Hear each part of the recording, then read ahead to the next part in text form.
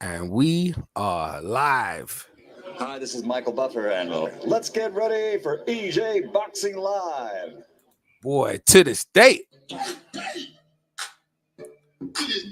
And with me, with a very special guest joining me over the States, we have the Fight Doctor.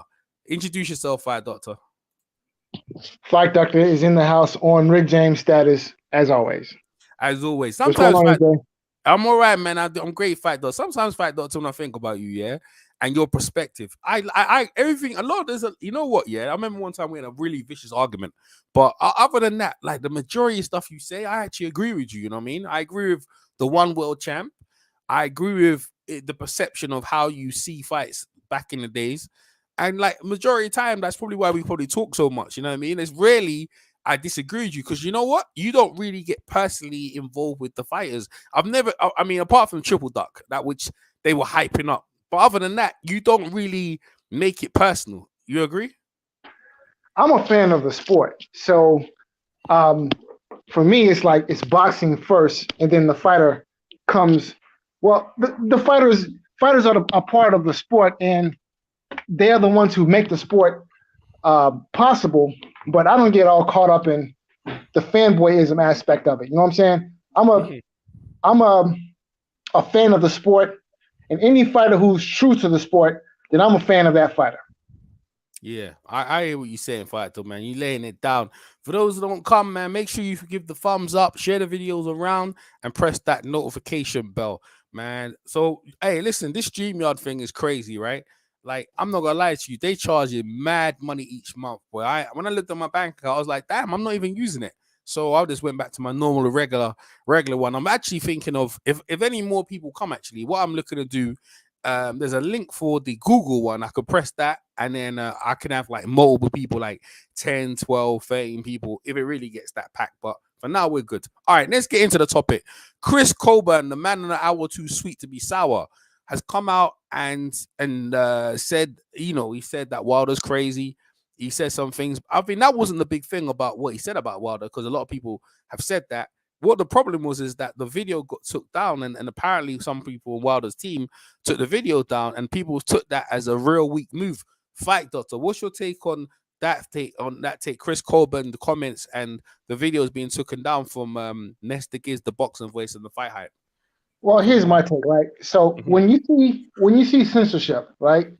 Oftentimes what that means is that the powers that be are unhappy with the message, and oftentimes the powers that be are unhappy with the message because the message rings true. So in this case, right. So in this case, you have a former heavyweight champion, right, who did not take his first loss very well. Proceeded to blame everyone, including the clothes that he was wearing, for the loss.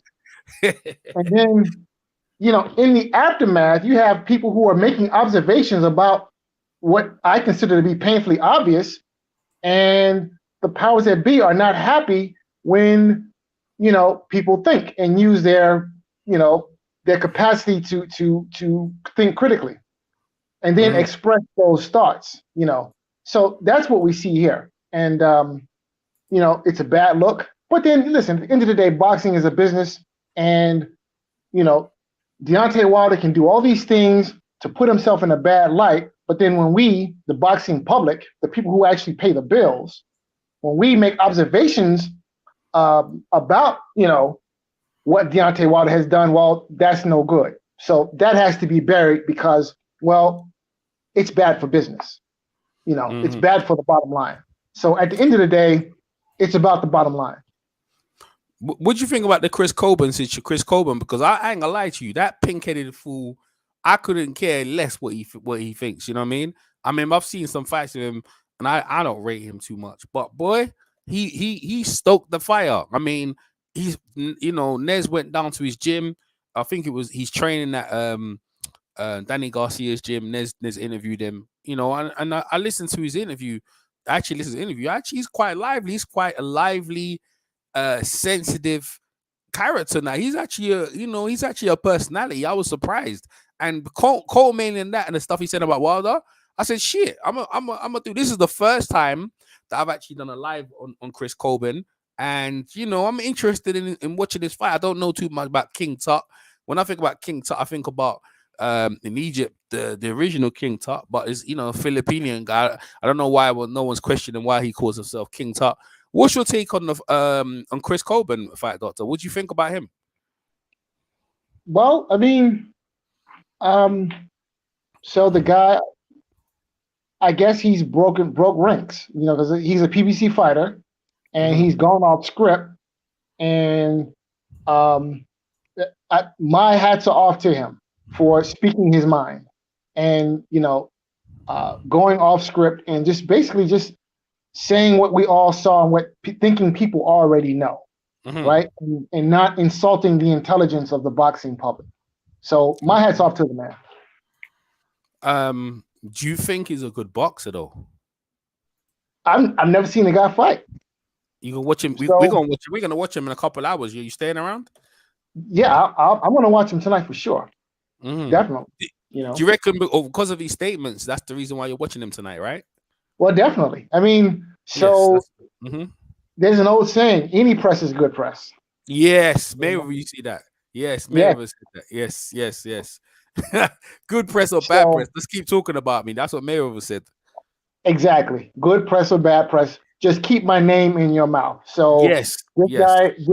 So Mr. Colbert has found a way to do just that. We all are talking about him, talking about a fight that we otherwise probably wouldn't care about. I don't know even too much about the opponent. That's how much I don't really care. I mean, all I care about is this little pink-headed fool. And I call him a pink-headed fool because he comes across as a gimmick, man. I mean, he wants attention so bad that he's on the PVC side. He's even throwing one of his fellow fighters in the PVC underneath the bus. I mean, whoever thought that? I thought the PVC were all together. That was a shock, man. That was like, huh? That's the first time someone's done that who's on that side of the fence. You get me?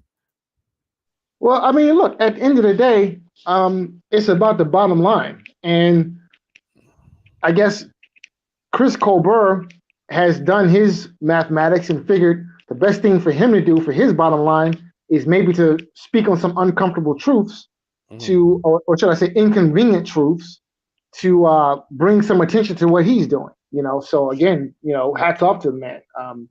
Self-promotion, okay? And I guess a good way to do that is to poke your finger in the eye of the establishment, which essentially is what he's done. So do you think with the boxing voice and Nez actually getting that interview, do you reckon it was prompted? Like Nez said, look, man, start some shit, go at Wilder, because Nez doesn't get no interviews from Wilder no more. And I feel like, that's they made sure they told him to take that video down.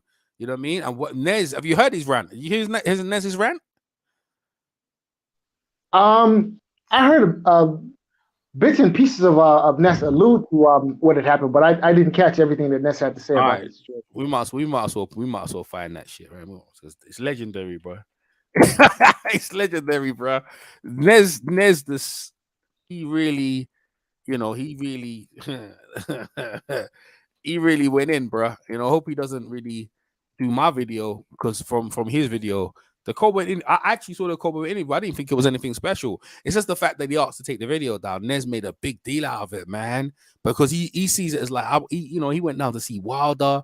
He showed Wilder mad love, and then Wilder would do this to him. I think he's outraged, man. He's truly outraged. Is this the one?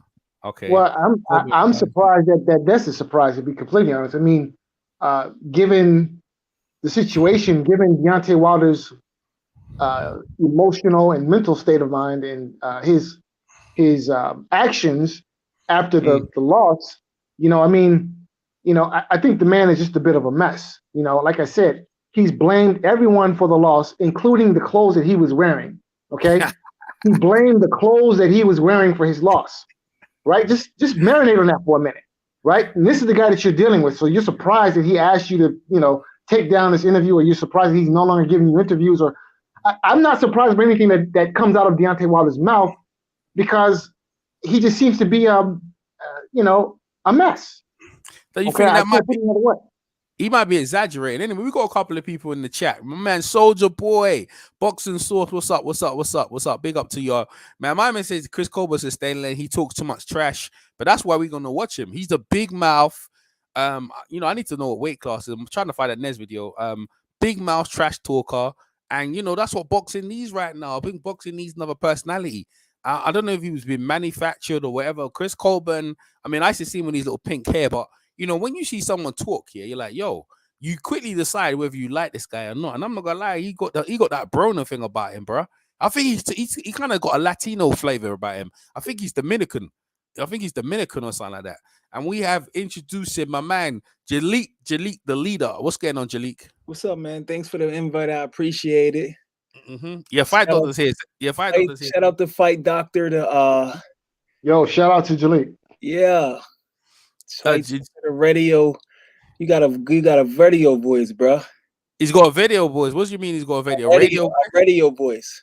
That's a compliment, right? Yeah, like you can be good on the radio and speaking. Bro, you know what? I was thinking the same thing. I was thinking He speaks good, bro. I was thinking about you. You've got a seductive. You got a voice for the women on them R&B radios. That's what I'm thinking about you, bro. Yeah, you come real smooth. I saw that. Yeah, I saw that aerobics. You got the aerobics thing. I wasn't surprised you got the woman over there. She looked like she liked you, bro. Like, you know what I mean? You real smooth over there. Like, I ain't gonna lie. That's what you know what I feel sometimes. That's why I feel some people hate on you. You know what I mean? I think you're a ladies man like that. Yeah, fight those. We all got our own unique. We all got our own skills.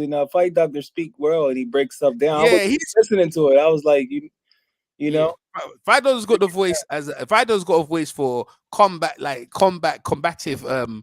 banter, competitive banter. You know what I mean? Like, you know what I mean? Like what's it called again? Pardon the interruption. You know what I mean? Yeah, but he never loses cool though. Like he never get like upset. What? I don't know about that, bro. I don't know about that. I never seen him get upset. He's like in the same, and that's a good thing though. Yeah, like that's his thing. That's a good compliment. All right, while I look for the next video, what's your take on Chris Colbert? Delete. Chris Colbert, I've been following for a couple of years. If you go back and watch it, that's his personality in a sense. Now he does have a fight coming out, so of course now with the internet, he might exaggerate it a little bit more. But no matter if you hate it, and it's crazy because, like I say, no matter if you hate somebody, everybody does have their own opinion. So you can't. I don't like to be censored because that's what they're doing now all across the world. They're censoring certain things. But on the other hand, if from a company, like if I work for PBC, that wouldn't be good for the bottom line. So I'm seeing it from different perspectives. So of course they're gonna be mad on PBC, especially Wilder. But as a free thinker person, you like let him express himself because he doesn't hate Wilder. It don't sound like it. And then you see what he said to Danny. Some people's personalities is like that. What did he say to Danny? He hear what he said to Danny. He said, Danny, didn't I tell you, Danny, that's my boy, but didn't I tell you you lost to Keith Thurman? And remember how Danny keeps saying he thought he beat Keith Thurman? Does he? Oh, okay. I don't know. He's like, you my boy, but I told you, Danny, that I thought you started too late. And he looked like he is tell you the truth. But that's the truth. Well, that's what happened. Well, that's what happened. Exactly. Real, right? And to be really honest with you, it may hurt our feelings if our egos get bruised, but those people, you do need at least one or two people in your camp because you can't have everybody telling you great things like that. You got to keep people down to earth. So why they just tell him why your hair is red, bro? Why you got pink hair, bro? Like, you're real feminine, bro. Like you real feminine. He does that. He does that for like I think he said this one is he changes the colors. This one is for MS. Yeah. But if you got Netflix, right? He got a documentary called Contender, or no, it's called Counterpunch. Oh yeah, I remember that. He was a little B-hop. I remember that. Yeah, he had like 500 amateur fight. That was him. But you know the thing. But the thing is, you see, the thing is, I know why he changing his hair. Like because to me, it's like he ain't getting no attention. You know what I mean? Right, and like you know, and this is what I'm saying. Like I wouldn't care anything about him. And even the interview I heard from Nez, I didn't really care for the interview, but it was the fact that Nez made a big thing about it, and in his fight week as well, and like right now there's nothing going on, so I'm like, oh, there's nothing going on. This is fight week, and it's like, okay, Yeah, that's how he that's yeah, if you go look back at his old video, that's how his personality is, man. That and he might be a little bit more enhanced, and then deep down inside, he could have the intention of gaining clout to bring more attention to his fight. Well, He it could. worked. It You helped. know I what I'm didn't saying? care. It helped. Yeah, it helped. But all right, we gonna listen to Nez. Yeah, we gonna listen to Nez rant. Have you heard it, Jalik? Have you heard Nez rant about this thing yet? I didn't hear the whole rant, but I didn't hear it like the whole thing. Maybe All right, clips go in and play it. yeah, Yeah, I'm gonna play it right now. So we're gonna get exclusive from EJ Boxer Live. You're gonna get exclusive Nez going in on Deontay Wilder, and let me be clear. He's been a staunch fan of Deontay Wilder, but he's very upset, and I think you need to hear it entirely to understand where he's coming from. So here we go. Yeah.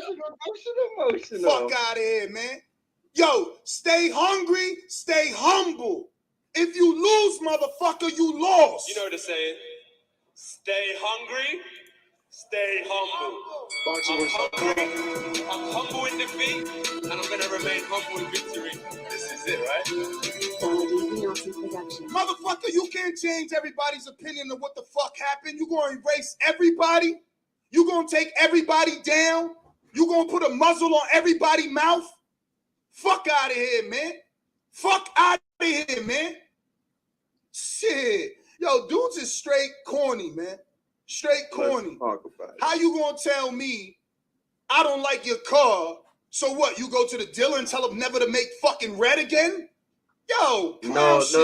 This would be more like if you didn't like your car, right? You didn't like you didn't like your homeboy's car, so you called your man's who knows the man's at the dealership to talk to your man's to take the car back. Like that's kind of more along the lines of what it is. But bruh, this shit don't make no sense. Zero sense. No sense, bro. You sat here and I wish I had a fucking audio of everything he said about AJ. Called him weak. He wasn't a real champion. All these motherfucking things he had to say about AJ. Now all of a sudden the shoe's on the other foot and he's emotional. Shoes on the other foot and you can't talk about it. You can't talk about the last two fights. Let's just erase that. And get the fuck out of here. You right. Cancel culture. They ain't gonna cancel culture. Me. Yes, they that's ain't gonna good. cancel Who said me. that? They ain't gonna cancel me because I don't need their motherfucking credentials. I sit on this soapbox right here and talk every fucking day. Niggas seen I made a living off my voice. I don't need your credential. I don't need your credential. I get in every fucking gym. They want me there. They say what I want them to say on my camera about you. Because I get them loose. I open them up. I don't need your credential. I'm just keeping it 100% real. I put in the miles. I go to your gym. This shit was corny. Yeah. Somebody in the camp got to step the fuck up and say, bro, you taking it too far. You looking crazy out here. You can't motherfucking jump on everything everybody say. You looking mentally weak. Every time somebody say something about you, you got something to say about them? That looks weak. You never heard of the motherfucking phrase, if it don't apply, that it fly? Yeah, I'm big mad, motherfucker, because you rich. You rich, and you trying to stop the minority from eating because your feelings hurt. That's his opinion. You want to shut dudes' opinion. I'm a strong black man. So what, he ain't? Is he not stronger than you because he's standing on his two talking about you when you don't like it? Oh, but you don't like the world will be against them. But you don't like it, so you getting it took down. Man, get out of here, bruh. Get out of here. Get out of here, bruh. That shit corny as fuck, man. It's Chris Colbert fight week, not yours. You got people calling his phone left and right. Corny. Corny. And not to wish congratulations either, which is another whole side note. But yeah. Jump to. Of course Earl called too. Of course Earl called too. It ain't just one dude. It ain't just one dude. Earl took to his social media too, typed in the motherfucker. He said I was gonna lose against Alejandro. That's why he in LA. Everybody mad at Chris. All of a sudden, Chris is the enemy. All of a sudden, Chris is boring. All of a sudden, Chris is a coon. All of a sudden, Chris don't know boxing because he told his truth. This is the world we live in, that you can't even feel a certain way without being alienated. Man, shit, whack. How you real? How you real for making another man feel less of himself for having an opinion? How you real? How you tough? How you bad? What the fuck? Where y'all come from? It ain't like that on the East. You ain't bad on the East for picking up your phone and getting some shit took down that makes you feel uncomfortable. That ain't bad. There's hoe dudes everywhere. Like let's just because I'll be honest. Like I said, that ain't tough on the East. You ain't bad on the East Coast if you taking videos down. You said you're the baddest man on the planet. That shit don't apply to you then. That shit don't phase you then. You the baddest man on the planet. That shit don't phase you. It don't phase you. But it did. It did. So you the sensitive man on the planet. Just keeping it real. This shit don't make no sense. You can't wake up to this type of shit. You got a $25 million fight on your hands. You worried about a YouTube video. Who mental ain't right? Who mental ain't right? I bit my tongue long enough, man. Don't fuck with my pockets. Well, listen, I think real quick, like, let's put it in a perspective here, right? Because here's the situation. And FYI, for all the haters, I'm still getting paid for the video. Don't forget that. The damage is done. The damage is done. Dudes already made copies. It's all over. It's over. Google Wilder's a sucker. Damage is done. It's too late. You can't stop my money. It's too late. It's too late. Damage control too late. It's too late. It's too fucking late, man. Fuck out of here. If anything, this narrative just adds to the narrative. Of course, it adds to your weakness. It adds to your weakness. That's what I'm saying. You couldn't train yesterday because Chris was living in your head rent fucking free. Chris Colbert. Yeah, no, that's what I'm saying. Like, it's this narrative that you made it worse by like singling it out. Now, don't get me wrong. The numbers were there. It was already gone viral. There were only two things in the last 48 hours that Twitter's been talking about. And that's this interview with Colbert, and for some reason, still the Thurman boot stuff. I don't get that. Oh, and then, of course, the Nui or Casemiro stuff. But at the end of the day, this is what like stole the headlines. But it was only after everything kind of played out and things were said and people who were in camps, quote unquote, that were able to say, oh, you know, big man, angry. Like, nobody give a fuck. Like, it's just bullshit. Like, ultimately, everybody said they love Wilder for the exact reasons why everybody's hating on Colbert. Like, it was that realness. It was that truth. Yep. That's what it was. Yep. And it's fucked up that that's the way it works. Like, it's cancel culture. No, you know what's fucked up? You know what's fucked up? That the dudes following him can't see. They can't see. So you want to smack somebody for having an opinion. So you want to smack Jamel Charlo because he got an opinion. Now you want to cancel Colbert because he got an opinion. You alienated Ness because he got an opinion that doesn't align with yours. Motherfucker, snap your Thanos fingers and erase everybody then. Live alone. Just you and Malik Scott, motherfucker. You corny, man. You corny. You gonna have to change, man. Look in the fucking mirror. You doing some whack shit. And if it wasn't you, bruh, believe me, they getting it done. They getting it done and saying it's because of you. Yeah. All right? Dudes is making phone calls and saying, yo, oh boy ain't liking that. Okay? So let's leave it at that. You understand? You ain't the fucking king of the land if you making people take shit down. That's just the bottom line. Bottom motherfucking line. How you the king? How you so tough and a little video bother you? But I'm corny. They gonna want to smack me for telling the truth. This the problem. You don't want to fucking hear the truth. You trying to silence everybody that's telling you the truth. I'm not your friend because I wanted the towel thrown in because I wanted you to live. The fuck? Corny, man.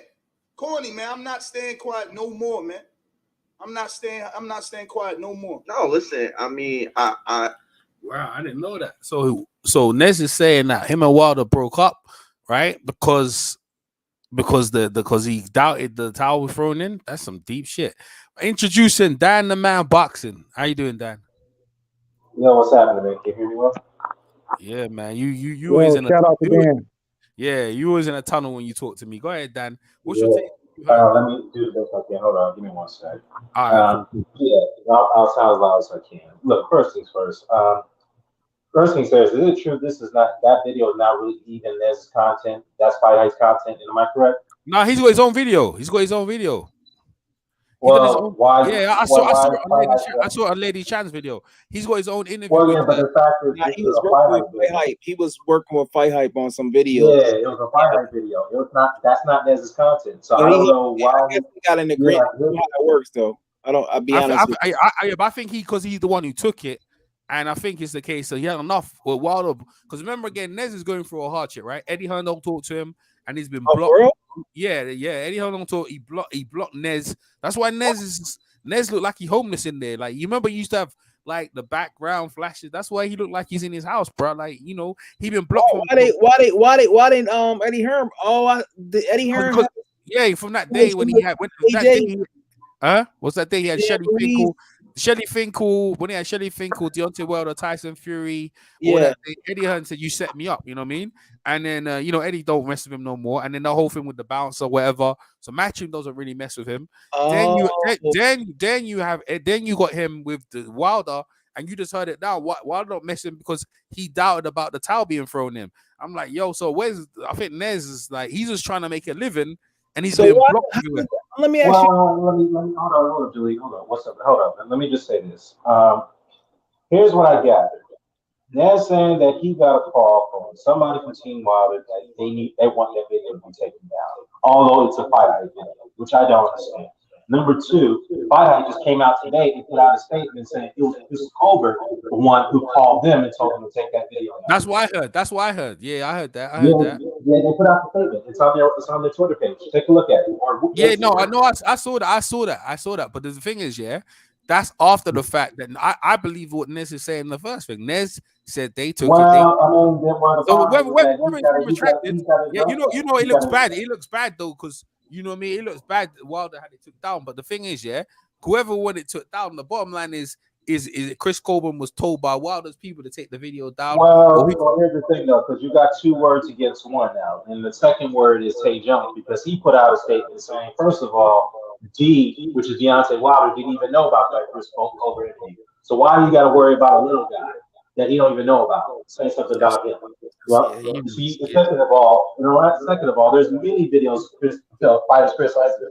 Many videos of fighters criticizing Deontay Wilder. Why you got to worry about Chris Colbert? That's what Tay Jones said. So you said yeah, even Tay Jones said, "Hey, Nez know about this. He knows what's up. So why is he not telling the truth about it?" Oh, so Nez is lying? No, that's what. Well, not saying he's lying, but Tay Jones is kind of. That's what it said. Someone's lying. You heard it. Yeah, somebody's lying here. Let's just be honest here. I tell you what. I believe Nez. That's straight up. I believe Nez. That's fine. You can believe him, but at this point, he's got two words against one.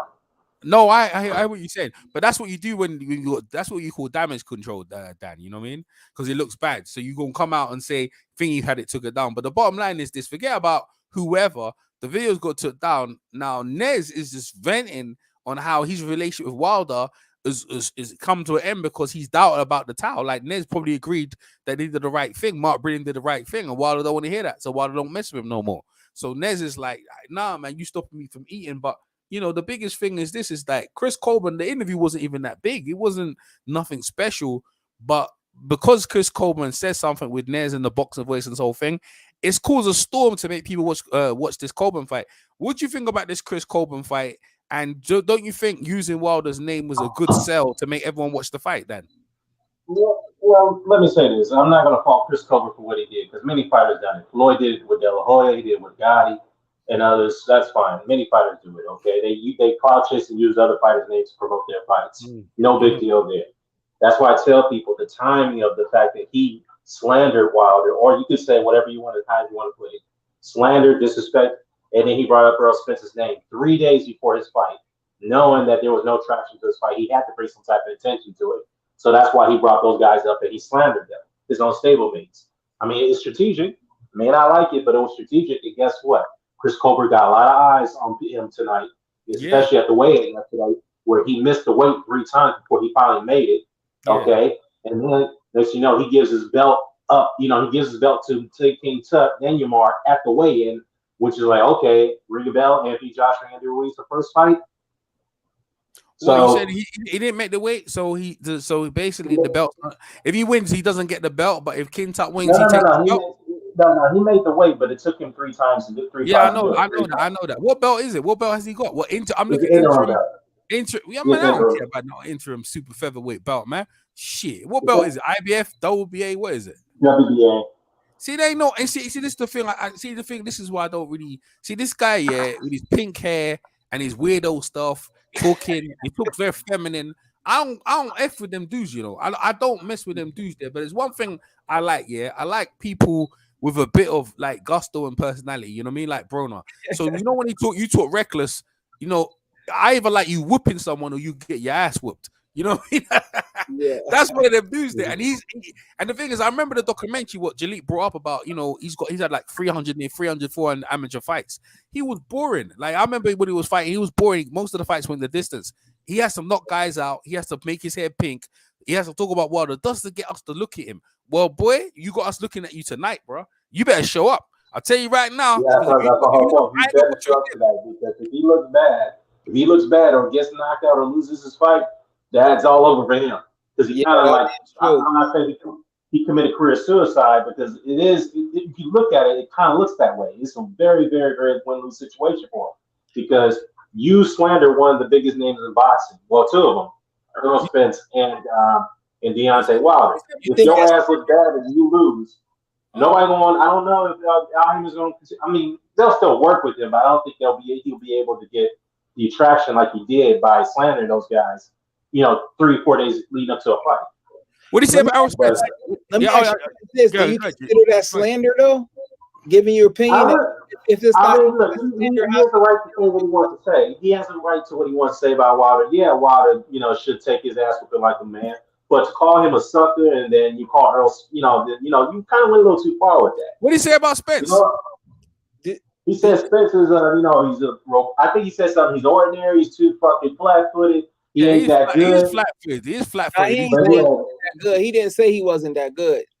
No, he flat-footed. He just said he thought Pacquiao would beat him. I think so. I think Pacquiao go beat him as well. See, I agree with this kid. Yo, I agree with this kid. This is what I'm saying. I like the kid even more. Like he got 50. That's like his own opinion. So that it gets to the point where it's almost like crazy. Like people say stuff about me. I don't like it, but I can't do nothing about it because that's just the way. That's just the way it is because everybody. If that's we gotta be careful with calling that slander, bro. What's up? We gotta almost be careful to say if that's really slander if you really think about it. And then, well, you know what? To be fair, Earl Spence wasn't really much of a slander, but Deontay Wilder, to call him a sucker ass nigga and all that shit, yeah, that kind of took a little too far. Not really, because you know the thing is a sucker. Did he call him a sucker? Or did he say that was like a sucker? Because remember, he said yeah, go ahead. He was acting like a bitch, right? Yeah. Who had the same feelings about that one. And if you look at the fight height situation, they said Teofimo Sr. allegedly wanted to take that video down as well too, but it's still up there. Let's be real, man. I mean, we all acting like, oh my God, we got a fighter who wants a freaking independent media page to take down a video interview we don't like. I mean, do anybody remember what happened with the Billy Joe Saunders and Mark Tibbs situation? Remember that interview? Yeah. TJ Cole got pissed off. They wanted that interview to be erased all over the internet. Remember? Mm-hmm. Nobody talks about that. Yes, it's all. Billy Joe Saunders wanted that interview to be erased. He didn't want nobody to, remember that interview. The fact that he quit. And people were trying, to get censored over that. Oh yeah, it is, and they had different. Yeah, it's a lot. It's a lot of dirty things, and I'm sure the more closer you are to the game, you'll see the inner workings and how it works behind the scenes, though. Because I don't know how these guys how does it affect his bottom line if he can't keep it? Like, how does that affect him if he can't do stuff with Eddie Hearn, EJ? Yeah. Yeah. You talking about with Nez? Yeah, how does it affect him? Because he got a big platform though. No, but that's what I'm saying. He realized he's got a freelance. Like, see, that's what happened to me. He got a freelance and work for someone else just to get through the door. You know what I mean? These doors, like they close. This is how boxing is now. Boxing's become, especially for YouTubers, it's become a very sensitive place where they only want corporate guys in there because they can't control our voices. So, for example, Right. someone like Nez is a free. That's why Nez was so upset. Now, Right. even if he was working for Fight Hype, he's just trying to make. The thing is, if they take no, what I'm saying, Dan, if they taking the video down, if they're taking the video down, figure out this how it works, right? So I work for the Boxing Voice, yeah. Okay. I do an interview for a Boxing Voice. I send it to vote. Nez has to pay me for that video, right? So if Nez takes that video down, I don't get paid. That's what I'm saying. You know what I'm saying? So that's what Nez was talking about, where he's like, you're taking money out of my pocket. They ain't gonna pay me if they take that video down, and I can't make no money. So that's what he's trying to talk about. So my thing is this, right? Nez didn't care when he was burning bridges left, right, and center. You know, you mad, this, that, the other. He called me the other day, asked me, do you want other people to spread his videos around? Because when I went to interview Terrence Crawford, I think I sent another guy there just before, because I would interview Amir Khan. It was at the Amir Khan and Crawford press conference, right? And the dude goes, "Oh, there's Crawford over. Let me go interview." He went over to talk to him, and the guy goes, "Who you work for?" He said, "The Box Voice." "No, I don't do interviews from you." Straight, yeah. That's what I'm trying to do. I thought Ness had access to everything, because I remember. No, he's being below. He's because he upsets a lot of people. So Nez is Nez is one of them dudes. He's a fanboy. Like he loves the Garcia. He love Latino. You see this guy Colbert? Now he's Dominican. Ness is Dominican. Yeah. But he likes them kind of like Latino more. Latino. Yeah. He gravitates because he's Dominican. He likes them because Colbert. If you look at Colbert, right? He where he taught. He from Brooklyn, New York. I think he's Dominican. I think he's Dominican or something like that. Because, he's regular black, yeah, he's Dominican or something. Because I know when I heard him talk, he's not. He's not. He got the same trainer as Big Baby Miller, right? No, but when I heard him talk, right, he sound like Hector Camacho. He has the accent he got the accent. Yeah, he got kind of Latino. He got a Latino accent, bro. He just got that's just disgusting. Nah, bro. Like I know people from Brooklyn. Yeah, like Umar from Brooklyn. He got an authentic accent, bro. When I hear from him, he sound like he got that Latino because he was that's what he was talking. And I'm like, yo, he sound Latino. He sound like he got Latino in his guy. No, the Nez when they interviewed him, right? Anyway, right? So that's the whole thing with Nez. That's why he blew up. That's the way he's going on, because he's been blocked in so many avenues. And now Wilder, one of the guys he thought was cool with him, is trying to take his video down. Now I agree with that. I agree with that. That maybe that situation has been blown up, and maybe Colbert asked the video down or whoever asked the video down. The bottom line is this year, it's helped sell this fight here, man. It's helped sell the fight here, because I couldn't give two scratches about this fight here coming in. This pink-headed fool's got my attention, bro. I ain't gonna lie. Especially if he knock him out, because Gary Russell went the distance. So if he knock him out, it's gonna boost him up.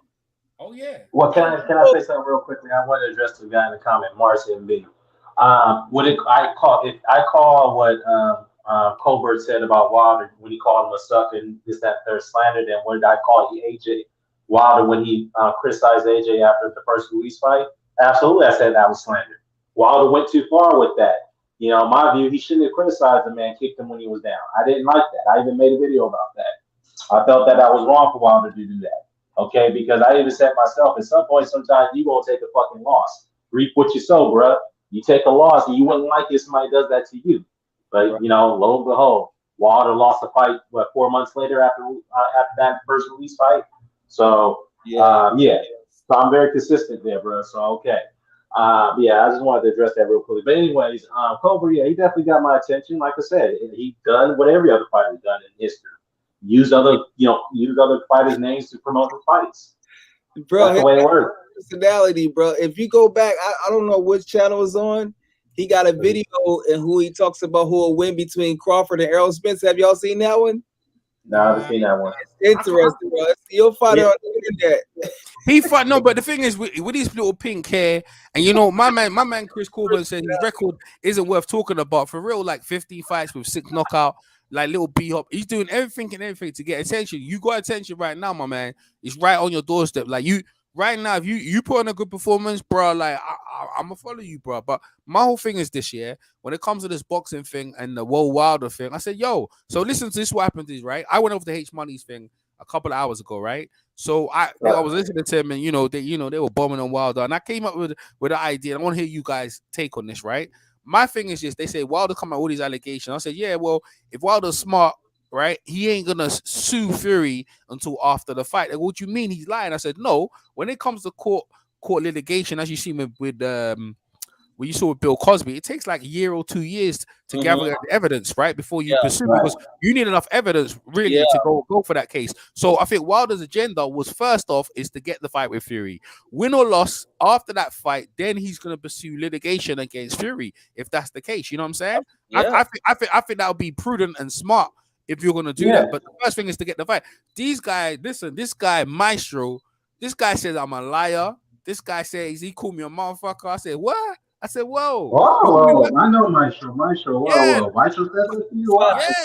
Yeah, but I know why though. I know why, because when Maestro comes over, I'm always talking over Maestro, and I'm very like belligerent a lot of times. I'm not really, I don't swear at him or anything, but I kind of over talk his point sometimes. So I think at this point he goes, you know whose channel this is? H Money's channel. This ain't your channel, motherfucker. I said, what? So I said to you know what, bro? H Money, I appreciate you. Let me come on, let me leave. So I just thought, you know what? I got my own platform. I don't need to go over there. Yeah. But my you know what I'm saying? Like, I got my own shit. Like you guys got your own shit. And I said, fine. Well, you know what? It's funny you bring that up, because I was on Hamed's live stream about a week ago, and there was a Heartman boxing, and his buddy, his name is Mr. I think Doc Shot, whatever his name is. But they weren't disrespectful. They got on along with Jack Alton, right? Who you interacted the other day. And Artman, had said the same thing you're saying. He said, you know why Wilder didn't sue Fury yet? You know why? We asked why. Because if he sued him now, he's not going to get the third fight. That's right. It kind of delays everything. Why would he sue now? And he knows he has a rematch on his hands. Yes. Once he gets to it, then he's going to more likely pursue the litigation, win and lose. Yes, that's what you do. That's what I said to him. And they wild, because I said everything Wilder said at this point has kind of come to fruition. They said he wasn't gonna get rematch, and they said he wasn't gonna get a fight, and they said, who said that? I said Bob Arum and Eddie Hearn. They all was talking like Wilder wasn't getting no shot. They like he wasn't even there. Now Wilder's there. He's got his shot. So why now Wilder is saying this, and he's brought out these statements, and we know what some of the stuff he said. So if Wilder's smart, I said, look, if he's smart, he gonna pursue court procedures straight after the fight. He said straight. That's why he said my lawyers, and that's why I think in the press conference it makes sense that. My bad. Go ahead. It makes sense. It makes sense. That's why he's not talking at the press conference, so he doesn't damn himself. You know what I mean? And my whole thing is this: whether that's gonna happen, a lot of H Money go, well, it don't make no sense. He should do it now. I said, no, you don't do that now. His goal right now is to get his belts back, bro. So you don't got no time for that. So why is he asking people's videos to be took down? Well, as you pointed out, Dan, that may not be the case. So imagine if that's a lie. Imagine they actually lied against Wilder. And Wilder had nothing to do. That's even bad, That's real. That's slander, Dan. Now that's slander, right? That would be slander. That in my opinion, that's real slander. This is some like super drama shit. I'm like, wow, bro, it's like a soap opera. Especially you got the fight is 3 weeks away. You got Fury and Wilder 3 coming up in 3 weeks, and that's in no time. What I mean? Wilder, even if he does his best, and as long as he do his best, even if he lose, he's still gonna have fans. It's not like people got this impression where you gotta be undefeated. That's fake, bro. That's not real. Right. I still like Wilder. That's what I'm saying. I like the thing is, I'm not a fanboy though. This is the thing, right? As you see, even though Fight Doctor won't talk unless he needed to, right? So unless something's going on. But as you know, I'm not a fan of none of this. Like, I like Wilder. I like Anthony Joshua. I don't really Fury. I try to, but I can't gravitate to Fury. Some of these things he does. I actually like Josh Taylor, but I don't like what Josh Taylor does. I don't like some of the things he does. I like Josh Taylor better than Fury, but I don't like. I don't like what Josh Taylor does to get in a fight. I don't like that thing. I like watching. Well, Josh Taylor. I don't like. It's the fans though. What's that, Dan? No, he don't pull shenanigans when it comes to fights. Fury's the one be pulling out of fights. Fucking you know, failing drug tests and try to get that shit theory. covered up. Yeah, And then, yeah, all the try shifty. somebody to lie Yeah. for him in that UCAT case. See, I mean, this guy is unbelievable. He gets away with a lot of shit, and that's Yeah, why all I'm the, glad that. Yeah, that Fury stuff. yeah, no, that's what I'm saying. I don't like the shifties. There's my man Mike. There's my man. I introduced Mike. Yeah, what's up, EJ? Yeah, why is Wilder and his team all in their feelings? See, this is the thing this is the thing, Mike. We don't know. This is all, you know, Mike. Sometimes, yeah, you know, when people don't talk, yeah, we assume like, look, I'm gonna go talk about Bill Cosby case. We might as well talk about that, right? Because it's like, the way I see it, it's another law case. They said this man was guilty, right? Everyone believed that. They say the Quaaludes and all these women came out and the evidence was mounting against him. And they realized, right, he made that statement and he said that they couldn't prosecute him. So they made an error in the law. And they said, and I feel like with Wilder, maybe he's actually telling the truth about everything he's actually said. I'm just being out there, honestly. I mean, look, it's easy to say this guy's crazy, he's mad. That's what they do. They always do that, right? But let's assume that the man's telling the truth and he's got evidence to go and put. Then a lot of people gonna pull shame. Now, I don't really care either way now, but I'm just trying to say to you that a lot of things that Wilder said, hand on heart, the Wilder doesn't come on. He might be exaggerating. You remember one said he wants to feel like. I remember one time he said he wants to feel what it's like to be pregnant. I remember that. That was crazy. That was a crazy statement, right? But other than that, you know, he's in. This is what Michael says here. What's up, EJ? Why is Wilder and his team in their feelings? I tried to have that video and try that video took down. See, everyone's on this thing, you know. Colbert was answering a question and giving his opinion, and he should do that. Like, I don't know if Dan's already putting that out that maybe Wilder didn't get the video down. Maybe Colbert asked that video to be down. You know what I mean? Maybe people they're slandering Wilder, man. Dan, Mike, they're slandering him. Wilder might be Oliver McCourt crying the trilogy. Oh my God, Lennox Lewis when he was crying. Wilder should not. What is it? Wilder should not be reactionary with Colbert. I don't know if he did though. Have you heard Wilder talk? I haven't heard him talk. No, Wilder never said anything about Colbert. He even came out and even addressed this not once. Yeah, people make up stuff. Yeah, make up stuff, Mike. There could be lies about Wilder. Wilder take the video down when they're They make up stuff, though. I think it's propaganda. I think it might be propaganda. It might be propaganda just to make people hate Wilder even more, and then also I know for a fact that that's not. Yeah, and also to build the Colbert fight, which is dead in the water. It was dead. Like literally, I didn't care. I didn't care about Colbert. Yeah, EJ, Wilder, they be saying it don't even be true. They don't say that. They just assume and then they run with it because.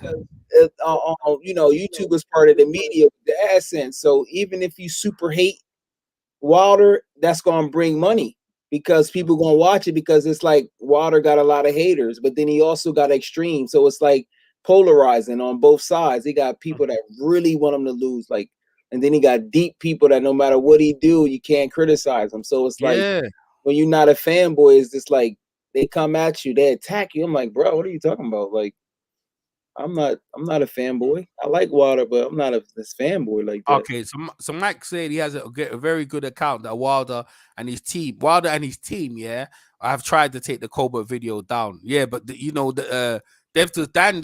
came out of it. It was Colbert who wanted the video down. And I sent you the thing on Twitter, EJ. Was that you? Would you send me on Twitter? Twitter about the thing of the fight. I said. Oh, let me see what you sent me on Twitter. But you know, whether he's had the video took down, I think people, if you don't like Wilder, you definitely dislike him. I mean, this is make you dislike him even more. Well, like I said though, like when some of the guys in the chat brought this up, it's like, well, there's so many other videos. Okay. Yeah, there's so many other videos of fighters criticizing Wilder after the Fury's rematch, and they're still up. So why did Wilder even get? Why did he get those? He with PBC, so they can run PBC as like a one. You know, most PBCs stick together. They got the same little things like Okay, well, Jamel Charlo and still his videos of criticizing Wilder are still up. They haven't been taken down. So what's the thing? What's the big deal about that? Yeah, Jamal Charlo. Yeah, like Jamel. I don't think Wilder did, man. No, maybe you said Wilder. You said Wilder and Ness relationship. Because I remember he was. Well, Ness said it. He said their relationship ain't what it was because Ness still believed that Mark Brilliant did the right thing of throwing the towel in, and Wilder disagrees. Now let's go back to that situation, right? So Wilder's in the fight, And has anyone asked Wilder? It's like, okay, the towel don't get thrown in, right? Because yeah, good. So what happens now, Wilder? Well, I'm gonna knock him out. Well, you didn't do it the round before, so what makes you think you're gonna do it next round? Well, I'm telling you, I'd rather die in the ring. Well, if you die in the ring, there won't be a third fight. Well, if they in a third fight, that's the way it is. That's why I want to live on my win. You know, I speak it, receive it, believe it. Go Wilder. Even when you look at him, he's crazy. Like even when you look at him, nah, he got heart? Well, that don't mean he's dumb, man. Listen, I'm in boxing rings a lot of time. I gotta save the fighter from themselves, bro. They can't see what's coming down the tubes. See, listen to me, right? Listen to this, right? The worst thing, what happened to me doesn't die. You know what happened? He doesn't die. That he lives, and you know when he lives, he might have partial sight. You can only see out of one eye. His brain might be partly slurred. He might be in a wheelchair. There's other things worse than death, man. That's true. Yeah, bro. He's talking that tough man thing, right? And look, this took at Gerald McClellan, right? Yeah. And fight don't probably jump. Look at Gerald McClellan. He had pit bulls. He purposely missed the pads and hit his trainer, knocked out his front row of his teeth. That's how Gerald McClellan was rolling, bro. He said, I ain't gonna pay Manuel Stewart. He asks too much money. I don't need none of that. I'm gonna go to England and beat Nigel Beck. Yeah. That's how he was rolling, bro. He was merciless. He got rid of mandatory after the first Julian Jackson fight. He said he asked for too much money. He bought his house, which he's in now, before he left out. And he told his sister, look, I bought the house, don't worry, there's more money coming. And he left out to England and never came back the same, bro. This dude was ruthless. When he landed in England, he had mean intentions to put Ben in a wheelchair, bro. He came over to put Wen in the dust, bro. That's what he was on. The problem is that he took some shots from the hook, Julian Jackson, right? And he didn't know that the punishment he took from that, all Ben had to do is a couple of, because Ben can hit them hard punches, it triggered something in his brain. Eyes started blinking, all kinds of things. Listen, he was a real cruel, callous man. How many months was it since the Julian Jackson and the Nigel Benn fight? It was straight after, bro. It was straight after. How many months? No, I don't actually. I have to look on thing. But what it was like the media. Oh yeah. That's You see what I'm saying? Yeah. And then you talk about the brutal sparring he used to have. Yeah, I don't disagree on how the situation is handled between Wilder and Breland. I wish they could have resolved their business. Breland saved Wilder from getting seriously hurt, but Wilder's still seriously hurt. See, maybe the ass whooping, that Breland saved him from. He should let Wilder go through it. He should let him get his ass whooping. You see what I'm saying? Then maybe he would straighten his ass out. You know what I'm saying? Maybe the alhamdulillah.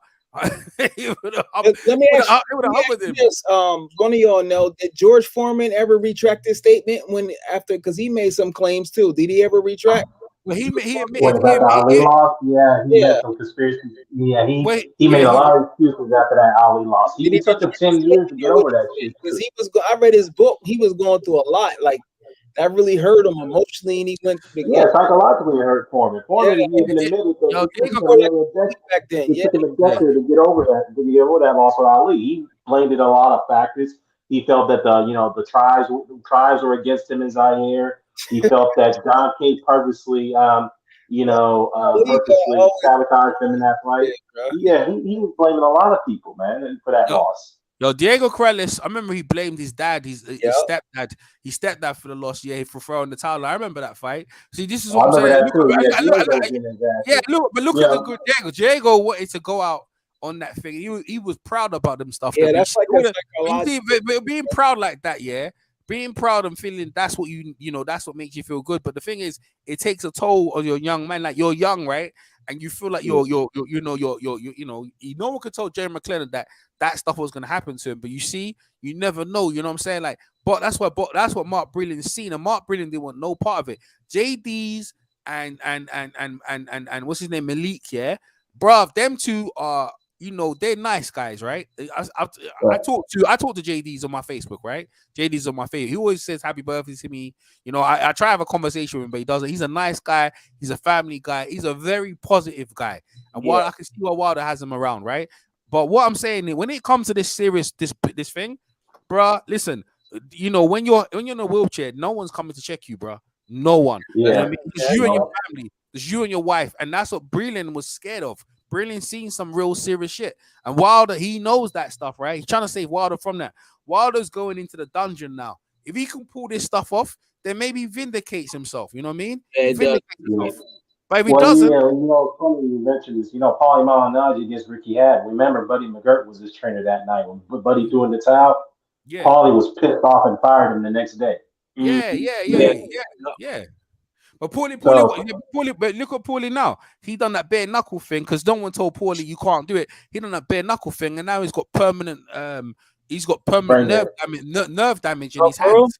Yeah, permanent because you know that bare knuckle boxing he did the other day against Arto thing. He broke so many ligaments in his hand, that now he can't do because he no one look at and all about the Sam Edgerton thing when he went there. They never told him like, yo, chill, bruh. He got knocked out by Sam Edgerton. You know what I mean? Because what it is these people have a death wish. Let's get it right. Yeah, I agree. Some boxers, I'm gonna lay it down. Some boxers are absolutely crazy. They are crazy, and they have a death wish. They have a death wish in life.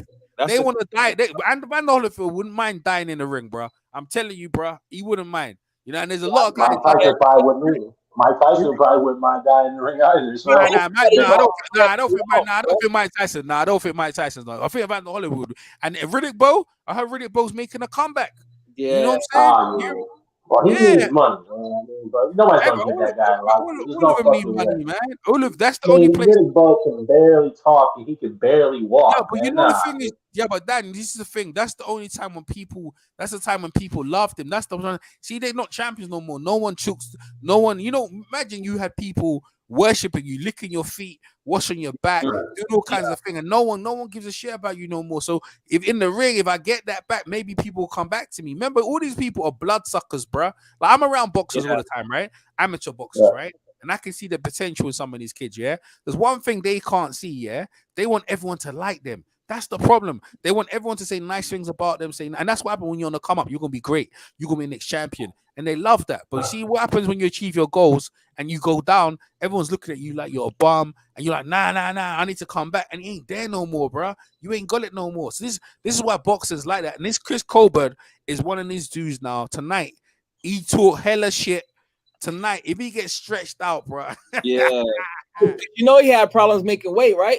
Yeah, that's the way it took him 3 attempts to make the fucking weight. Yeah, it said he had to make it weight, and then during the interview, he said he a big 130 pounder. He said he be gaining like 20, 25 pounds. I'm like, damn, he just moved to 130. He's coming in nearly as a fucking middleweight tonight. Yeah, you know why? Yo, it's that bleach in his hair. He look that big though. I was like, it's the bleach in his hair is probably making him putting on the weight, bro. Listen, see that stuff in his hair with the blonde hair, the pink hair, and all that kind. All that gonna do is make your hair broke. You're gonna go bald early, man. I just look at this kid. He badly needs attention, badly. You know what I mean? And I look. The kid ain't got much power, and he definitely comes to fight. You know, a lot of people say I've been watching this kid for a while, but I don't see nothing special in him. I don't need to see something special. I mean, he's talented, yes. I don't see nothing special about him either. I mean, he's not fundamental. Shakur level, but he got some slickness with him though. Yeah, but that's what I'm saying. Yeah, but listen, you know, hey, let me tell you something. You know what attracted me to boxing? Knocking dudes out, bro.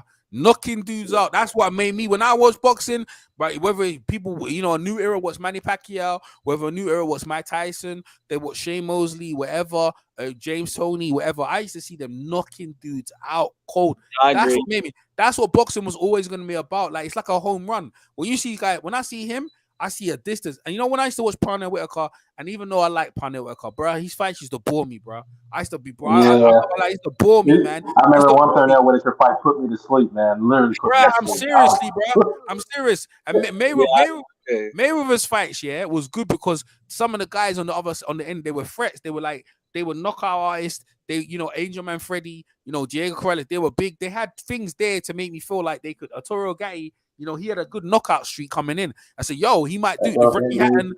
Ricky Hatton, all these guys, they had something to make me feel that, you know, they might be the one to just upset this kid. That's what it was about. Now, this guy's King Tut. I don't really like that name, and someone needs to tell me why has this guy got an Egyptian name. I don't really feel that. But what I'm saying is that what makes I don't never heard of you, bro.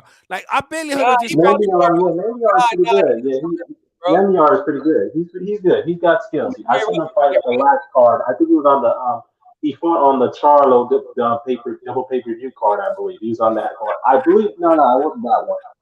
It was another card. So he's very good. He's very good. King Scrub, bro. Yo, bro, this guy's crazy. King Scrub. Yo, for real, bro. Yo, what's this? My man Ship is what's up, man. Yo, everyone's turning out today, man. I appreciate you all coming in. Make sure you hit the thumbs button, man. And we're gonna keep this thing going all the way until the fight. Hopefully, back to Jaleel can fight, they can stick around until we get to this Chris Colbert. We're gonna probably got a live card, and hopefully the card starts right now, Donnie. And the card start right now. No, I don't think so. I don't think so. Well, you know what's funny though? We talked about Wilder real quickly. I just saw the first fight, Wilder Fury, right? I looked at the 11th round. There was something unique happening in that round. Nobody talks about this. When Fury was trying to come forward at Wilder, right? Wilder was kind of pinned to the ropes. Wilder fainted like he was going to throw a shot upstairs, and he hit Fury straight in the body, and Fury doubled over, and he was hurt momentarily. He stepped back, and when I watched that, and I'm like, you know what? Wilder needs to start targeting that body because Fury was hurt really bad. He was hurt pretty good on that side. I don't know why he didn't follow up on that. I think he needs to start targeting that body in the third fight. I think that's what they're going for. Target that body, slowing down because he can only move so much. That's why I always thought Usyk had a chance. Like if you go to the body with what's his name, Fury, you got a chance. Yeah, but I think we have to call it how it is, bro. It's a mammoth task mentally. You know what I mean? I didn't think Anthony Joshua was gonna get it, but if he has the right game plan. And he can make Fury because Fury's coming in fat, and Fury's gonna say chase. Fury's gonna come in fat, and he could take Fury in round, or Fury can't land. I think he's got a chance to do something, but whether that's gonna happen or no, I got Fury. If you got sense, Fury's gonna win the fight. I want Wilder to win the fight for boxing for himself. The mental state, but if Wilder wins the fight, is he gonna still be deluded and still be on that? Oh, of course he will. Of course he will. You think so? Of course he will. Yeah, you think so? Is he after the fight? Is he gonna say you cheat? Is he after the fight? Is he gonna say you cheated, or is he what's he gonna do? He's gonna hug Fury and say for the egg weight? Part of me thinks he's gonna hug Fury. Who was like that? Kovalev. Remember how Kovalev was? He would always have these different types of excuses. But he avenged his defeat to Malata Alvarez in an immediate rematch. But he will always have some type of excuse. He would never. He had like it's certain things about punchers and their personality is crazy, bro. It's weird. Yeah, they always blame something in someone. Yeah, puncher for their subpar performances. I remember Kovalev before the first Andre Ward fight. He fought Isaac Chilemba in Russia. He didn't have a good performance. No, but Isaac's slippery. Isaac was very slippery that day, Yeah, Isaac was very slippery, and he exposed Kovalev in that fight. And Kovalev was like, "Well, I was sick. I was this, that." He kept changing trainers. And it's crazy. He just got caught with PEDs. Now, how long has he been doing PEDs? Yeah. Yo, he was another one, bro. Yeah, you know the thing about Kovalev, them kind of bad guys, you kind of miss them because you love hating on them, bro. What they call it? What they call the White Murderers Row? That's what they were called by Newton. Kovalev was good. I think he beat Andre Ward the first fight, though. Oh man, yeah, but he might have. You know what? When I look back, he might have did it, but I hated him so much. I wouldn't give him no brownie points for real. Yeah, I had to win it. You know what I'm saying? Like, well, you know what? Let me just say this. You could argue that Kovalev won the first fight, but I think he lost because, yes, after he dropped Andre Ward in the second round, he didn't really land anything effective other than a jab after that round. He admitted, too, that he faded. He admitted that he couldn't get off after that knockdown, after that second round. He admitted that. He said himself that he wasn't sure that he won the fight. Yeah, he definitely played like a bully, bro. Yo, introduce my man, Coach K, Zone 6, live in HD. Jumping on the channel. What's up, man? What's up, Zone?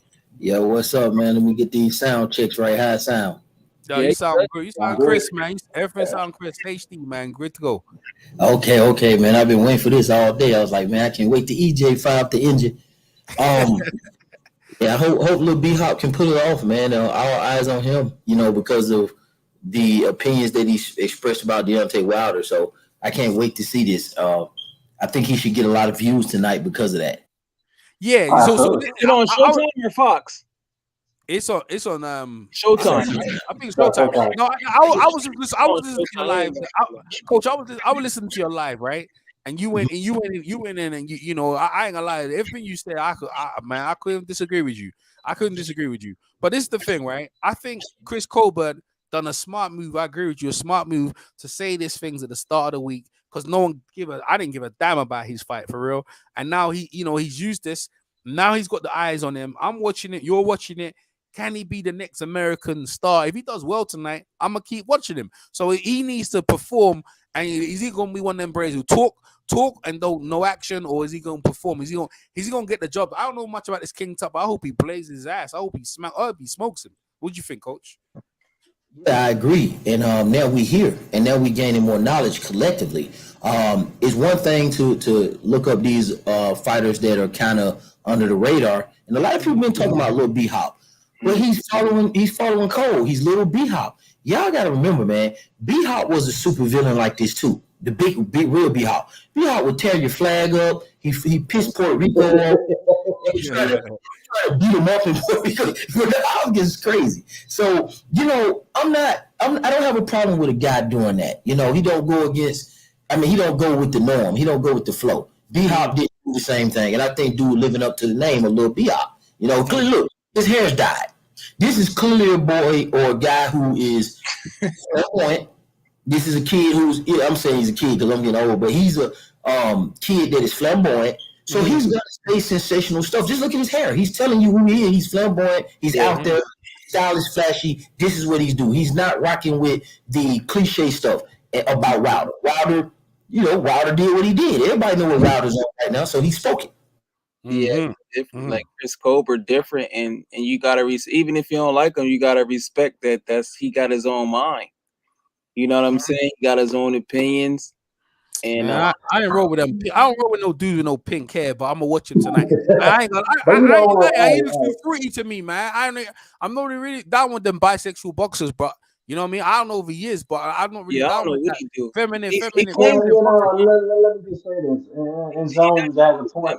Zone had a point though, but as I said earlier, look, every fighter has done this shit for many years. Not clout chasing, but using other fighters' names to promote their fights. I got no problem with Chris Colbert did what he did. So this is the norm. This is nothing new to me. I don't. Now, when was the video though? That could have been. It wasn't what he said though. I don't think it was said because I listened to what he said on the. I listened to what he said. It wasn't what he said. I didn't really care. It was like the way they tried, or someone tried to take the video. Yeah, it was when they took the video down. It's like Nez, the way that whole thing went down. It's like, yo, you trying to censor. Trying to censor people. That was the thing what kind of got everyone's back up. It's like, yo, you know what I mean? Like you trying to censor dudes on YouTube, take this down, take that down. I've experienced that myself. You know what I mean? I've experienced myself. Yeah. I personally would take it down. I personally would take it down, and I wouldn't say anything or buy it. Right? You know what I mean? I wouldn't. I just leave it. But Nez is in a position that he's just like his channel has been restricted.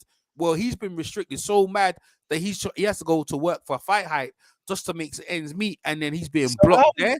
That's why he going crazy. That's why he. Well, that's the part that's don't he? I'm sure he get. I'm not counting his pockets, but he get AdSense, right? Oh, the pink says for cancer's awareness. Oh, you know what? I didn't know that. He changed it. Yeah, he changed it. This one is for MS. Oh man, you know what? He does it for causes though. No, I appreciate you saying that, because I never knew that. I honestly thought he was he's doing that for causes. Like this is MS. Each fight he changes it for a different cause. Yeah, I didn't know that. Yeah, but it's still in the vein. It's still in the vein of Dennis Robin. Popping, right? Because dyeing your hair doesn't really technically do anything physically for the cause. It's an expression. It is to bring in, hey, why do you have your hair pink? Breast cancer awareness. And that's all good stuff. You know what I'm saying? So it will bring awareness to it. So that's a good look. Yeah. Irish, you know what? If that's what he's doing, that's cool. But that's one thing. But he be talking. This is the funny thing, right? He's saying that's fine, what his statements for. Then he's going at Wilder, one of his guys on the PBC. But then he's saying, he's speaking his truth. You know what I mean? He's speaking his truth while he going on real funny, real fruity about it. Like I think I think everything about Chris Colbert is gonna come to a head tonight. You know, this guy King Tut said he gonna knock him out. So I want to see a good fight though. I'm gonna be honest with you. Like you said, a lot of fights I've been going to sleep, bro. I ain't gonna lie, bro. Like certain fights, if you ain't bringing the action. That's one thing they could say about Tank, bro. That he bring the action, bro. Yo, shout out to Hapatite, man. Peace out, man. Yo, shout out Hapatite. Appreciate coming over, bro. Yeah, hey, listen, I'm looking for some good fight. I mean, I don't know why the media try to go at the Charlo brother about that fight. That fight was good, man. That fight, did you see that fight? Charlo fight against Montiel. Montiel, we're in agreement. Oh, I think good, man. It was a good fight, but here's the thing: the expectations for Charlo was pretty high. They expected him to blow the guy out in 3-4 rounds because what Mahalia did to him. That's what they were basing that on. But that was like 154. No. But what I'm saying is that they ruined that fight for me, bro. That was a wicked fight. That's one of the best middleweight fight. Yeah, that's one of the best middleweight fights I've seen this year. That guy put him through the paces, bro. Now, the round. I don't know why the scorecards were so wide, yeah. And I know it's Fernando Montiel's brother, but dude. That dude was listen. I'm a fan of that guy from that fight, man. I really am a fan.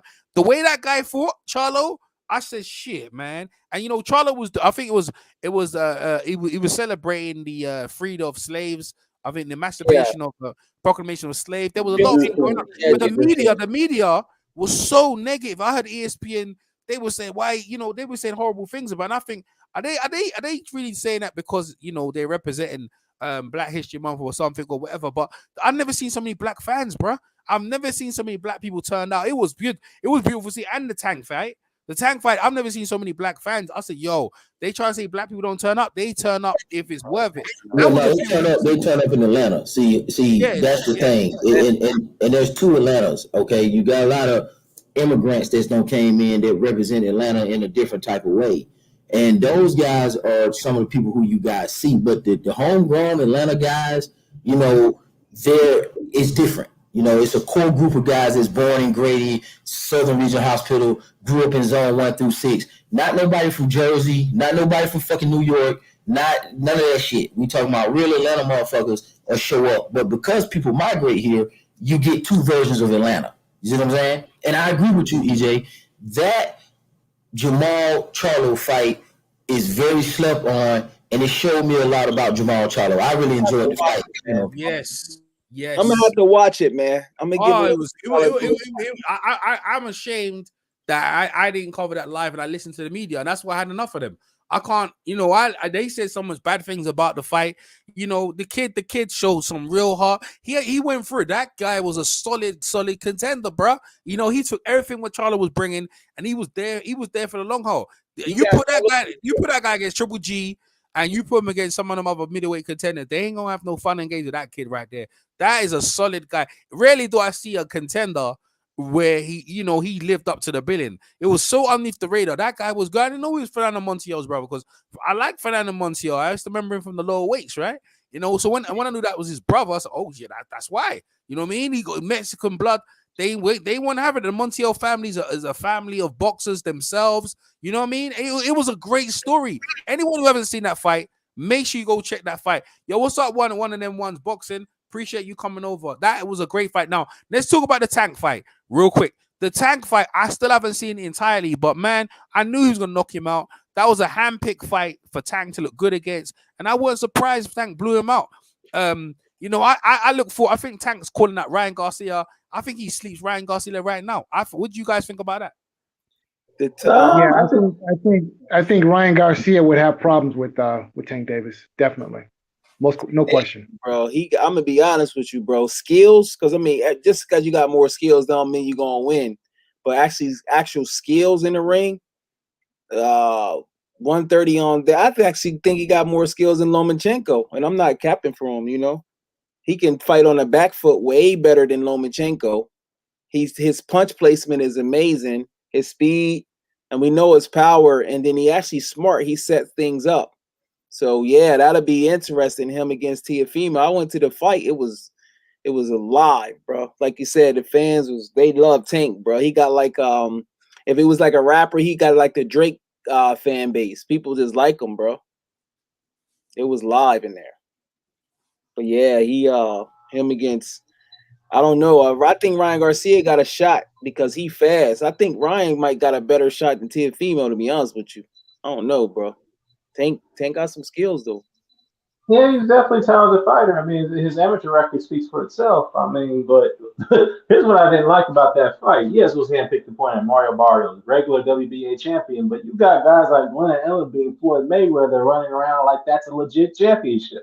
That's how come on. That's how they do, bro. I'm telling you, that's how. That's they went and neglect Josh Taylor, who's the undisputed real champion. I mean, come on, man. That's how they do. And nobody even Right. cared about Yeah, but you know the thing is that all these guys, yeah, with these belts. I started to get the idea. I don't give a shit about these belts. Just give me good fight. I just want to see the best names fight the best name. I don't care about the belts. So if he wants to say he's a champion, it don't matter. All it is, Tank's the A side, and you're gonna have to come see him. And I think Tank go against Ryan Garcia. I think he'll beat the shit out of Ryan Garcia, bro. And Ryan Garcia is not in no mental state. He's not in no mental state. Right now, Ryan's not in no mental state to deal with no Tank. Tank is, but the thing is, like, is Tank going back down? Where he at? He's at 140, right? That's the only thing, He can't Tank. That's the problem with Tank. He struggled with this weight thing, man.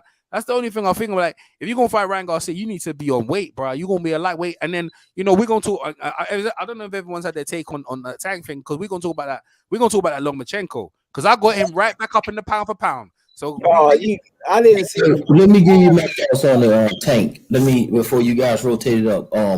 I think Tank is, first of all, he's not a champion. I think is absolutely disrespectful to the fans. I think it's disrespectful to the hard work that people put into the tournament. I think it's disrespectful to Josh Taylor. That is not cool at all to sanction and put another belt in rotation when we clearly have an undisputed. That is not cool. Tank can sell fights without the belt. He don't need the belt. It's a greedy grab, and I think it's low down, and I think it's shiesty. He's already an A-side guy. He got the crowd of Atlanta behind him. He doesn't need the belt to sell tickets. So he could go through the proper course like everybody else. He's not special in that regard. The only thing I have concerns about Tank is I think he's good with the weight at 140. I think that gives him a little bit more wiggle room. He looks good at 140. He looks sharp. He can eat a little bit more. I think that's a better fit for him, me personally. Second of all, Mayweather has got this kid on the Money Mayweather path without taking him through the pretty boy path first. Mayweather, obviously, you know better, you do better. He's going to skip him to the head of the line based on his cachet. That's just what it is. He got the VIP pass for boxing. And Floyd is going to take this guy right to the top.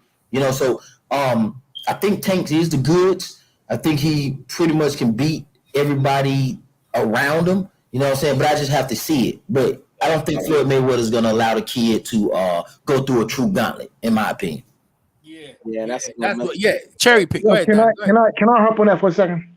All right, go ahead.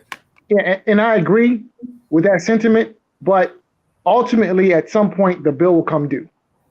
So, at some point in his career, Tank Davis will have to fight someone, right?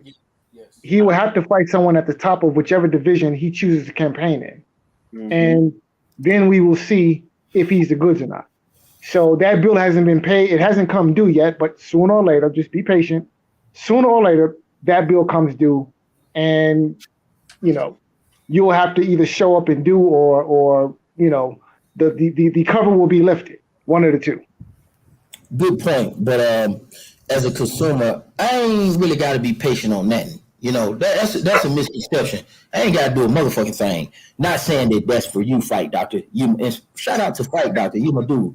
I'm telling you, I don't have to do a fucking thing. I don't have to drum to Floyd Mayweather bullshit ass beat. I'm sick of that shit. I don't want to do that. I'm tired of that shit, bro. It take too long for these fights. I don't have to do a motherfucking thing. So if Tank don't get his ass in the ring with somebody of value, I don't care. I'm not finna sit here and be patient. Fuck that shit. They only fight twice a year anyway. I'm not doing it. No. So I don't agree with that, Fight Doctor. And it is what it is. Go through the gauntlet. Fight like the greatest did. If you want to be the best, do what the best have done. Period.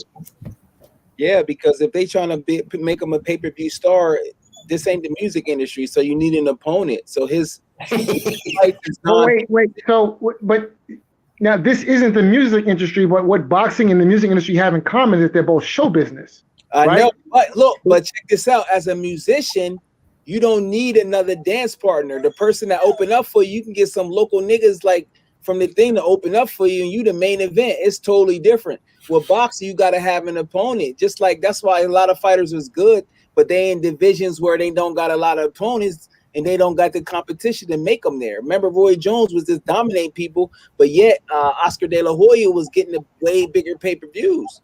So I mean, he gonna have to fight if he want to be a pay-per-view star, bro. No, he listen. See, I agree with Zone in a way. Like Tank. Listen, I'm not waiting on Tank, bro. I'm right now. I'm watching fight by fight, seeing who the next guy is. You know, trying to get my fix on these fights. I don't care if Tank wants to go his career. And you know, Mayweather says he's a multiple world champion. He never fought no names.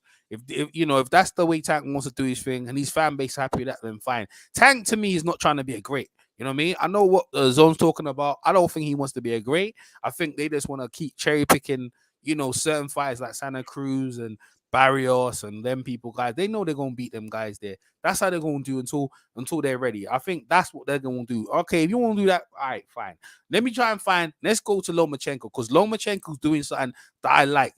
Lomachenko knocked off Nakatami. Now Nakatami, I ain't gonna lie to you, bro. He looked like he was going places, bro. He knocked off my boy Felix Verdejo. I was like, yo, Felix Verdejo gonna come back. He should be able to beat Nakatami. Blows him out. Then I see, okay, Lomachenko's in trouble now. He got the Japanese zombie coming for him. Yo, bro, he lit him up, bro. Lomachenko lit him up. And now Teofimo ain't done nothing since he got the belt. And now Lomachenko's knocking on the door. Now, what do you think? Listen, I ain't gonna lie to you right now. I think Teofimo can win that fight, but bro, that Lomachenko was on his game. Yo, listen, he going back up. I don't know why they moved him so far down on pound pound. How you gonna be number 1 and you're all the way down to number 7? He better than Inoue. Yo, move Lomachenko back up, kick Inoue out there. Put Terrence Crawford number 1, Canelo number 2.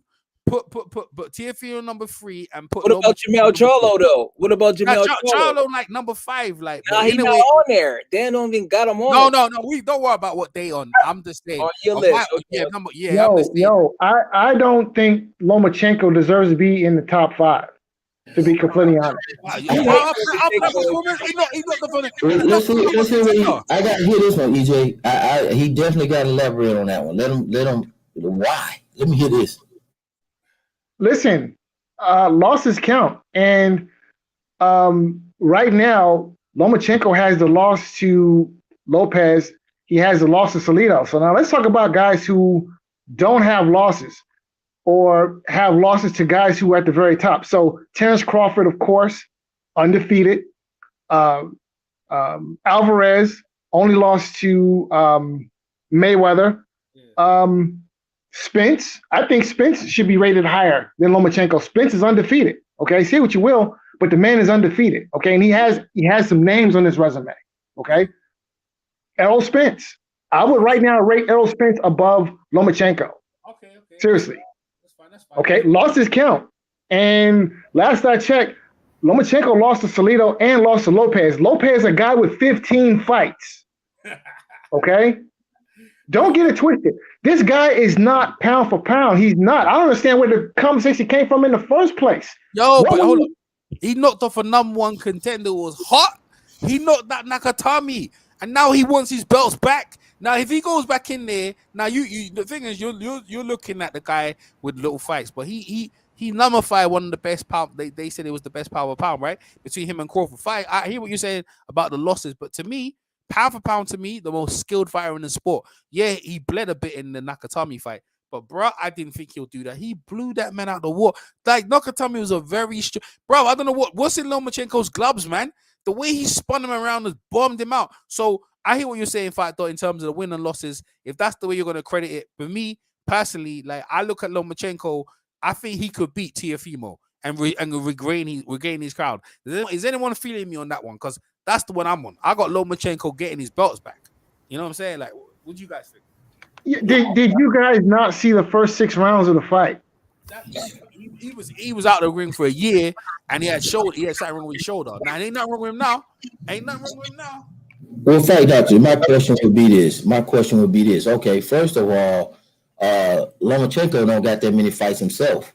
Anybody that you named, give me who has pretty much their whole career drenched in 90% of title fights. When you look at Lomachenko fight and his resume, it's nothing but belts riddled all up and down the resume, dog.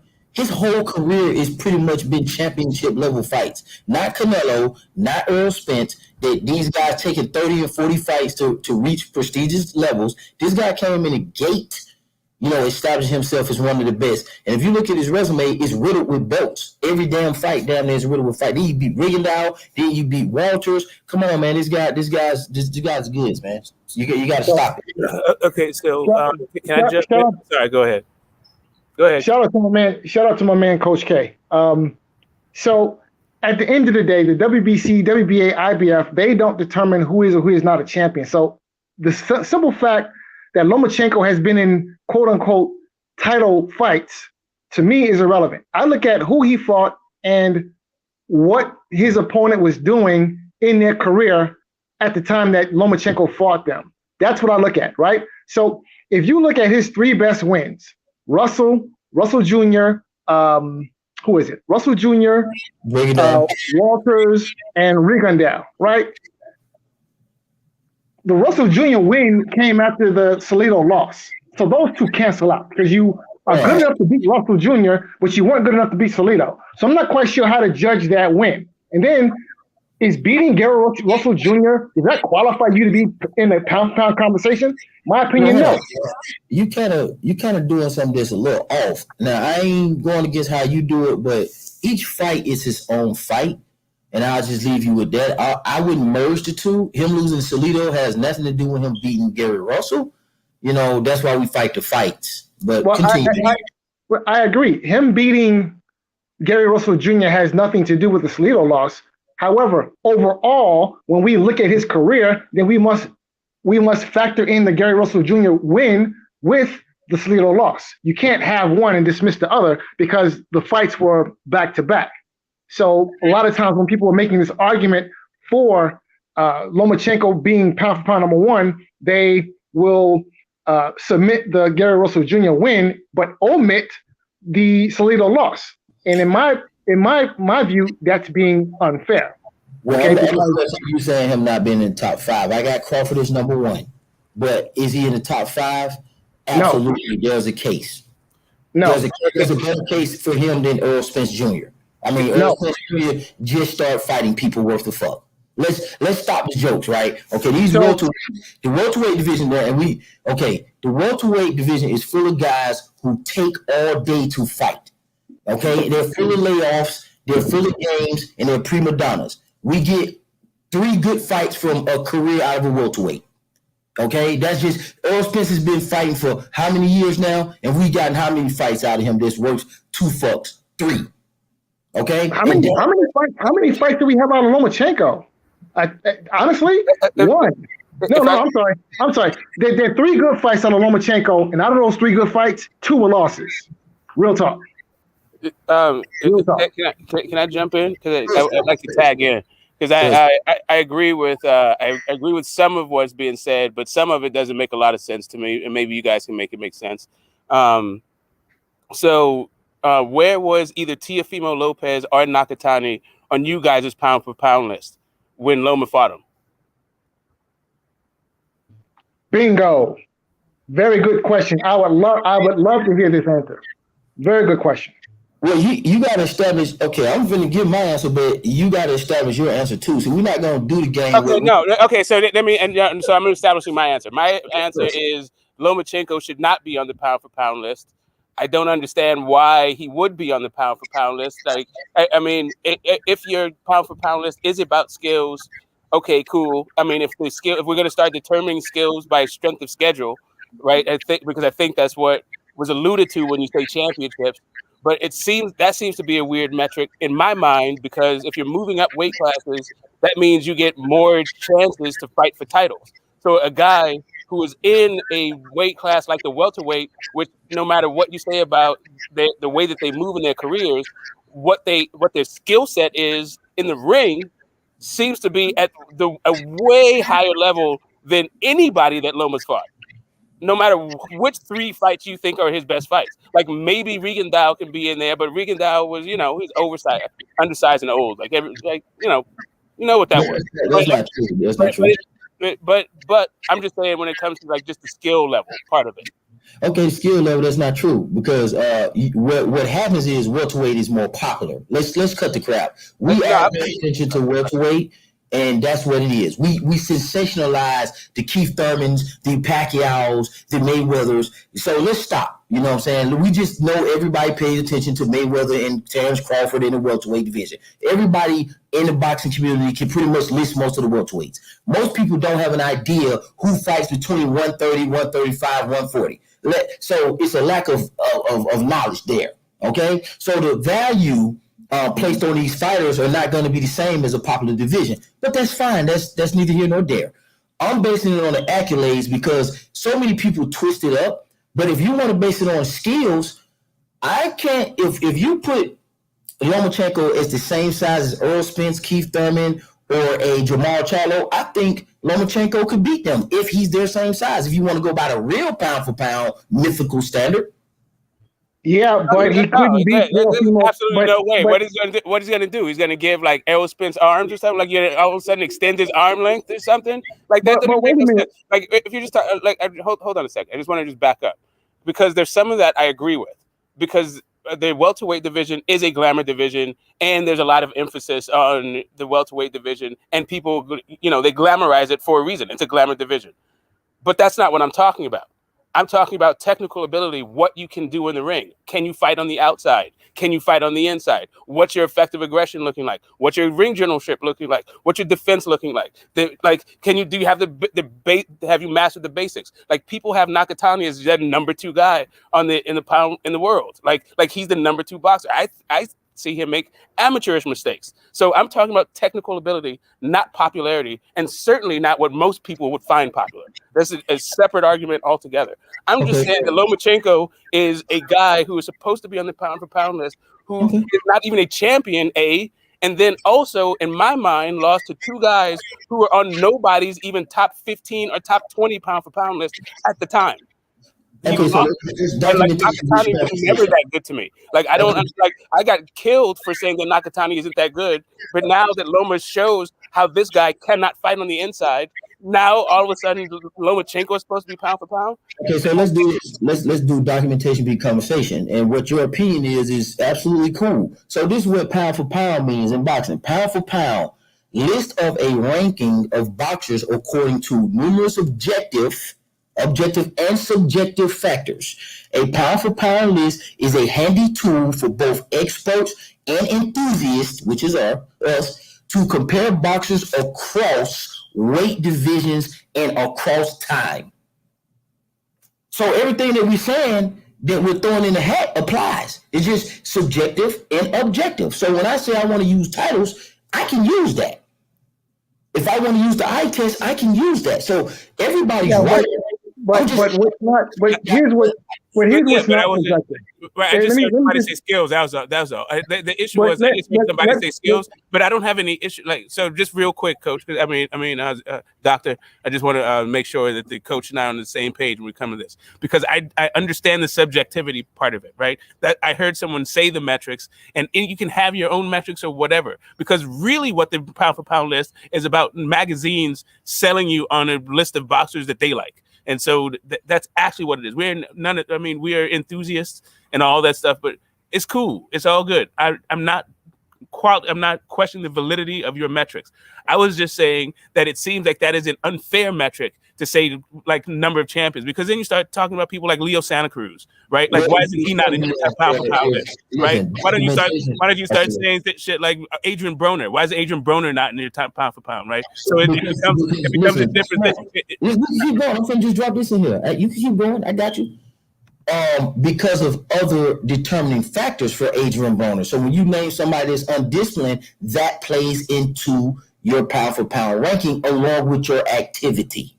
So continue. Go ahead. I'm just saying, like, whatever your metrics are, they can be your metrics. And I'm saying, I'm not trying to undermine the validity of your metrics. I just heard somebody say skills. Can I chime in for a second? And I was just wondering, like, where Gary Russell Jr. was on that list of people when they say skills. And like where's Monster Inoue when you say something like skills? So can I chime in for a second? Yeah, go ahead. Now, one of the problems with using the title fight metric is that if we just going to say that, you know, number of title fights figures into the pound for pound equation, then we would have to say, using that metric, that we would have to elevate Tank Davis on the pound for pound list based on the fact that he won a title fight the last weekend. Now, I don't consider that a title fight because it wasn't a title. It wasn't a real title. And in my mind, the only real title is the lineal title. Okay. So I disagree with the second part. I just want to make sure you understand me as you're talking. Go ahead. I agree with the Tank not being a champion, and I disagree with the lineal is the only belt. But go ahead, continue. But again, one of your metrics that you use for evaluating pound for pound status is number of title fights, right? And I certainly would not figure Tank Davis to be elevated pound for pound based on what he did last week. All right, solely on the fact that it was a quote unquote title fight. I think that's a bad metric to use.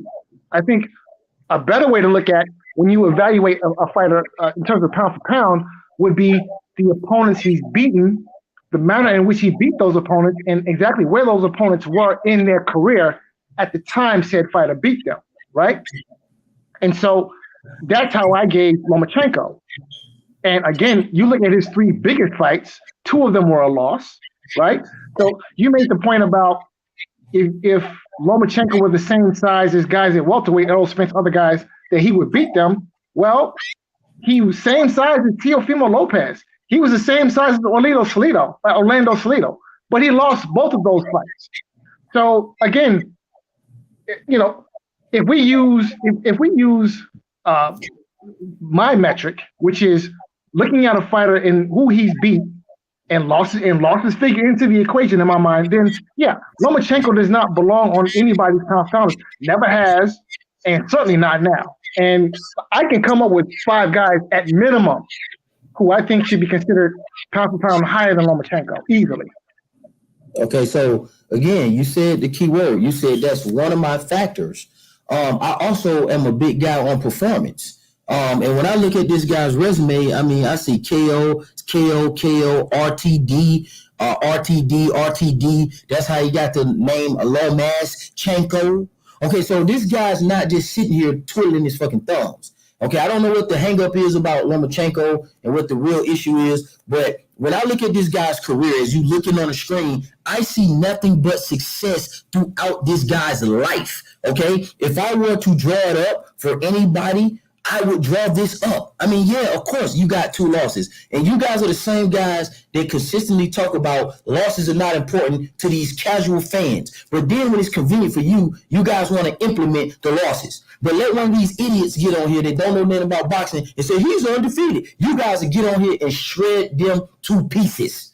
Okay? So stop with the losses and wins. Pick and choose when you want to use it. I'm not a big guy that's going to harp on a loss, okay? Because I'm a true boxing fan, not a casual, and I'm not going to bounce back and forth. I'm looking at the performance plus the prestige plus the strength of schedule plus what the guy's actually doing in the ring, okay? That's what I'm looking at. Well, like I said, losses. So when you evaluate a guy's career, you factor in the wins, but you also must factor in the losses. So now at heavyweight, right now, you have 2 guys at the top. You have Tyson Fury and you have Anthony Joshua. Now, I personally rank Tyson Fury over Anthony Joshua, now, and that's not popular in some circles. A lot of people think Anthony Joshua is the number 1 heavyweight in the world, and that argument has a little merit, but ultimately, losses count. Last I checked, Anthony Joshua got knocked out by the replacement for the replacement. Meanwhile, Tyson Fury is undefeated. So I have to put Tyson Fury as the number 1 heavyweight in the world simply because he did not get knocked out by the replacement for the replacement. So I take that same formula, and when I apply that to Lomachenko, I have a hard time ranking him in the top 5. Why? Because the guys in the top 5, guess what? The guys in my top 5, none of them lost to a guy with 15 fights.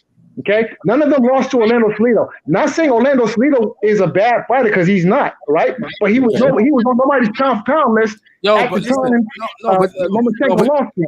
No, but it's not that. It's not that, right? What it is that he was a long established champion, right? And like you to start your career, you got how many amateur fights, and you straight ain't looking for no bum. You going straight into the mix. You know what I mean? Like you got a factor in it. Yo, this guy, he's going straight again. Yeah, he old. Now people need to stop doing that now. This is like he's straight looking for a good opponent, and like he lost, but he challenged himself and he learned so much. But then he went on another stretch. He went on another stretch like Nicholas Waters. I know they were year out. It don't matter. Guillermo Rigondeaux. Guillermo Rigondeaux was on pound for pound like number 3, I think, back in the days, right? So what I'm saying is that he went on the stretch, knocking these guys off. Pedraza, what's his name? Jorge Linares. Like he established himself. Now let's look at this, right? He beat Gary Russell. Gary Russell now is the best featherweight in the world right now. Lomachenko beat him, right? Now, some of the guys he beat in there, even Guillermo Rigondeaux might fight Joe Mercasarello. He might beat him, I don't know. But some of the guys he beat, their career can still continue, and they may be the best guys in their division. You can't just look at that and say, yo, this guy don't deserve to be there. Like, you know what I mean? Like the strength of schedule, look at the names. Back to back names that we've heard of. Like, who's doing that? Like, no one's doing that. Now, the reason why I rated for Nakatami is because Nakatami was on the rise, man. He just, whether you rated him or not, he wasn't very skillful, but he was very strong on the weight. And, I thought he would give him trouble. He blew him out. He blew him out the water. And now he's doing what old people do, earn the right to get his belts back because there was no rematch clause. And I was like, yo, and now I wasn't interested in that fight rematch, but now he's caused it. And he's caused an effect to say, yo, because TFE ain't done nothing, bro. He won the belts from Loma. What has he done? Like, what was he doing? Like, Lomachenko, when he won, the guy was busy, That's what you can say about it. He was busy. Now, if you don't want to put him in your pound for pound, that's fine, right? That's fine.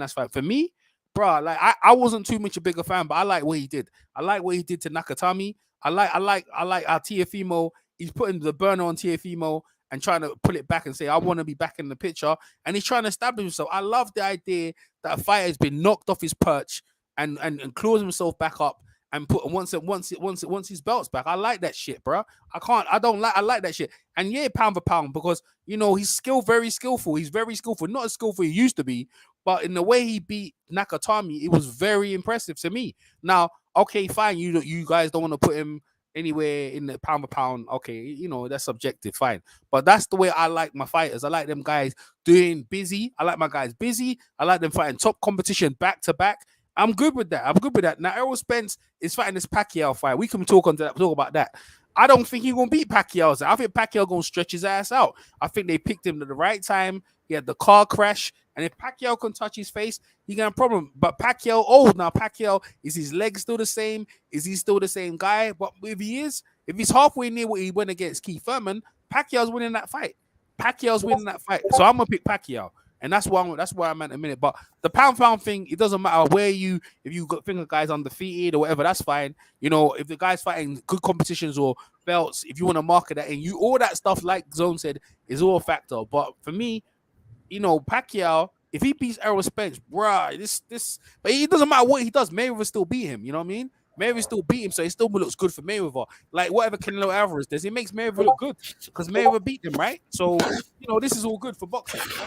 But yeah, so there's another metric that you just introduced, and I feel like it's like a pound for pound list is part of like a lifetime achievement award if you're going to go all the way back to the Gary Russell Jr. fight, and then also like a what have you done for me lately thing, like combined, right? And I'm not mad at it. It just, that's the way it came across. So then it made, in my mind, think like, what is that why Pacquiao is or is not on the list? Because for lifetime achievement, if you want to go through, Pacquiao's a fucking monster.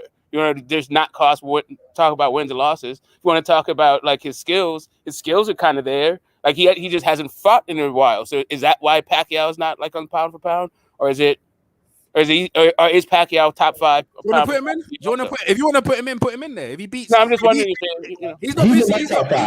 He's not busy enough. Like he's not busy enough. I don't think Pacquiao cares for that. But if Pacquiao was busy enough, yeah, he'd be back up. He'd be back in. Yo, real talk. I would personally rank Pacquiao right now higher pound for pound than Lomachenko. Yeah, see, there you go. See, there's no problem with that. I got no problem with that. Yeah, I can understand that. Pacquiao definitely. It moves, it slides. Pound for pound is not a lifetime achievement award. Believe it or not. I mean, I know Mayweather thinks that, but it's not. It can slide per fight, man. That's the thing. Like, it's not a slight on a fighter. The design is to keep these guys active. The design is to keep these guys chasing something that's worth and valuable if they like it, if they concerned about pound for pound. A lot of guys opt out of the pound for pound because they don't want to be held to any standards. That's just what it is, man. You know what I'm saying? That's just being real. So I like Pacquiao in the top 5, just as well as Lomachenko, just as well as Canelo. And Fight Doctor, you said something that kind of contradicts yourself a little bit. You was talking about the strength of schedule and the resume of Lomachenko, and then you pointed to AJ's resume, who is way better than Fury, but then you got Fury ahead of him because he didn't lose, although AJ beat every person that he's ever fought, and his resume is better, but you're getting on Lomachenko because you're saying his resume is not that good? Oh, I'm confused now. So here's the deal, right? Couple of things. First, Anthony Joshua has never beaten the number 1 heavyweight in the world. He's never done that. Tyson Fury has done it on at least one occasion. Arguably, he's done it twice.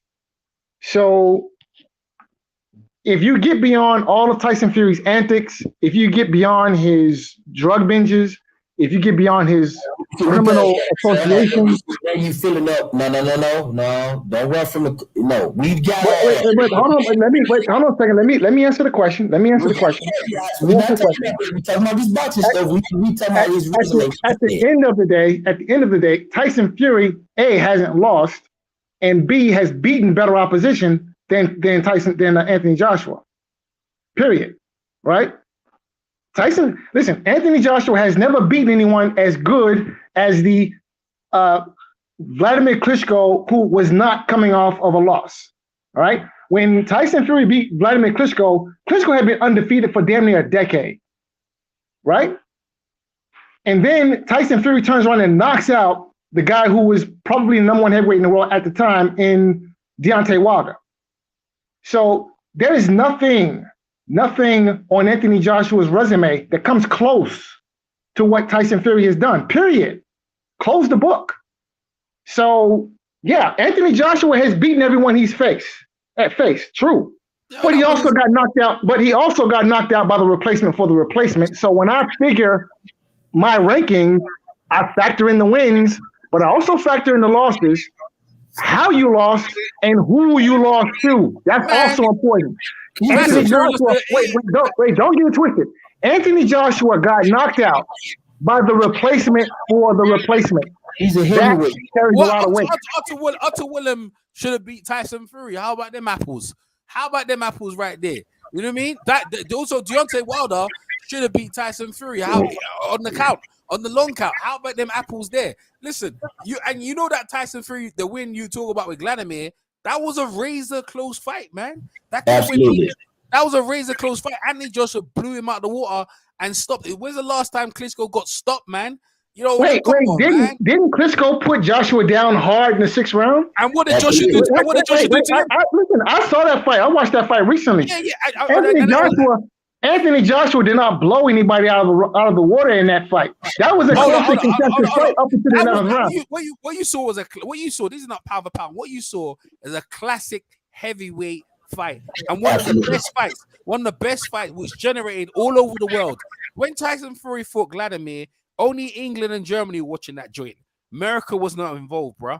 When Anthony Joshua fought him, everyone was involved. The whole stadium. That wasn't no big stadium fight with Tyson Fury. Ain't no one giving Tyson Fury no credit. But my question. Vladimir was up to his old good tricks with Mr. with Mr. One-Eyed Ali Bashir with the mats underneath there. Mr. Bashir told me he put the extra mats under the thing in the apron to slow down their legs. It's not illegal, Mr. Bashir showed me, but you couldn't do it. And they made sure their mats weren't there. And Tyson Fury got in his head and he squeaked out a points decision. When Joshua fought him, yeah, he got put down, but then he put Vladimir down and kept him down and whooped his ass, and he was going to whoop the brother's ass as well. But the brother realized he got to go for the mayor. Now, listen, now, you're trying to say you got Tyson Fury above, fine. But don't get it twisted. Joshua, even if some people got Joshua or Finn, but if you're looking at my excitement, Joshua's career is far more exciting than Tyson Fury's, man. And Tyson Fury, but he might not even get past this Wilder fight. So that whole thing where you're ranking, it might change anyway. But go ahead. Yeah, well, so my question is, now you mentioned that there was a lot more attention on the Anthony Joshua Klitschko fight than there was on the Tyson Fury Klitschko fight. So my question to that would be, what does that have to do with the price of tea in China, and how does that figure into why I would rank fighter A above fighter B? Listen, okay, if the question is who is the biggest draw in heavyweight division, and that would be Anthony Joshua. But if the question is who has earned the right to be the number one heavyweight, he ain't earned the right. World. He's a cheat. We know what he is. He's a cheat. Never defend none of these belts. And I can besmirch Tyson Fury, but yeah, you're right. He beat every man, but he's got questions all over the place. Joshua won the fight, yeah. No, I'm not gonna. This is if you got Fury number one, then fine. That's it. But what I'm saying is that the stuff you're saying about Joshua is he's more exciting than Tyson Fury. Period. He's more exciting than Tyson Fury. Tyson Fury's fights really, other than the Wilder fight, what's going on? You know what I mean? The Vladimir fight was boring. And what other exciting fight has he got on his resume? Oh, he beats people so badly. Tyson Fury, when he don't want to fight no one his height. He don't want to defend none of his belts. Joshua's doing what boxers are supposed to do. Heavyweight, he knocks guys out. He tries to get all the belts. And unfortunately for him, he should have fought Wilder. And he messed around with this Fury cat. You know what I mean? And wasted his time. So if you got Fury number one, fine. But let me tell you something. When he gets knocked off his perch, I ain't going to be sad. I'm just saying that right now. Anyway, Zone's got something on the screen he wants to talk about. Go ahead, Zone. Coach K? Oh, you're on mute, bro. Yeah. Go ahead, Smoke. Yeah, no, I was just going to just back up that the exciting part of it. Yeah, AJ's a lot more exciting. That's it. The most exciting heavyweight, you already know who that is, but AJ is definitely like Tyson Fury is like kind of a snooze fest if he's not fighting Wilder for real. I mean, that's where we are at the minute, man. I can't even. Fight Doctor's right. In opinion, I'd have Fury number one. It ain't that, but I don't. It's not like. Listen, if Wilder sleeps him, then what we gonna say? Eventually he's always got to go, like everyone else. Boxing in the heavyweight division is the heavyweight division. You could be outboxing someone, they can clutch you, and you can go sleep. That's why that division is so good. Pound for pound is what you want, is where you want, and whatever. You can make an argument for whatever, but Lomachenko, whatever. So I thought Teofimo should be number one. If you knock off number one, why can't you be the one? Vernon Forrest knocked off Shane Mosley. Why don't Vernon Forrest be number one? You know what I mean? I ain't got no problem with that. You know what I mean? Because you just knocked off number one. I don't understand. Like you knocked off number one, and you number six. You number six pound for pound, but he number one. So I just be number one because the number one, like pound for pound. Yeah, I don't know. Yeah, we've had this. You knock off number one, you should be number one, though, ain't it? That's how boxing works. Nah, you become the man. Well, yeah, I don't know. You become the man. Let me give you this one. Let me give you this one. Right, the fire of the 90s was Mike Tyson, right? No, Roy Jones, right? So Roy Jones, James Toney wins, Bernard Hopkins wins, and whatever. 90s wins, right? Now Mike Tyson, like strength in the 90s, hard fights. Razor Ruddock, Evander Holyfield. You know what I mean? I think he didn't fight Lennox. No. He fought some good guys in the 90s, right? But so Roy Jones was pound for pound majority of the time of the 90s, right?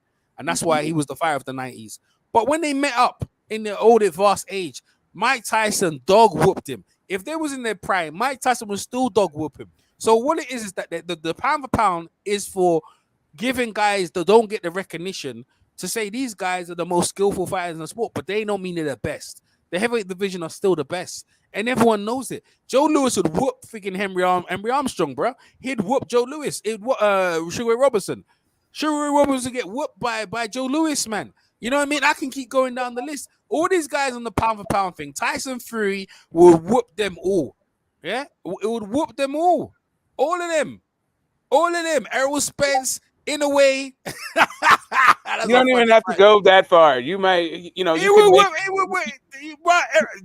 make an argument. Listen, you can make an argument for, you know, Robert Hellenius whooping everybody else. No. I wouldn't. No. But the reason why I purposely put Tyson Fury because he's the number one heavyweight. So what I wouldn't just put a number. You're probably right about that. But I'm just saying, like non-heavyweights. If you're just gonna throw non-heavyweights into this mix.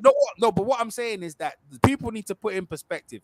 The pound for pound list is for guys this is why anyway got put up there so thin, because they was just trying to give the kid attention to let everyone know this kid's here and who's this guy, and to let everyone know who he is. He's a Japanese fighter who's been knocking out guys and want American public to know because he's with ESPN, and that's why because now the pound for pound with Dougie Fisher is a political thing. That's what it is. It's a political thing to have fighters who work for companies and who are not getting attention to give them attention. Because Lomachenko ain't selling shit out in England. He ain't got no pay-per-view numbers. You know what I mean? He ain't doing that good, but he ain't no Mayweather. But his skills are very good. And so is anyway, he sells it in Japan, but he ain't doing no shit in America. You know what I mean? And this thing goes on, but we know in the boxing goes how the heavyweight division goes. The money division is always going to be the heavyweight division. I like the welterweights. Yeah, and Mayweather done a good job of bringing attention to that with the Pacquiao fight and everything like that. But the heavyweight division is still the cream of the cream division.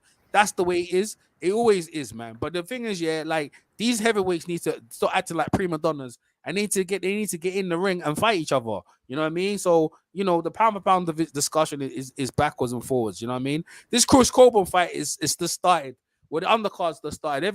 Everyone who's just tuned in right now, we're gonna go over to the Chris Colbert thing. If you ain't got a link, I'm gonna put it in the description box, and let everyone know. So everyone on Showtime, who ain't got Showtime? Tell me you ain't got Showtime.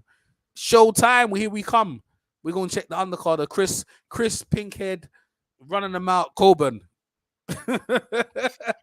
Yo, bro, this kid's a troublemaker, man.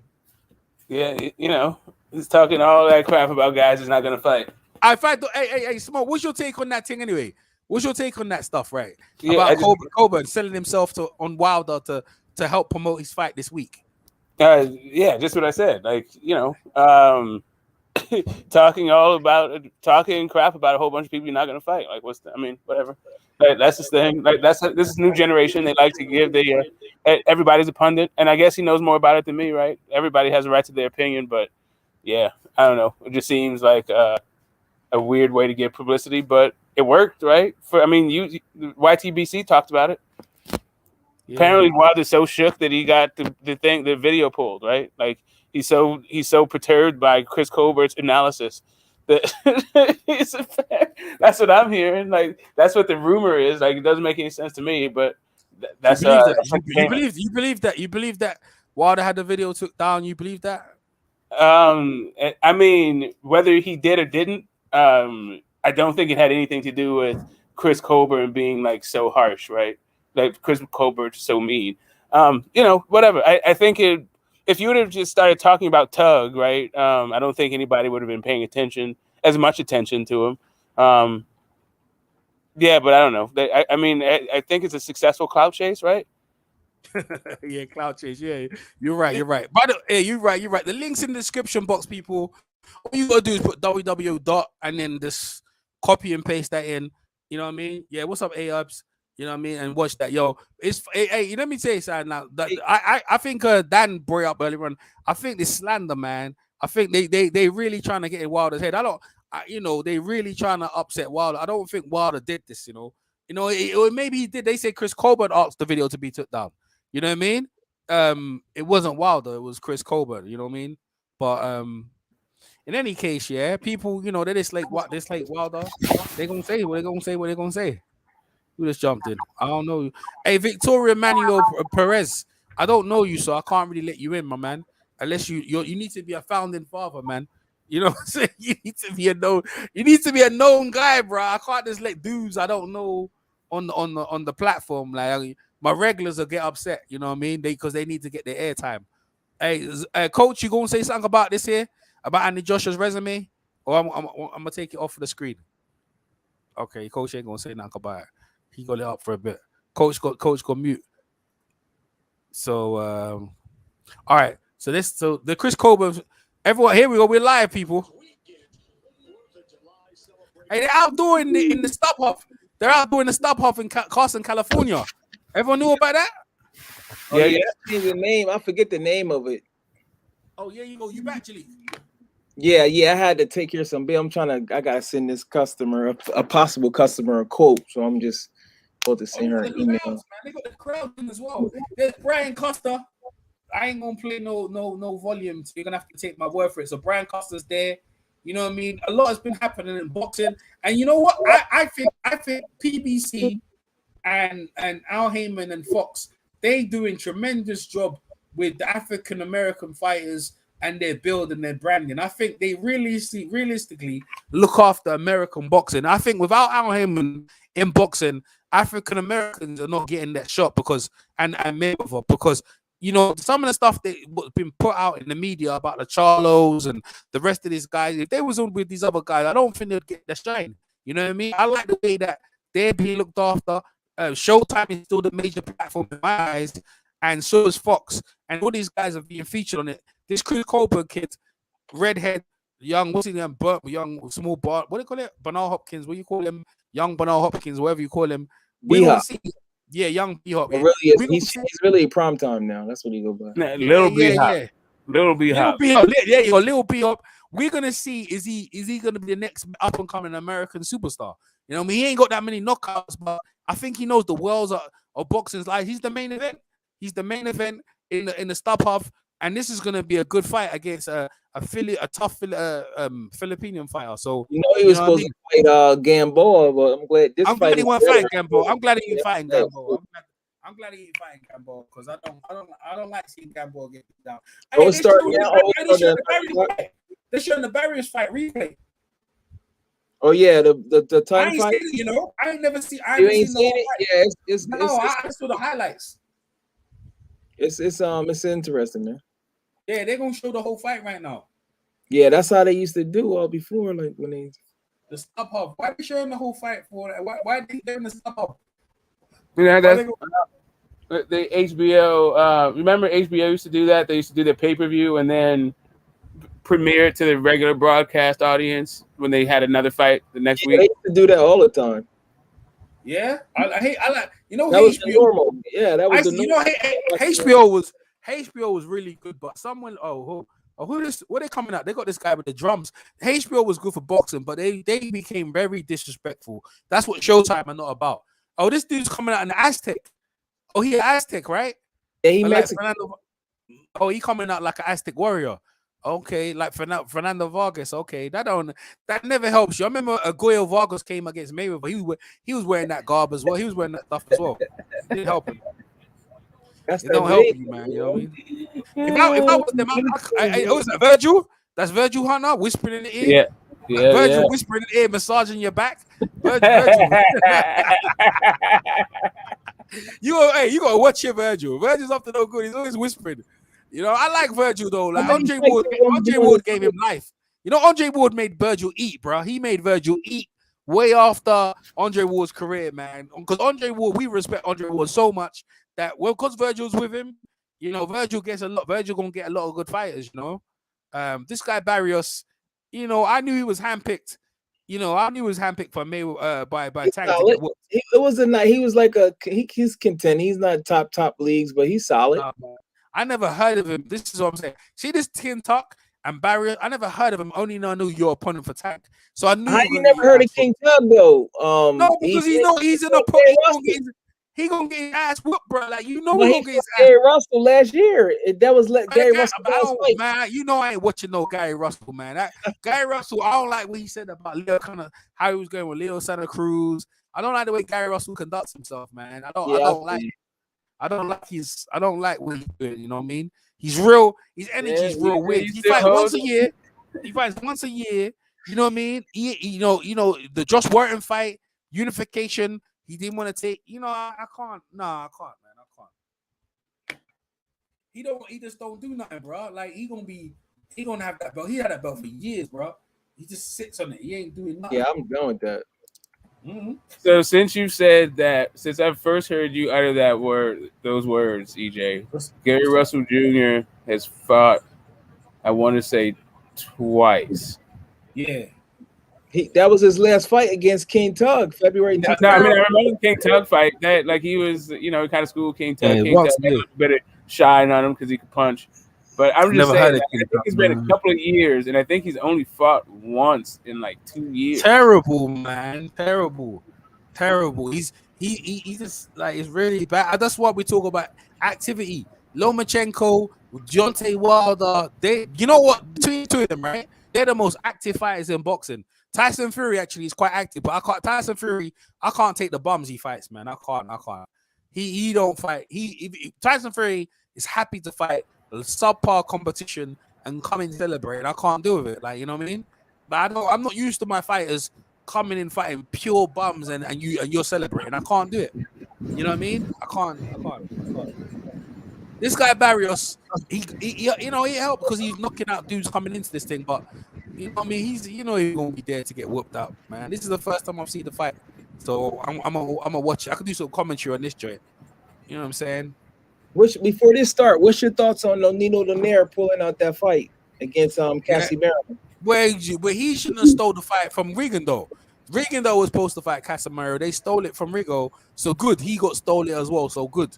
So I pulled out. Rigo back as the opponent though. I seen it. Rigo back as the opponent. I saw it on Box Rec. Rigo's back as the regional opponent. Good. Yeah. Yeah, good.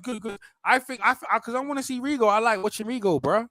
I like it. Hey, I apologize earlier on about Chris Colbert. I didn't know that he was wearing the different. Oh yeah, that's what I said. That's what I said. He just said he. I didn't know that, man. I thought he was a bisexual. I thought he was bisexual. That's why I thought he was a bisexual. Nah, he do it for ass. He do it for different. Yeah, because usually when people do that, they have it on their trunks. I didn't know that's what he reps in his hair, but that's cool. That's cool. You know what I'm saying? Yeah, he always has a different thing. I think he has matching gloves sometimes. Do you know each boxers, right? In each generation, they represent the hip hop they play. I remember when I used to watch Corey Spinks, and he used to come out, and I used to he come out to his music. And, Mayweather used to come out. All these boxers, yeah, and even back into the 90s, like Michael Nunn, James Toney, they used to come out with some mean hip hop beats, bruv. There's EPMD. They used to come out with the joints, man. Noi by Nature. Mike Tyson used to come out Tupac. Evander Holyfield. Oh baby. Oh, right. No, he used to play R&B, man. He used to play some real. I was watching the Reddit Bowl fight the other day. He was playing some good R&B, man. Some good gospel stuff, man. I never seen it. I never really seen it on TV. Let me see. Yeah, like you know what I mean. Tank's making his way to the ring right now. Remember, I met Tank when he came to London. So Mayweather's doing the right thing with Tank and bringing the promotion. There's a lot of people in London like Tank when he came to London, bro. Like, I ain't gonna lie. We all came to support him. We all came to support Tank, and he's got a lot of UK fans already in the UK. So Tank's doing the right. That's why I say that Mayweather's marketing him. I think Mayweather's using him as a market scheme. I don't think he's being marketed as the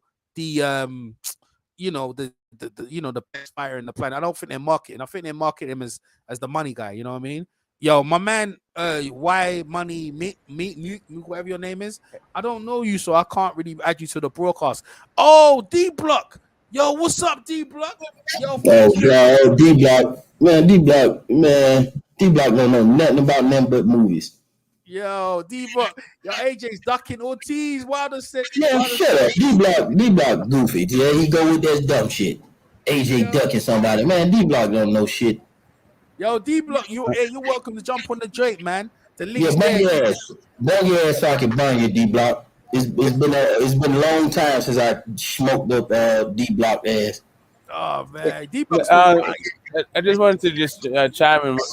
Would you guys say that Diego Corrales was the first step up fight of Floyd Mayweather's career? Nah. Floyd, man. Nah, it was Chico. It was Chicken and Hernandez, bro. That guy. That was the first thing. I got Diego Corrales. Nah, Diego you know what? Corrales. I tell you why. I tell you why, right? I tell you why, right? Hey, Zo, you got some feedback. You got some feedback there. There he is. There's D Block. There he is. Yo, D Block, what's going on, bro? Yeah. You know what it is. I'm at home, man. I'm at home, man. It's an excellent. Hey, coach, you got feedback. Hold on, no. Actually, someone. Let me see who got feedback. Who got feedback? It's all right for now. Yeah. Hey, D Block, come back. Say something. D Block. Yeah.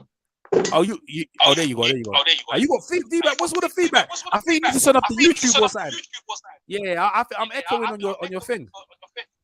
All right, hold on. He probably got two devices open up at once. Like you probably got the phone playing next to the laptop. Yeah. He probably has. Then If you open that phone up on your laptop and have it playing with the volume up, that should give you the feedback. Yeah, that's what was happening. He gonna come back in a minute. No, so the reason why I say Chicken and Hernandez, yeah, right, is because he beat Azuma Nelson, and like he beat, that bro. He he properly outschooled Azuma Nelson, who's a warrior. So when Mayweather beat him, that gave Mayweather that. I think that was really good. You know what I mean? But you're talking about the hardest fight, the Corrales fight. Mayweather made it look so easy, bro.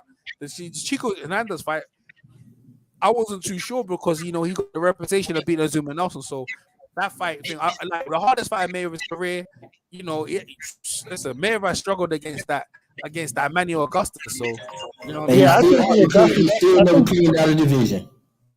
Go ahead. I think the Augusta fight was Mayweather's first like real challenge. Yeah, that fight was that guy put him in deep waters, man. You know what I mean? If you watch that fight, he was bleeding and everything. He was Mayweather realized he was in a fight. You know what I mean? After that point, everything was easy for him. And he also, this is another thing what they took away, right? So Mayweather went up to lightweight, faced that guy, right? Then he came down to fight Chico Corrales. And they never bring that up in the broadcast. They never brought that up, you know what I mean? I don't know what they were on. D Block. Let me see what you say now. You back? Yeah. Yeah, there you go. You back. Yeah, you good now. You good. Go ahead, bro. Yo, thanks for the ducats, man. Appreciate it. You already, man. Like I said, I'm at home, man. Fucking, yeah. I just had did y'all answer that Rigo versus Inoue? Oh yeah. I got Rigo winning that fight, man. You got Rigo? Oh, Rigo versus. I got Rigo whooping mashing up his orbital bone, bruh. I don't rate that in a way, man. I got him smashing his orbital bone. I don't think that guy should be ranked that high pound for pound, man. What's up, one of them ones? I don't think he should be ranked that way. You know what I mean? I think Rigo, Cuban school would school him. You know what I mean? If he went life and death with Donaire, and you saw what Rigo did to Donaire, that's all I'm saying. Go ahead. What'd you think? Yeah. Next one was is Jamel Charlo pound for pound top 10? Easy. I thought without even being undisputed. Well, undisputed in 2 weeks if he win, you come on, man. He's higher than Lomachenko. Come on, man. Yo, you know what's funny about that Lomachenko fight? And I know, you guys are diehard, so you guys should have caught it. But they painted that picture as if Loma won, they were gonna call him undisputed. Remember during the fight and the whole build up to it, and just they fake, fight came on, they showed a lot of these are the only fighters to ever be undisputed. Tonight we're gonna have a new one. Remember that? And then Loma lost, and then Teo, everybody then said no. You still got to fight Devin Haney. So I was wondering if Loma won that, would they have said the same thing with Haney, or were they gonna give him all the belts? I still wondered that.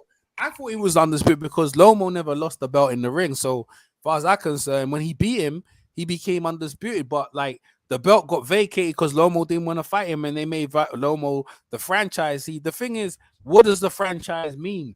You know what I mean? I don't like franchise mean anytime you can challenge for that belt. But if you lost that ranking, that means Teofimo can challenge for that belt. So in effect, Teofimo is undisputed, right? That's what I was thinking. I was like, well, if Nah, they it's fake. all They, this they, to they Loma, confuse people, bro. It's propaganda. That stupid franchise is a fake propaganda. I don't even know why people accept it. I know. These fighters don't stand for nothing. They don't speak out on nothing, bro. Like, get out of here, bro. You know, I ain't never seen so much black people turn up for the Tank fight, bro. Like the whole row. Where they fight? Atlanta? Is it Atlanta they fight? Bro, look, the whole crowd is for the black people. Listen, the last time I see black people watch a fight like that, Evander Holyfield in. Yo, bro, the whole row is for the black. I ain't never, yo, bro, this is a beautiful sight. Why did no one comment on this? Like, look at the whole row and the Charlo brothers as well. When I saw the Charlo brothers, that's why I say the PVC is good for boxing. If they say black people don't turn up, they can't tell me nothing, bro. Look at the whole row, man. I ain't seen so much black people turn up for boxing. It's a beautiful thing, man. It's a beautiful sight, man. I feel you, bro. I feel you. Man, ain't no I feel you because they don't show that in the media. That's why they gone. That's why they automatically project him as an A side. That's just the way it goes, even though he'll not having belts. And then he put on a show, bro. He be excited. Everywhere you look, they say Latino fans and the UK fans turn up. Black people turn up, bro. Like, look at the freaking crowd, bro. Shit, man. He's a draw, man. He's a draw. So let me just put it to you this way. Like, so 6 years into to Mayweather's career, he was fighting Diego Corrales. Like 6 years into Tank's career, I don't know. I think he's doing all right. Like if he's gonna be around for a long time and they're gonna like cherry pick his way up to the ranks and to big fights and huge paydays and like if he can actually make 147, because it's like if you look at him physically, he looks way better at 140 than he did at 135. Yeah, I think Tank ain't trying to fight the best. I think Tank's saying I'm the best. They gotta fight me. I think that's what he's mindset at. That's what he's mindset, and then because he rolled with Mayweather. Yo, someone's got the Google going on. Live hangout. Yeah, that's me. Yeah. He's you over there chatting. Yeah, go ahead. Zone, man. Don't act like I don't see you here, man. So what up, nigga? Yo, Zone, real quick, without your emotions involved, nigga. Thurman versus Crawford. Who you got? Go ahead, Zone. Coach K, come this way. Your man. In your chat. It could be anybody in here. Zone, or I said Zone. Crawford versus Thurman. Who y'all got? Crawford and Thurman. I got Crawford, man. I don't think Thurman's interested in boxing no more, man. Yeah, he done. I don't think he wanted it no more. I don't think he's like him in the gym, staying fit, staying in shape. It's different. I saw him in the gym. I saw him in the gym too, calling Pacquiao all kinds of names. You know what I mean? But he should have made the drug testing. He should have made sure that drug testing was thorough, man. What was he desperate? You know what I mean?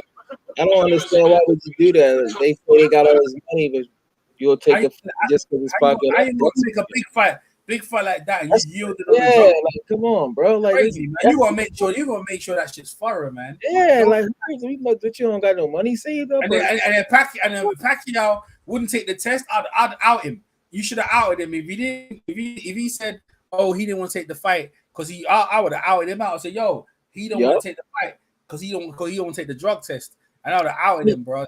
When is the Earl Spence fight? August 21st. How many weeks we got until August 21st? 8. Let me see. Maybe 7 or 8 weeks. So Spence gonna get stretched out. Hey, Spence gonna get stretched out, man. They need to have the VADA for that one. Is it VADA for I don't know. They're talking about the undercard though. Spence is gonna lose to Pacquiao. Oh, the undercard was undercard good. Yeah, Spence gonna beat. Let me see. Hey, I got Spence losing, but yeah, D Block. He's gonna beat the fakes on Pacquiao, bro. You got D Block. You got D Block. I got Spence winning there, man. Why, man? He's the card. Man, D Block. That's just the way D Block pick shit, man. You know he got a certain type of nigga he likes, so you know that's how this go. You know, he floored Mayweather to the death. You know, he don't really know nothing about boxing unless it got something to do with house party and DVDs. We know what he about. Spence gonna get his ass whooped. He's still salty because this guy was gung-ho about Thurman being the best welterweight, and that got proven different. So it's all right, Yeah, man. he is the best. Who beat him outside of Pacquiao? Yo nigga Spence ain't fought him. We ducking him. He said he don't want to fight him no more. Yeah. He said he mad because he didn't fight him back in the day, so he mad. Soft ass nigga, man. Get the fuck out of here, man. Spence gonna get his ass whooped. And then what you gonna say after that? The truth was, man, that Mayweather said, hey, you know I know this shit, man. Mayweather said, hey, Thurman, if you beat Spence, you get a shot at me. And ever since then, remember Spence was running up on Thurman, telling him to his face, I'll knock you out, homie. No, and Thurman said, let's do it for 10 million. Mayweather got the money, he planned promoter. The man said, let me get 10 million and we'll do it. And put your bet on the line. And Floyd declined. See, that's what they want. If you gonna play promoter, you gotta play promoter all the way, my niggas. What's funny is Spence only got his name because of the sparring he did with Floyd. Other than that, you wouldn't really even know, Spence climbing the rankings unless he, exploded. But other than that, Spence is the. But what's funny about all that shit, Crawford is still pound for pound number one. Yeah, I agree. Yeah, Crawford number one. I got Crawford number one. That's crazy, son. That's crazy.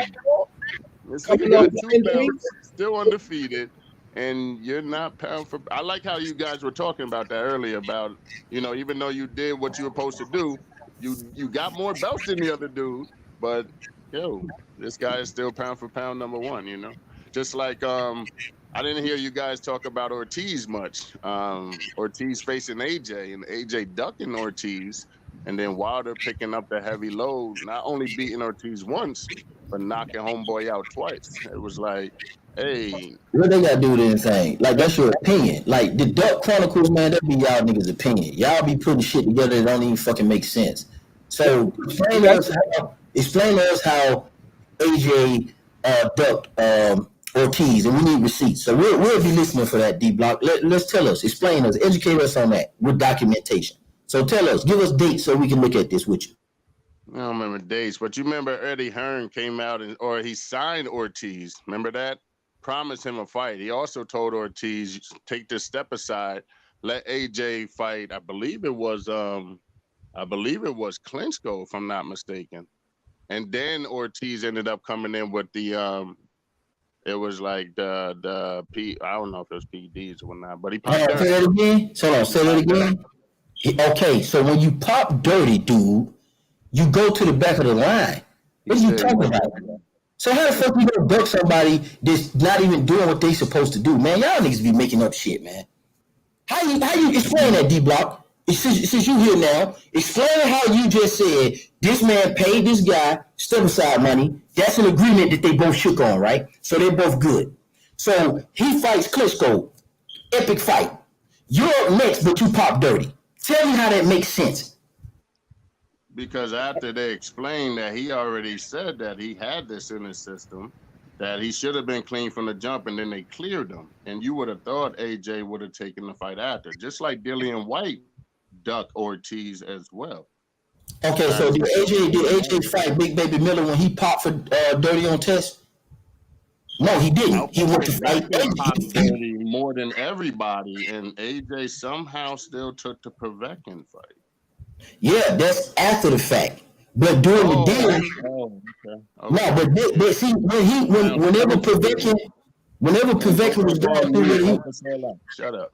Whatever Povetkin was going through ain't got nothing to do with what you said about Ortiz. You're trying to weasel out of it as usual.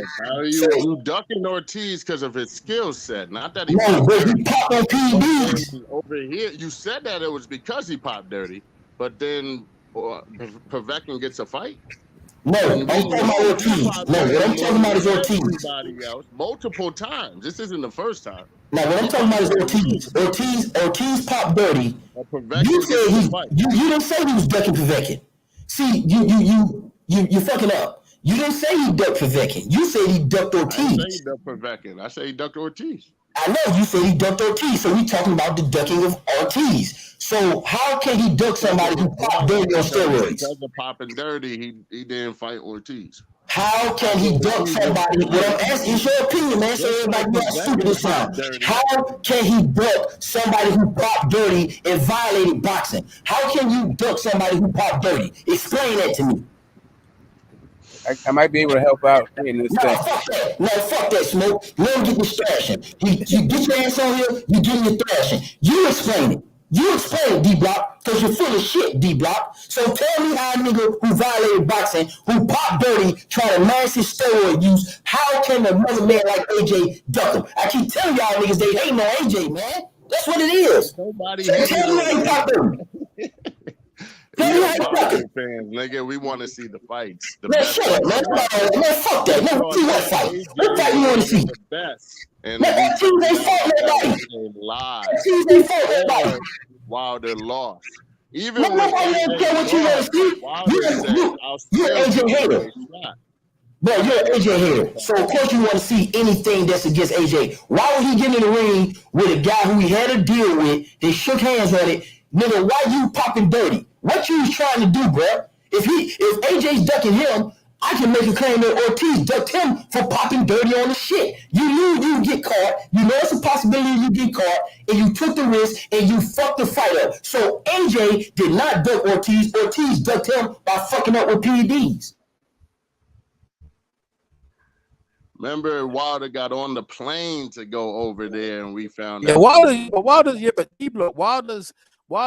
Wilder's you know, Wilder's crazy, bro. Because like Wilder didn't care. He said, "I'll fight him with PEDs," and he gave Ortiz. He gave him AJ. Yeah, I know.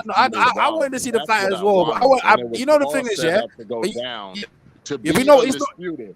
Hold up. Matter of fact, remember when Wilder went over there to the motherfucking fight, and AJ wouldn't even look in his direction. No, I know why. Because you know why? Because listen, see what it is. No, but listen, because Wilder's he called out Fury, who wasn't even fighting. If Fury want to get it, but Wilder was right there in your building. I remember. He wasn't the champion. Stop sitting here acting like you motherfuckers is blind to the reality of what's really going on. But you know he was scared. Eddie Hearn told him to do that. Eddie Hearn told him to do that. You bitch ass nigga. What did you talk? These are all facts. Facts, homie. We only talk facts over here. Not you mad because Thurman got his ass whooped. That's all right. We're not talking about Thurman. We just know you don't know nothing about boxing. We know you don't know nothing about boxing. We know you don't know nothing about boxing. We tried to tell you for years Thurman wasn't the top dude. You ain't want to listen, motherfucker. You found out the hard way from an old ass motherfucking Pacquiao. Listen, you hate because you don't know shit about boxing. But we got the article right here. He go what he's saying. Lewis King Kong Ortiz must pay $25,000 fine for failed drug test in September. Yeah, but the only thing is that drug test was to fight Wilder, not AJ. That's what he said. No one has to. Hey, D-Bro. Let them niggas go. Yeah, that's why I let you see Smoke. You just blew it. That's why I didn't let you say, man, because that's how dumb he is when it comes to boxing. You don't even know the fucking what he talking about. That's why I'm shining on this nigga. Yeah, D-Block. Ain't no one have to fight someone if they pop, bro. Because Wilder did it don't mean everyone else has to. So. You know what I mean? It don't make no sense. Wilder, I give a credit for taking that fight because Wilder knew what the fans want to see. I want to see AJ versus Wilder, and then Eddie Hearn realized that maybe he should make that fight with Wilder because at the end of the day, Fury messed him around, and now they got to fight Usyk, and they don't want to fight Usyk. AJ don't want to fight Usyk, and that fight ain't been made yet. Why ain't that fight been made yet? Why is that fight not been announced? You know what I mean? Is AJ gonna vacate the belt? That's kind of crazy, yeah. You know what it could be, EJ? His contract is up. His contract is up. Well, I heard he might. AJ might be leaving Eddie Hearn, bro. That's what I'm saying, though. His contract is up. Exactly. Yeah. That's what I'm saying. Yeah. I didn't think that. I don't think AJ go. If I was AJ, I ain't going to the zone. Why the heck am I going to the zone? And they're based in Canada. And I could say with Sky, I've got, he's got his own promotional deal. He could Yeah, why promote would his he own sign fights. exclusive? He could do his own fights, man. He don't need Andy. He Yeah, don't why would need he Eddie sign Hearn no more. Canelo Yeah, he don't don't need Eddie Hearn no more. No one, Eddie Hearn. Leave Eddie Hearn over there with the Canadians, man. You don't need to come over no bloody Bro, he fight. bigger than Canelo. Canelo ain't signed exclusively with Eddie Hearn, so why would he do it? Nah, he gonna fight. Nah, he gonna fight by fight deal. That's what he. AJ, Canelo Yeah, did. AJ should do the same Canelo got thing. fight by fight deal. I would do the same thing, bro. I would not sign no more than 2 because you always want to keep the leverage high. It's all about leverage. I ain't messing with Did Eddie. you guys see- Eddie Hearn don't care about great fights, bro. He doesn't. Andy Joshua, right? Most fighters want the great fights, but they listen to their advisors. And like, you know, Riddick Bowe listened to Rock Newman, and we missed one of the greatest fights we missed one of the greatest fights of all time. Lennox Lewis versus Riddick Bowe. You know, that fight should have happened in their prime for the undisputed. And you know what? If that fight happened now, maybe the undisputed belt never got fractured. It never got fractured in the 90s. And that was the worst thing that happened in boxing. Because, you know, you'd have had like you'd have had Evander Holyfield, Lennox Lewis early. You would have had Riddick Bowe versus Lennox Lewis. You would have had Mike Tyson coming back. You had so many fights in the 90s, and it was good for boxing. But Rock Newman, who doesn't really care about boxing, Eddie Hearn doesn't really care that much about great fights in boxing. He prevented the Wilder fight, and that's what D-Styles was getting. Not D-Styles, D-Block was getting at. You know, at the end of the day, you know, he's talking about great fights. You know, now the Ortiz fight, if the man popped dirty, he didn't have to fight Ortiz. But yeah, you're right. Why did he look over Wilder's back or look over Wilder when and call for Fury wasn't even fighting them times? I agree with D-Styles at that point. The D-Block at that point. Yeah, but hold up. Like it was, and I agree with you that it's not AJ. Like if the idea that it's AJ ducking, I don't think it's that. I think that's a Eddie Hearn thing, because it's Eddie Hearn who was like, let me get Ortiz stripped of his WBA designation. Yes, for talking dirty in a WBC fight, right? Yes. Like he wasn't even fight. Like that wasn't Eddie, and he was Eddie Hearn. He was signed with Eddie Hearn at the time. Yeah, he was. Right? Yeah, he signed with him to fuck him up. Yeah, you're right. He signed with him to sabotage his career, and that's what he did. And that's what he did with Usyk. Have you noticed in Usyk signed with Eddie Hearn, his stock's gone down? Has anyone noticed that? Yeah, ever since Usyk, Eddie Hearn's been sabotaging Usyk's career, man.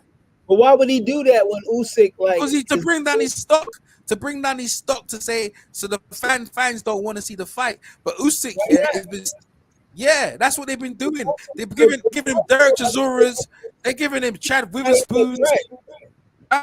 He not that big of a threat. And I gotta he is. No, he is. Ortiz was more of a threat than Usyk.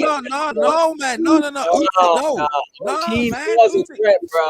No, after he beat Jennings, bro, he was a threat, bro. He was southpaw. He was knocking everybody else. That's what they do. That's what they do, right? Listen, if they put you in fights, they make you look bad, yeah. And now the public don't want to see the fight. That's what he's been doing. But Usyk, yeah, lucky for Usyk, like because they're undisputed at cruiserweight, they have to fight him. And because of this, and what he was trying to do, because they were trying to get the Tyson Fury fight, they were trying to get that fight, vacate the belt, and you know they were going to go on. Because now Fury messed them up now. Hey, Eddie Hearn's messed up.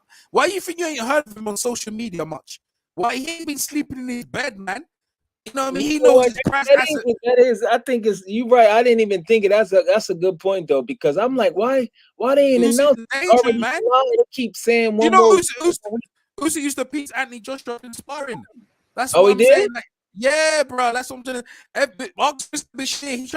Listen, bro. Usyk's a problem, bro. I've been saying that. I've been saying he ain't no. Because if it wasn't, and why Eddie Hearn taking so long? Okay, so EJ, how you see the fight going? I got AJ by stoppage in 8. Nah, man. Usyk wins the fight. Okay, what you got? Usyk what you got? Fight. You got Usyk beating AJ. Yeah, on points. Yeah. You going all southpaws? You going all southpaws, EJ? You going with Pacquiao, and then you going with Usyk? Okay, I see your pattern. But Spencer is southpaw too, though. Bro, hey, wait, hold on. Wait, on that note, hold on just 1 second. Have you guys heard that the reason why the fight's in jeopardy is because the management is suing Pacquiao. Oh, Paradigm shit. Yeah, I can see that. You know how Pacquiao is. Why they sue Pacquiao for? Remember he had that It's situation the with Bob? Paradigm Management. They said that they have the power to negotiate his next 2 contracts. And bro. It's the Conor McGregor management company. They said that Pacquiao signed with. Let's go to Ticketmaster. Is the tickets on sale for Pacquiao? Pacquiao's fighting Conor McGregor? No, they have the same management company. He was going to fight Pilot. Remember that rumor was there? He was going to fight him. Yeah, because he had the same management company. Pacquiao managed by Conor McGregor? Yeah, because he wanted they have the same management company. Not that he's managed by Conor McGregor. Paradigm Management. Ain't Pacquiao managed by Al Heyman? No. That was only for 2 fights, Broner and he's an idiot, man. He's an idiot. Yeah, he don't get money. Yeah, that's why I think he fight his bread is best. He's an idiot, man. Yeah, he's an idiot. AJ knocks out. I don't think Usyk should even be in the heavyweight division like that. I can definitely see him lose. I'm not gonna be surprised if he loses. Let's put it that way. Man, AJ is gonna have problem with Usyk, bro. AJ's too powerful. If AJ had problem with Carlos Takam, he gonna definitely have a problem with Usyk. I understand that. Just let you know. Problems with no taco, man. Come on, man. So if you remember, Takam was giving AJ a whole heap of problem. He blooded AJ's nose. AJ come on. That was a headbutt. But also, if you remember, speaking of Takam, that's who Usyk was supposed to fight when he moved up. But then something happened with Takam, and then he was supposed to fight Spong, and then something happened with Spong, and it wound up with Chaz Witherspoon, who was like, I don't know. That was a whatever choice. But Chisora, I don't know. That was a pretty good payday. Tony Bellew, that was a pretty good payday. I wouldn't say that it's just depressing his stock, but it's not like I can't say that his stock hasn't gone down, right? But he was also injured too, right? Like some of it's his doing, some of it's not outside of everybody's hands. Like, yeah, but they were the AJ protectors. They all got wasted. Go ahead. Eddie Hearn. AJ, that fight's gonna be interesting, but I forgot that his contract was up. I didn't even put 2 and 2 together because I'm like, why they not announcing the time? I mean, they doing stuff on the back end, man, and yeah, that's gonna be. He better not take. He can't come in too heavy versus Usyk. That's when it comes to Eddie Hearn, I think he overplayed his hand a little bit, but it also goes back. Bob Arum was always an in-house type of coach, he liked to have everything going. Yo, thanks for putting this shit, That's why I think that rumor. Isn't it a good fight? If Bob Arum said it could be true if it's his thing. Yo, D-Bo, put your lips on the mic, man. You sound far away. Put your lips. He must be on a Bluetooth, bro. It sound like he on a Bluetooth. Yeah, he talk louder, bro. He's so far away. Hey, Coach K. So what you think Eddie Hearn gonna do? He's on the UK, EJ. What you think AJ gonna do? What you mean? AJ, he's sleeping his hair, got gray hair. He gonna lose he's thinking AJ gonna lose. So he's got gray hair, you know what I mean? I don't know what he's gonna do. Get that money from the zone. It's more of a yeah, he's set with the zone. I think he's money. Yeah, he got his he don't Eddie Hearn don't care about boxing. All Eddie Hearn cares about is money, glitter, and thing, and stealing guys' fighters. All he does is steal other people's fighters. That's all he does. You know what I mean? You know what I mean? He look. He got the number one guy, Joshua. Here's what he does. He steals guys. Bro, look how he's licking up to Canelo, bro. Like him and him as best friends. Yeah, man. he did. Yeah, he shouldn't have, and he kind of like threw Andre under the bus. He should have just let him squash it like men. He shouldn't have jumped in. Let him go one-on-one. Yeah. Hey, how Canelo gonna complain if Mike call him out? You got a screen open with the thingy with the AJ thing on box rate. You can take that down now because I think it's you still got it there. D-Block, try your mic now. Let me see. Put your lips on the mic now. What you got, D-Block? What you got? Man, come on, man. Pause. You talking about the Luis Ortiz thing? Yeah, I got that open. Yeah. But what I'm saying is that's another screen. If someone wants to jump in, I don't think someone else. I ain't even took up your spots. Okay, let me get that off. Yeah. Okay, yeah, you appreciate it. Put your lips on the mic. Go ahead. Man, come on, man. You tripping. No, he's mic. No, when it comes to Eddie Hearn, I thought Eddie Hearn overplayed his hand.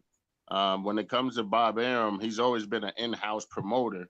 So if Eddie Hearn came over humble, not that arrogant rich kid shit, he came over like, yo, trying to learn something from Bob, knowing that pretty much damn near all the great names damn near have came from Bob Arum.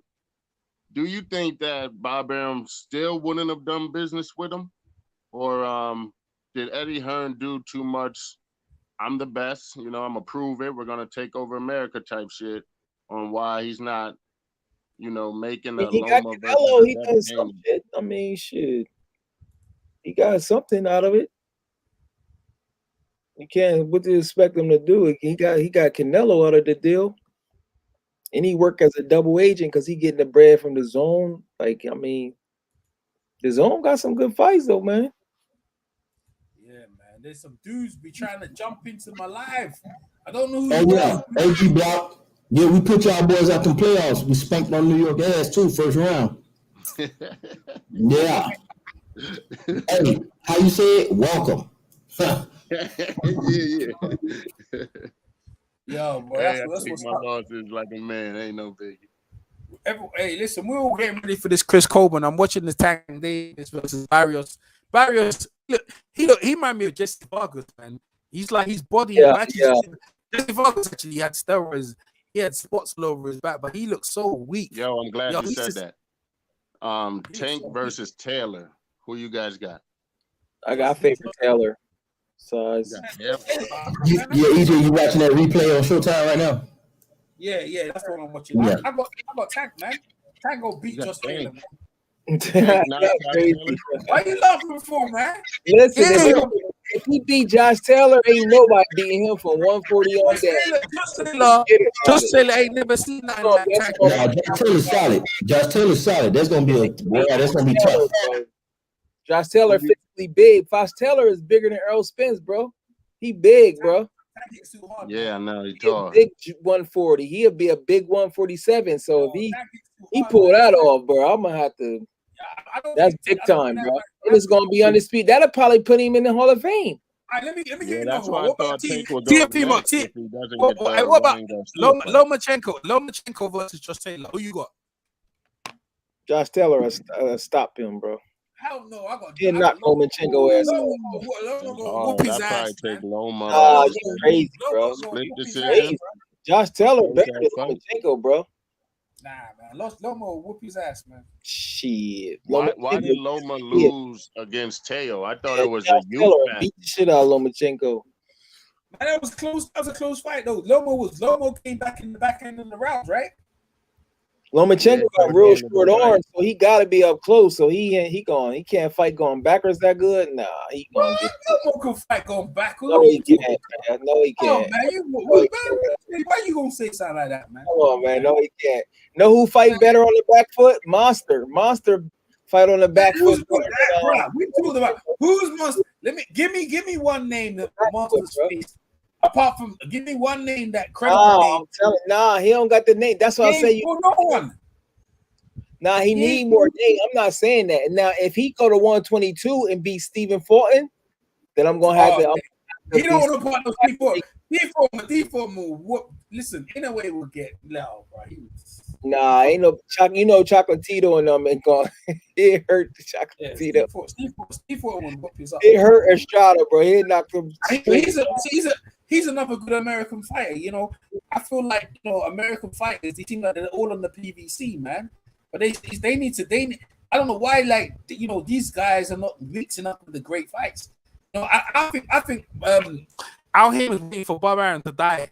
It's what I'm waiting for, and then I think he gonna make some good. He don't deal with him. He just you got these people in boxing thinking they don't really care for boxing and fight fans because if they didn't make the fights, they don't want to make the fights these days. They don't care about it's about money and control. That's all it's about. It's not even about.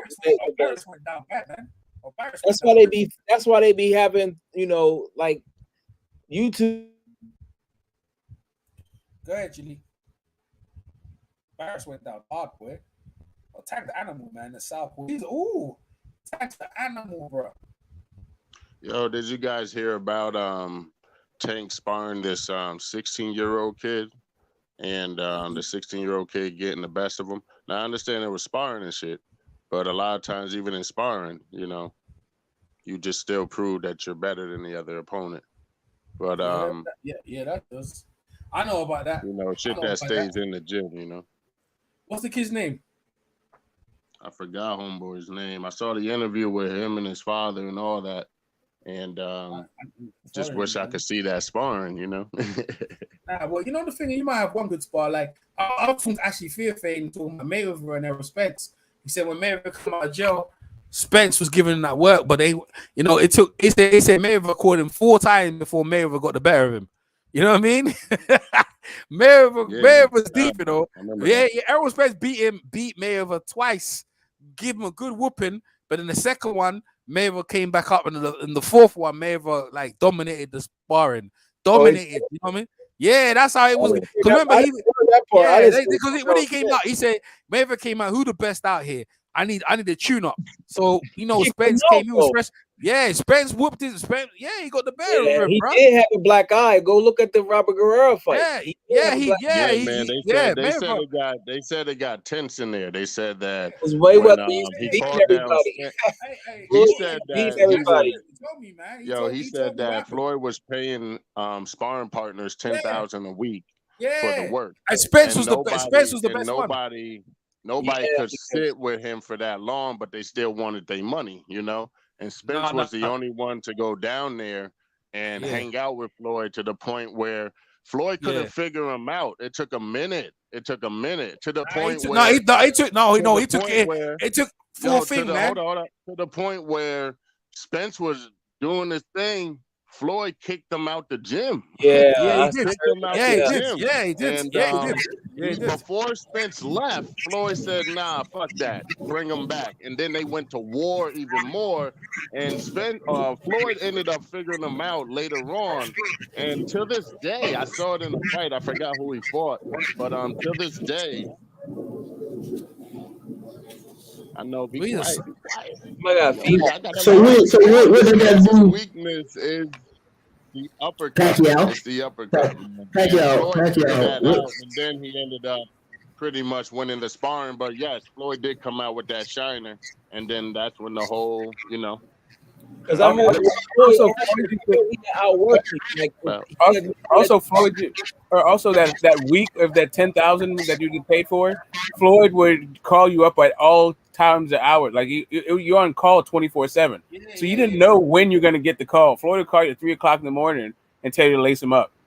So Floyd, like all that, like taking 4 times and like 4 times to whoop him and all this, like.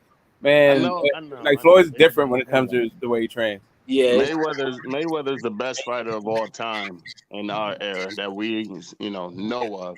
No, in your era. No, listen. I know. In your era. No, man. But I got facts to back it up. It's not just talk, And I didn't get into the sport to find out, have a love for any fighter. It was who's the best, I ran into Floyd. And I always was like, well, who's better than Floyd, And I never found him. And then I ended up doing the stats. And the stats also proved it as well. It's ridiculous, but it is what it is, So what stats? He was never undisputed. We start with that. See, look, if you think in your opinion. That is true. And I told you about that zone. I told you about that zone because you had told me. You had told me what the fuck is Floyd gonna do next, and I wanted him to fight Kell Brook last and get that last belt, and he did not do so because of the $200,000 that he didn't want to pay for the Pacquiao belt. But you're right. Like he's never cleaned out. I'm saying He's never cleaned out a division. He's never been undisputed. So when we really look at his career and be honest with ourselves. It was a lot of waiting, like the Robert Guerrero fight was completely unnecessary to me. I don't know what value that brings to a resume, but to each his own. Ortiz don't. Huh? That was just mandatory. Yeah, I understand. All of a sudden, Floyd, you say it's a mandatory, but Floyd the one who said belts don't make him. So it's not common that this guy don't follow the rules. That is true. You Floyd.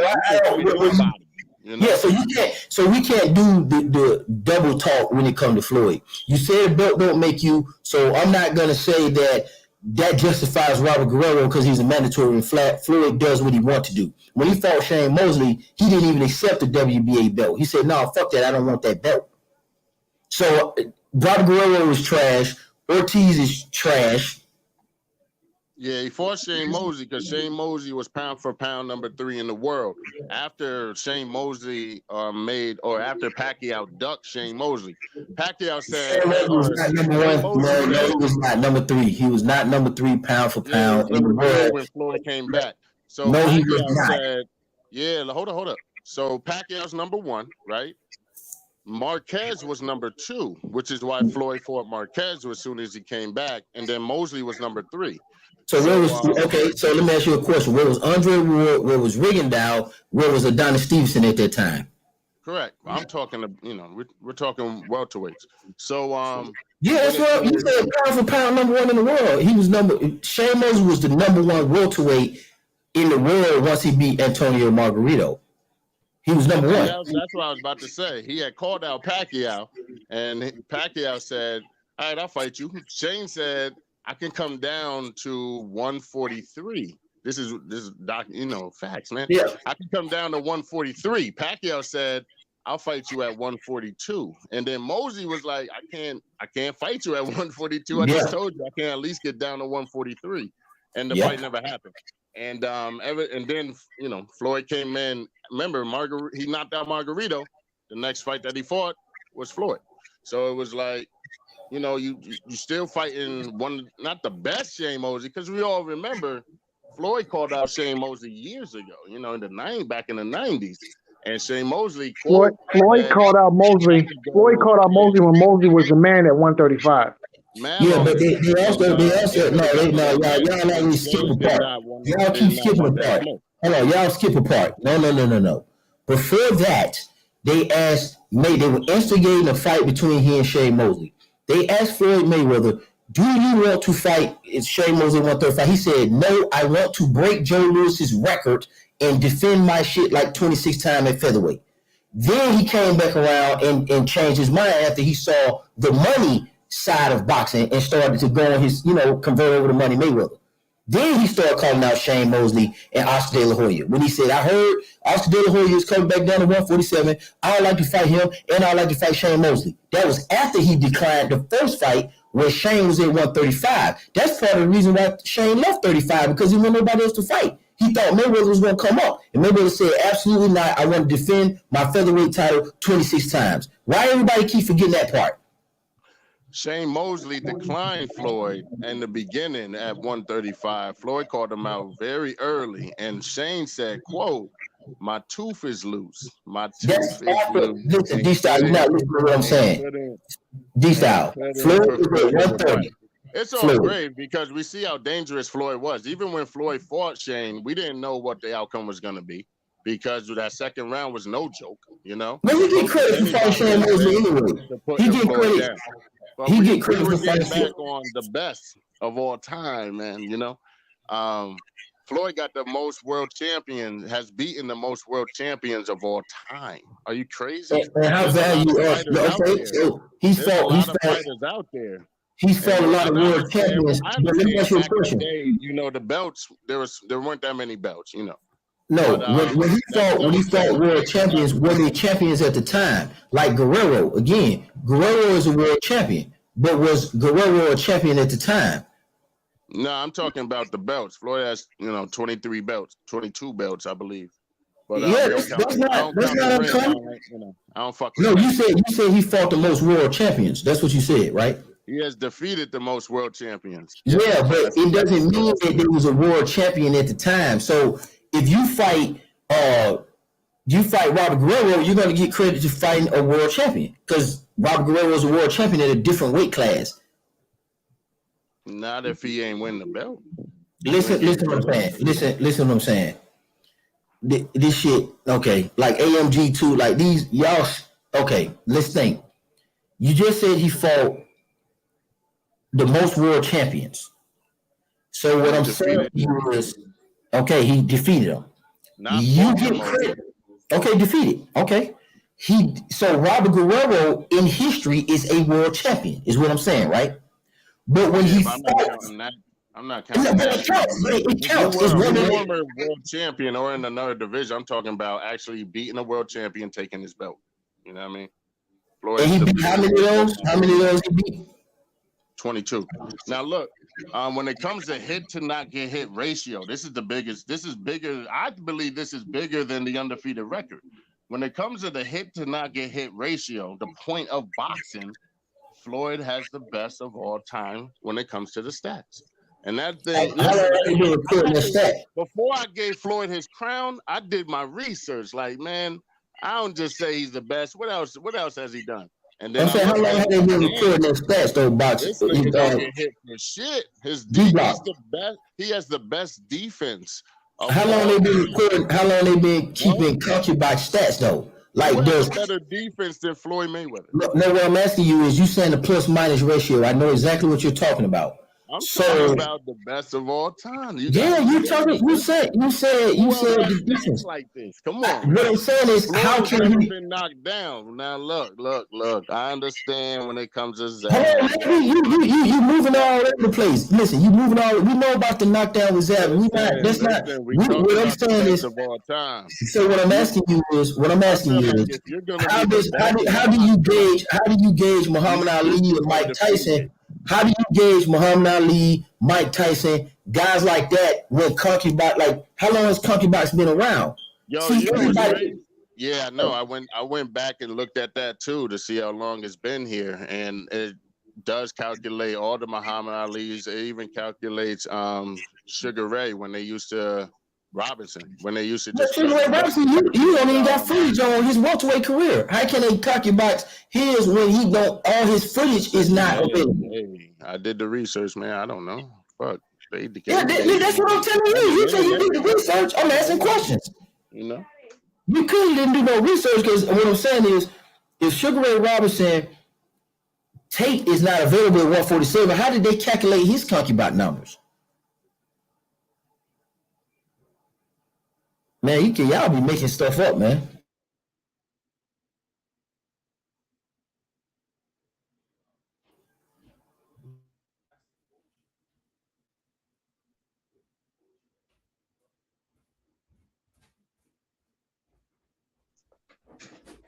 My bad. You know, family ties. You need to stop with that bullshit. You talking? Yeah.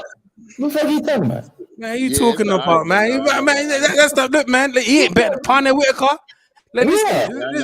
Listen, all right, man. You know, nobody likes it because of the money. They don't like it because of people like Floyd. Nobody has a problem with the man making money. Nobody cares that he made money.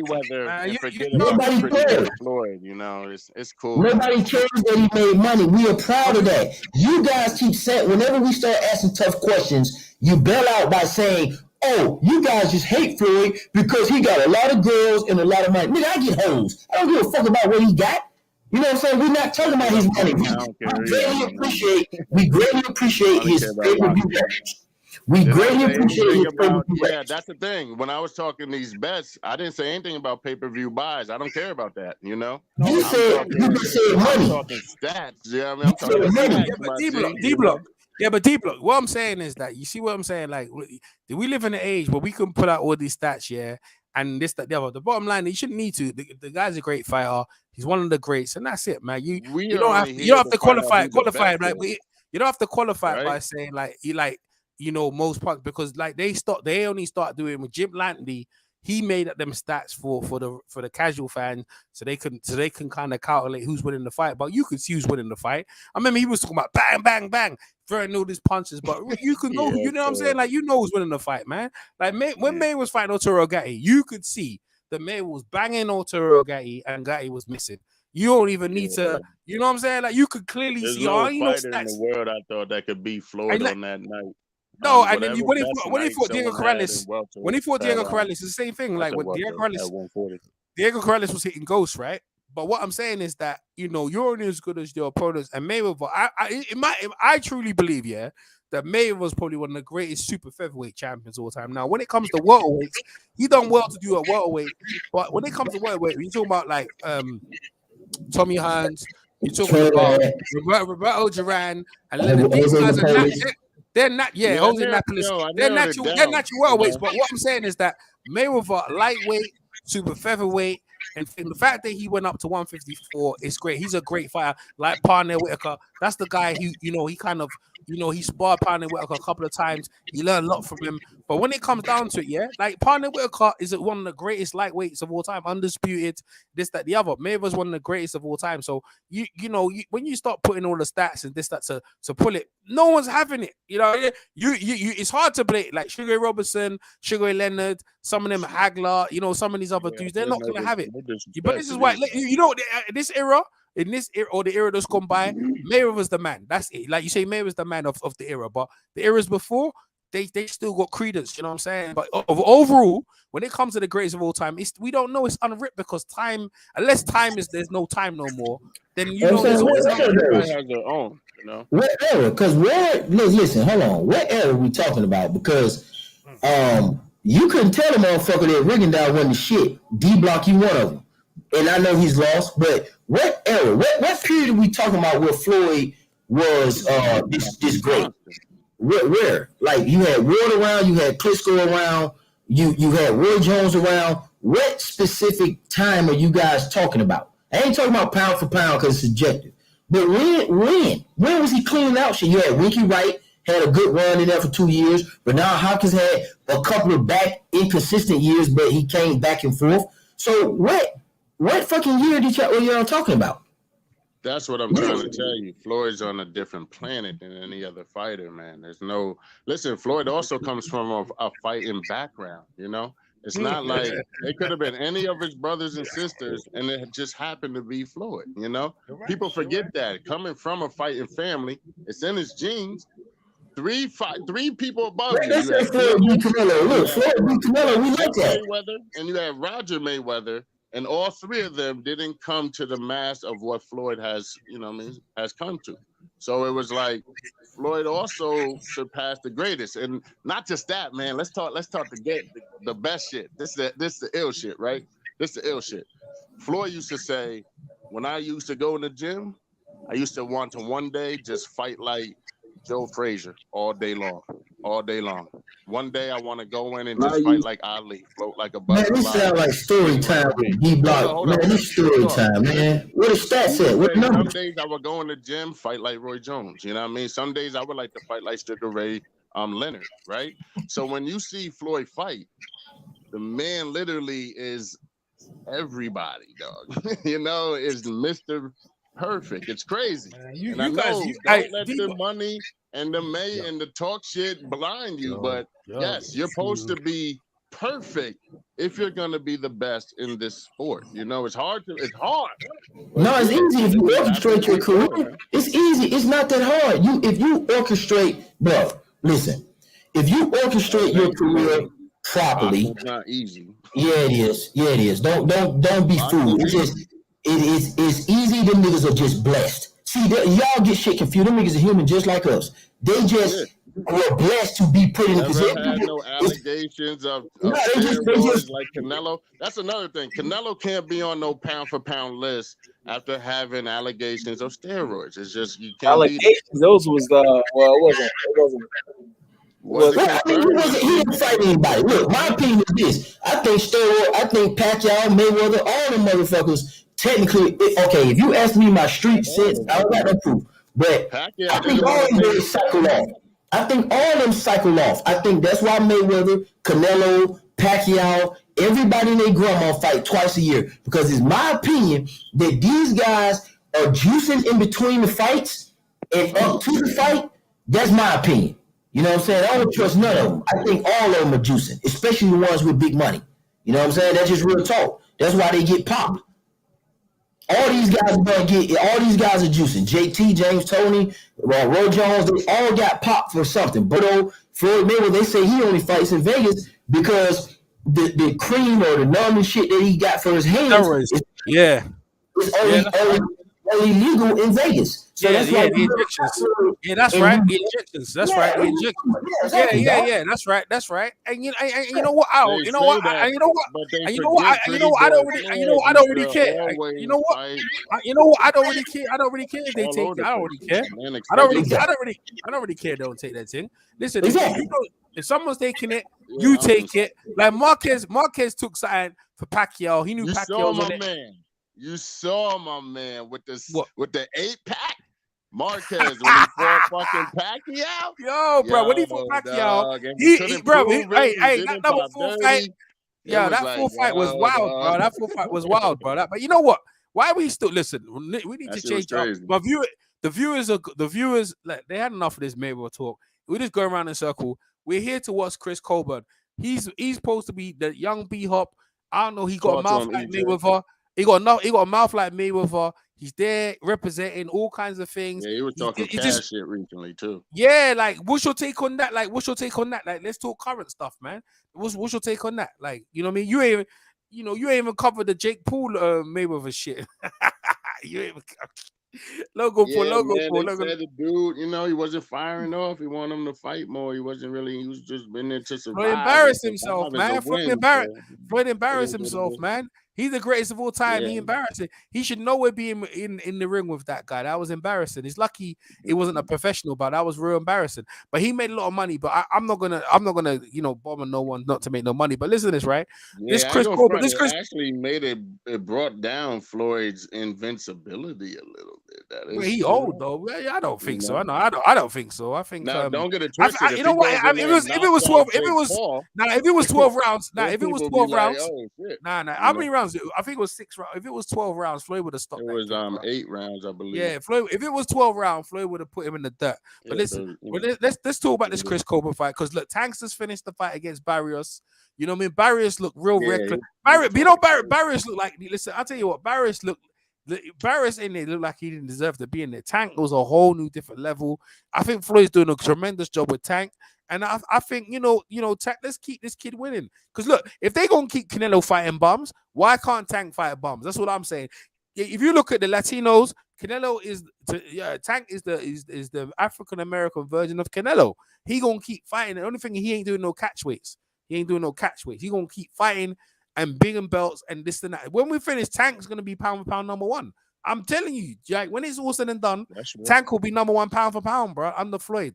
Floyd's gonna make sure this kid becomes number 1 because he's gonna keep him winning. And when it's time to beat Lomachenko and these guys, Tank will be there to take them, put them in the dirt, man. You let these guys. You got Ryan Garcia or Tank? I got Tank. Right now. Before I didn't, but now 100% I got Tank. You know what I mean? Yeah. Teofimo, that's another one. That's a hard one, bro. I think Devin Haney looked weak. Devin Haney looks weak, man. I think Tank does him. He did. Devin Haney was a little shaky, son. He's weak, man. Devin Haney. Making weight. Yeah. He looks Haney weak. was He looks like a kid, bro. He looks like a kid. He looks like a kid. The problem with the Haney fight was not only was he almost lost, Haney almost got knocked out. There you go. Oh, I don't think he was dizzy though. Almost lost. Yeah, you got. Nah, I don't think he was lost, man. I think he was holding on he was hurt for a minute. He was hurt for a while. You know what I mean? And if Linares won the fight, I thought he would have stopped him. But Tank prevailed, That's what. Yeah, he buckled down. He did what he had to do. But you know what's funny? I was a little nervous for a little bit. I mean, yeah. And you know the thing as well. You can't lose, homie. You can't lose, fam. As much as I want to see the best fight the best. That's why I get so upset with Wilder and AJ. So we move on from that. But when it comes to these guys, you're still undefeated, Loma, you're still a threat, homie. Get back in there. Nice. Lomo's so nice. Why these guys are Lomo versus Teofimo right now is a juicier fight than it was before. You know what I mean? Like, because Lomo ain't doing that like Gamboa's that who's this guy? Gamboa's. Who's it? Like he's gonna like Lomo. Teofimo's gonna smoke that Gamboa's. He gonna put him in the dirt, man. Come on, man. Like I never heard of this dude. He beat who did he beat? He beat Lee Selby or something. I don't know who he beat, but you know what I mean? Come on, man. Like, you ain't no one rating him. Hey, this Barrios guy's got a nasty cut underneath his eye. Tank, I don't know what kind of glove caused that. Look like someone got a knife and just cut his face. Those right hooks was landing. He done a leap and right hook like from the southpaw stance. It was nice, man. That's some real. He looked. Listen, bro. See, boxing's all about matchups, bro. Like I had my dude an amateur fight spar the other day, and he went against a guy. Now, what's this? This how clever I am in matchmaking, right? In the sparring. So my dude's got 25 fights. He's at 61 kg, right? Now the dude underneath. You gotta translate that for us. You gotta translate that. What's 61 kg? Yeah. Okay, that's super feather, right? Super feather, right? So super featherweight. So the guy I had in fought was the champion, is the development champion, the novice champion. He won it, yeah, like 4-day tournament. He won the whole thing, but he's at 68, so he's a featherweight, right? So he's got the same amount of bouts, but my guy is slightly heavier. So when my guy in there, he's obviously got the weight, but my guy's younger. He's only 17. The guy's 20. Listen, my list is 17. He was battering him around, bro. Like it was battering him around, but it became even because as the rounds went on, the guy showed his experience, but because of the lower weight, he was slightly lighter. Like he started to feel the impact of the punches. But that's what boxing's about, man. Matches that people can see they're matching, but really there's little things in there that most people don't notice about the weight, and that's what you see with Tank and Barrios. Barrios really is about the same weight as Tank, even though he moved up. Even though Tank moved up, I see Tank getting props from Julius Erving. Julius Erving there, and Becky with the good hair. What's his name again? Yeah, Matt Barnes. Yeah, Matt Barnes. On Showtime. Matt Barnes and Steven Jackson was there. Yeah. Becky with the good hair. Matt Barnes. Well, that's good for boxing, to be honest with you. Yo, Kwame Brown ain't gonna let up on them boys there, boy, because he got a whole decade of burning them dudes. He got a whole decade, bro. He ain't gonna. And you know the girl Tank's walking with. That's the one he grabbed up from the seat. The one he grabbed by her neck. That's crazy. That's his mom. His daughter's mom. Yeah, that's crazy, bro. And you know, Tank and Maeve, they're similar. I think Tank and Maeve's mom, both their moms, I think they was on drugs and stuff like that. Tank's mom looked like she's on drugs and stuff. Yeah, she, it's not. He has to keep her close to him because you know what I mean. You don't want to go and relapsing and start sniffing and shit or whatever she's doing. You know what I'm saying? It's nice to see. Like it's a shame about Adrian. Adrian Broner is actually looking like his father. You know what I mean? Fat ponytail, crazy man. It's sad. I heard Broner got a fight coming up. No, he's sad, man. He's actually looking like his dad. I thought he was supposed to fight for Grace. I thought he was getting shape. I thought Broner was getting shape. You just gotta like they ain't thinking about, and it's sad too because it's like he made money, but what did he do with his money? He keeps complaining. I think he's serious about losing his money. I don't think he's trolling. No, but you think about them guys, yeah, bro. Like them dudes be gassing. Well, that's the girl. That's a different chick. The light skin joint.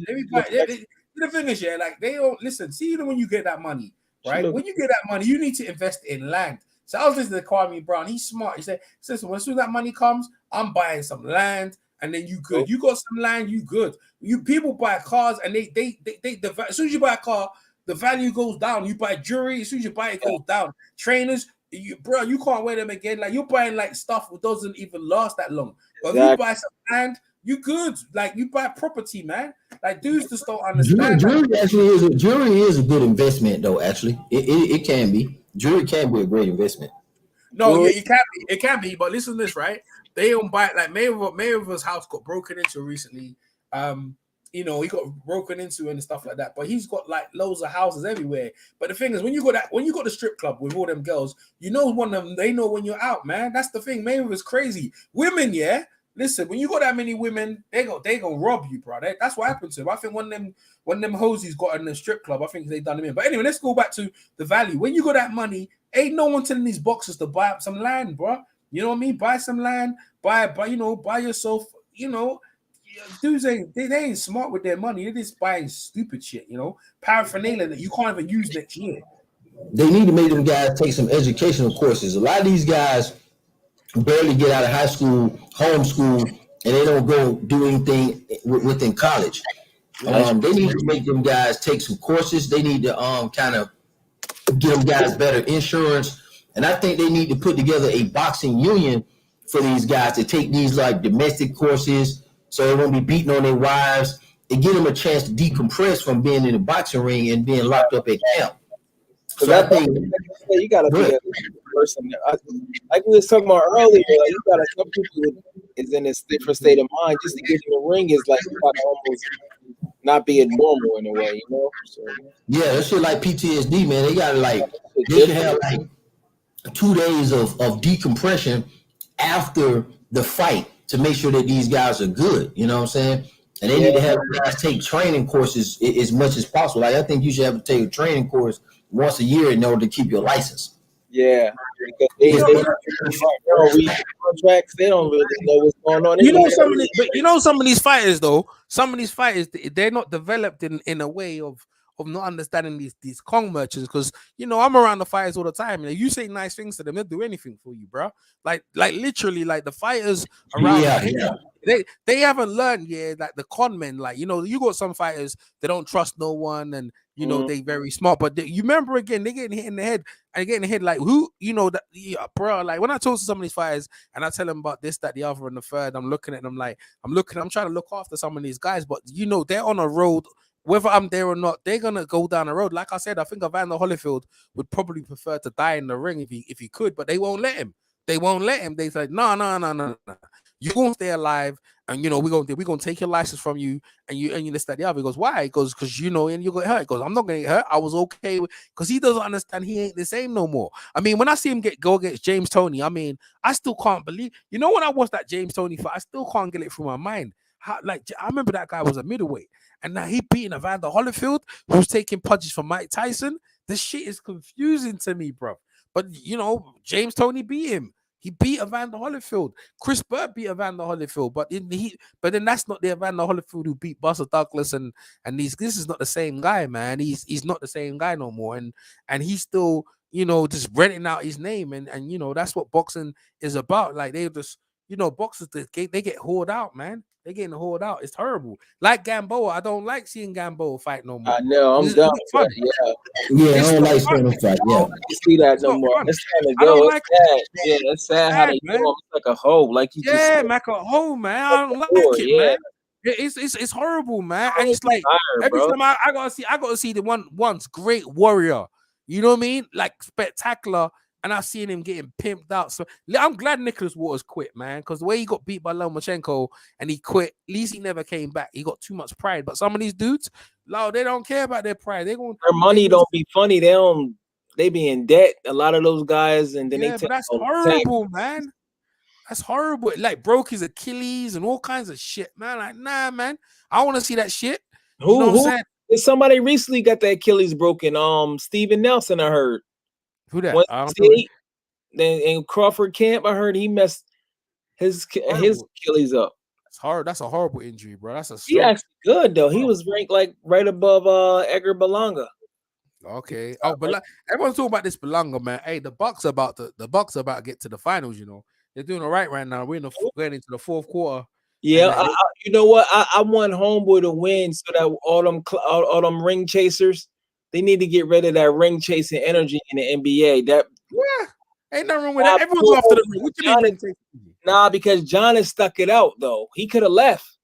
He stuck it out. That's why I want him to win, bro. I don't like that ring. It's a limit. Listen, bro.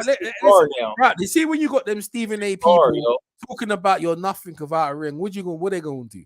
They gonna tell them you're gonna be like Charles Barkley, a great player with no ring. They keep rinsing that shit, man. Like, what you gonna do? That's how they that's part of the talk. I mean, but that's why if Jonas win without ring chasing, he could have went to gold. He could have went anywhere and just easily won. Because I mean, come on. But he actually stuck it out, and hopefully he win, man. I don't get no credit for me. Like he still gonna win. Nah. His one championship is worth 2 of Kevin Durant's. I tell you that. Man, it don't mean nothing. It is, bro. I don't mean nothing.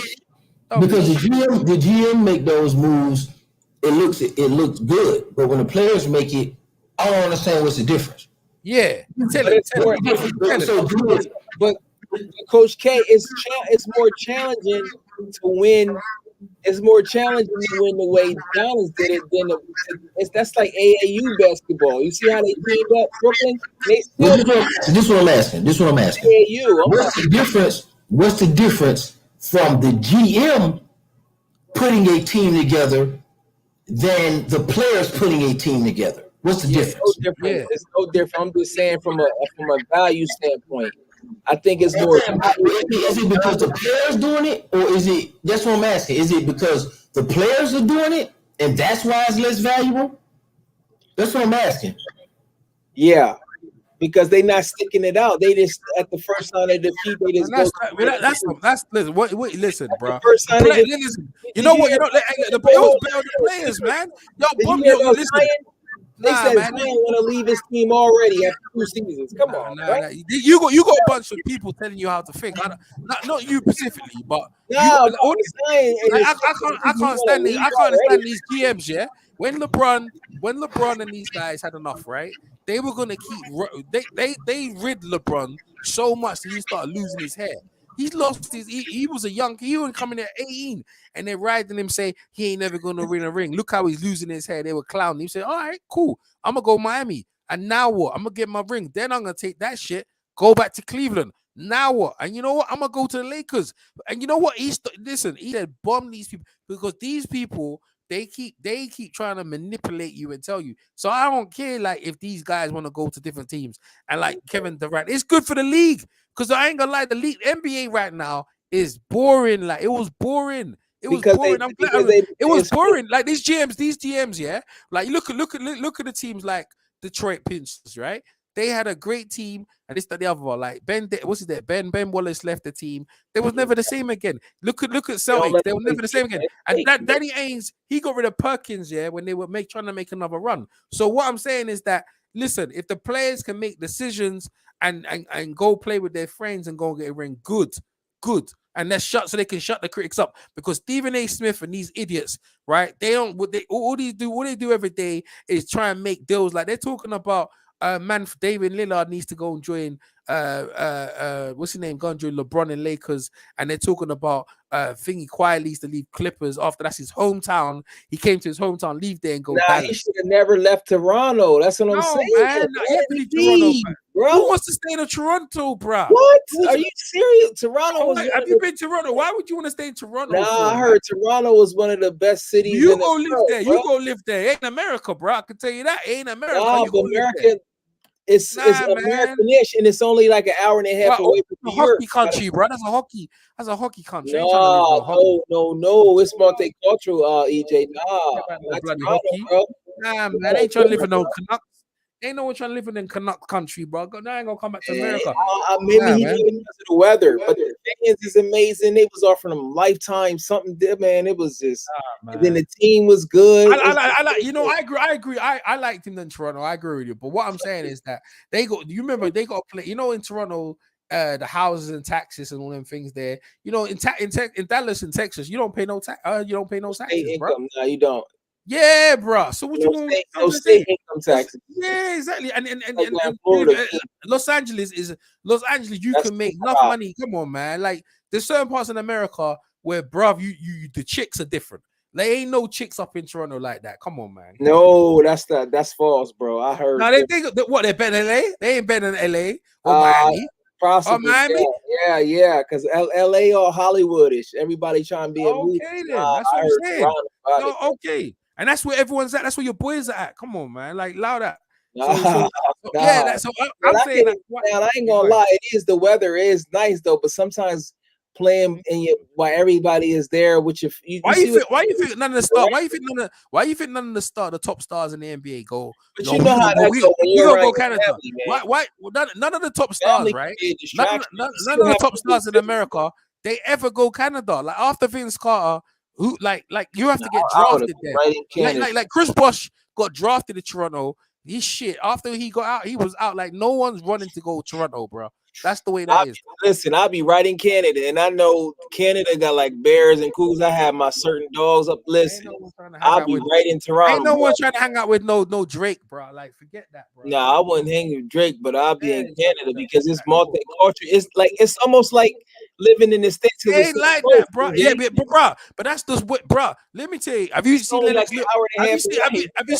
Have you seen Lennox Lewis's debut fight, professional fight after winning the gold medal? Have you seen it in Canada? Go watch that and how they treated him when he had his gold medal fight. They booed him, bro, because he black dude. Canada's got a lot of racial thing going on down there, mate. And that's why he got the hell out of there, that Dodge. Trust me, bro. Canada's not, it ain't what you seen, bro. Come on, man. Like, it ain't. They ain't mean. It ain't.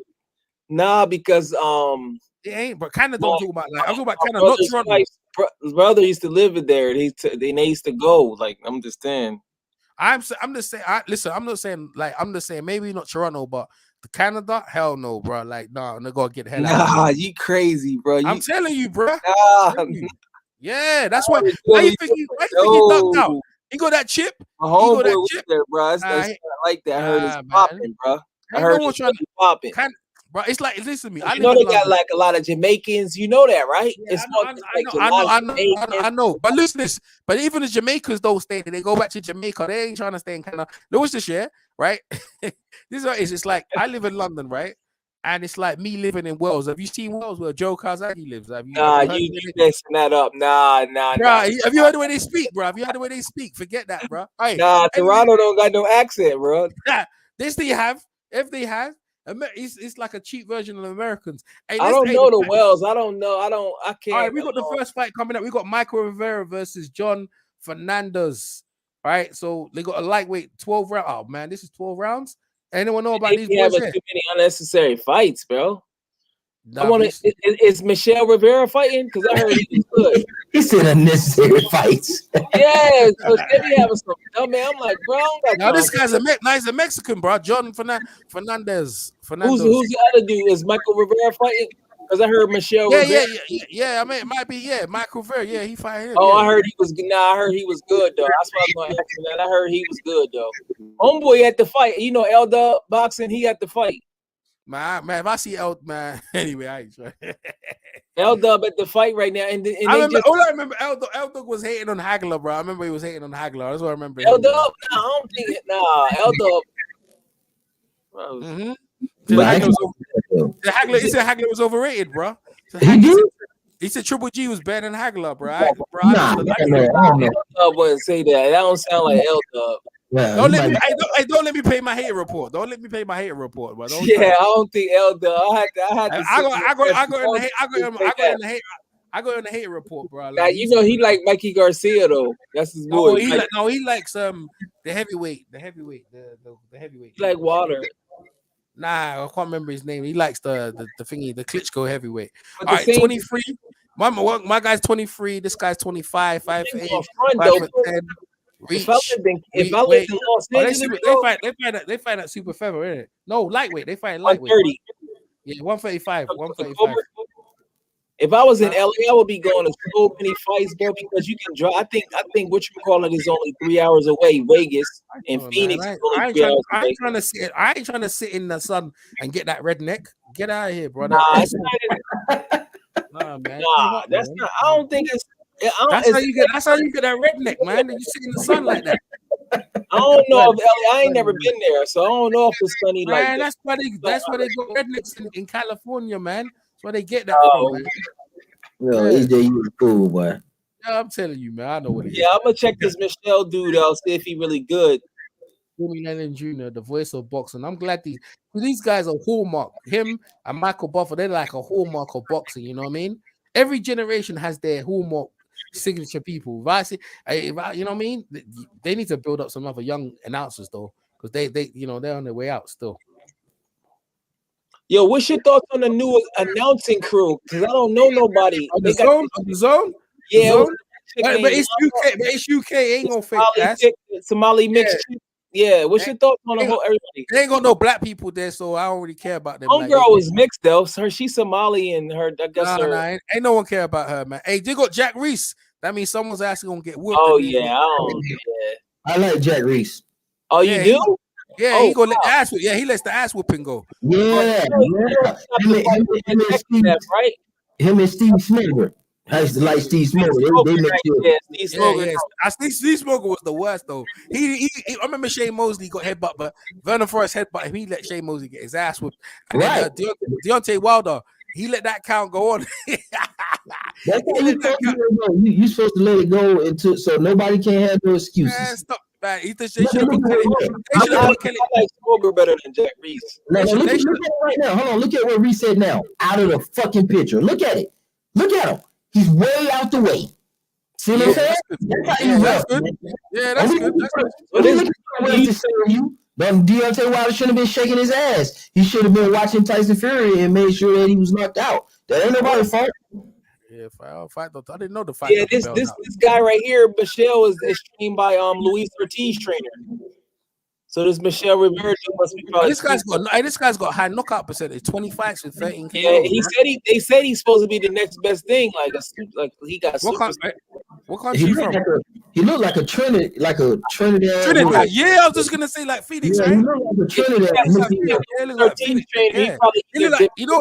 He looks like between Felix Trinidad and Julian Jackson. Yeah, he do. He looked like Julian Jackson with the box. Yep, Julian Jackson mixed with Trinidad. That's what he looked like, bro. He got legs on reach though. Maybe he be either Dominican or Cuban. Bro, what? You know what's funny in this day and age? What dudes still got high tops? Dudes still got flat tops. Jackson is from the Virgin Islands by Puerto Rico, so maybe that was his favorite fighter going on. Where's Rivera from? Where's he from? Oh yeah, you see what he got? I'm about to find out. I'll tell my boy Eldo. Rivera from the Dominican Republic. Oh, he is Dominican Republic? Oh, yeah. You see? Hey, look at his shorts, though. What's his first name, Ali? Is that what it is? Yeah, Ali Rivera. That's why he's got the. See, that's why he's got the high top. He's like Ali. Okay, I got you. Yeah, but he got the same trunks and Ali in the front. I was like, hold on, is he okay? I got you. I see what he's doing. Yeah, I see what he's doing, man. They try to market him in a couple of different ways. English though, I think he speak English though. Yeah, if he speak English, it's a rap. Oh, he really, bingo, bro. I went there, bro. It was. They trying to. If he's I tell you some of the best times, yeah. I tell you what, some of the best times ever, yeah. Watching boxing with some of you guys on YouTube been the best times, like legendary fights. You know what I mean? Because if you look at Pringle Bar, yeah, some people don't even care about boxing that much, but see us online, we care about it that much. We'll watch some of these legendary fights and be like, yo, man, I remember that day we was watching this fight, man. I was whack. I remember that day it was this. Like that's what we look for. One of them fights that you can remember. Go, yeah, that was a good fight, man. You know what I mean? I remember if we was closer, we probably all be like in somebody's house or we probably one of our bars. Man. That if we was at man, I mean when that happens, everyone's talking, man. Everyone's talking, Jack. Everyone's pumped up, juice on the phone, and all kinds of shit going on. Everyone's talking some shit. Yeah, he do look like he looked like Julian Jack. He do, man. It's a short he don't fight like him though. He don't fight like Ali either. Yeah, he trying to. Have you seen him fight? You never seen him fight, bro. I'm watching him fight right now. He ain't got. Oh, yours is faster than mine. Mine ain't start yet. Okay. My start. I'm on 130. Where you at, Zoe? Mine ain't start yet. Wow, what the hell y'all at? What y'all doing? That man sitting on the stool. Oh wow, my shit. Man, you sitting on the stool? Damn, man. My first round ain't even start yet. I'm middle round. That's you and George. How the hell your shit ain't? You must have probably. I don't know why. Yo, man, you probably got that fast internet. It don't matter. You know what? We're all different places in the world, right? You gotta understand. We ain't gonna have it like with me, man. He in Georgia with me. He's just like a 285 or something. Yeah, that man. How your shit ain't started yet, man? Yeah, you probably got that super fast internet or something. I don't know how you. Yeah. Mine, yeah. You looking on the internet? Yeah, I'm not on my TV. I don't even. Okay, never mind. That's fine. Okay. I put my TV up and you know what? I don't. You know where everyone is. I'm cool, man. You know, as long as the shit's working, you know what I mean. Yeah. We ain't paying no money. We good. Yeah, that's right. You know what I'm saying? So what we gonna expect? You know, we can't be all sync like that. You know, Jack, you're right. Jack Reese out the picture. That's what we look at him way out the picture. Look, it just out the picture. Taller than 5'8" though. Let me see how it works. It's hard to keep somebody's attention. I bet you those those guys be having like a lot of everything is competitive, right? So if they not big punchers, I know they be like, man, they probably be looking at other fighters like, I need to get some knockouts. I need to build my brand. I need to get some money. It's tough, bro. Yeah. What's up, PMC? Long time, PMC. How you been, bro? PMC. Yeah, PMC. Yo, what's up? What's up? Yeah, man. How you been? Waiting for that. We're waiting for that Colbert fight. What you think, man? Yeah, I'm trying to turn off this audio right now. Hold on. All right, let's let PSC cook. Man. It's been a while. I like what PSC be talking, man. Hey, I remember you and him was cooking Spencer Fearon. Remember the time we was cooking Spencer Fearon? Yeah. That's my guy. That's what I'm saying. That's why I'm like, when it's time for something, I'm like, man, with PSC, because he gonna ask the questions that me and him can bounce off each other.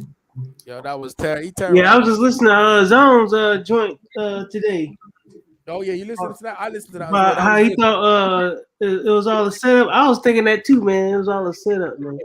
Man, we've been boxing for a long time, and I just you start to, how things start to slow down for you, and you be like, this don't make sense. Because look, if you're saying, oh, somebody, PMC, that you? Right.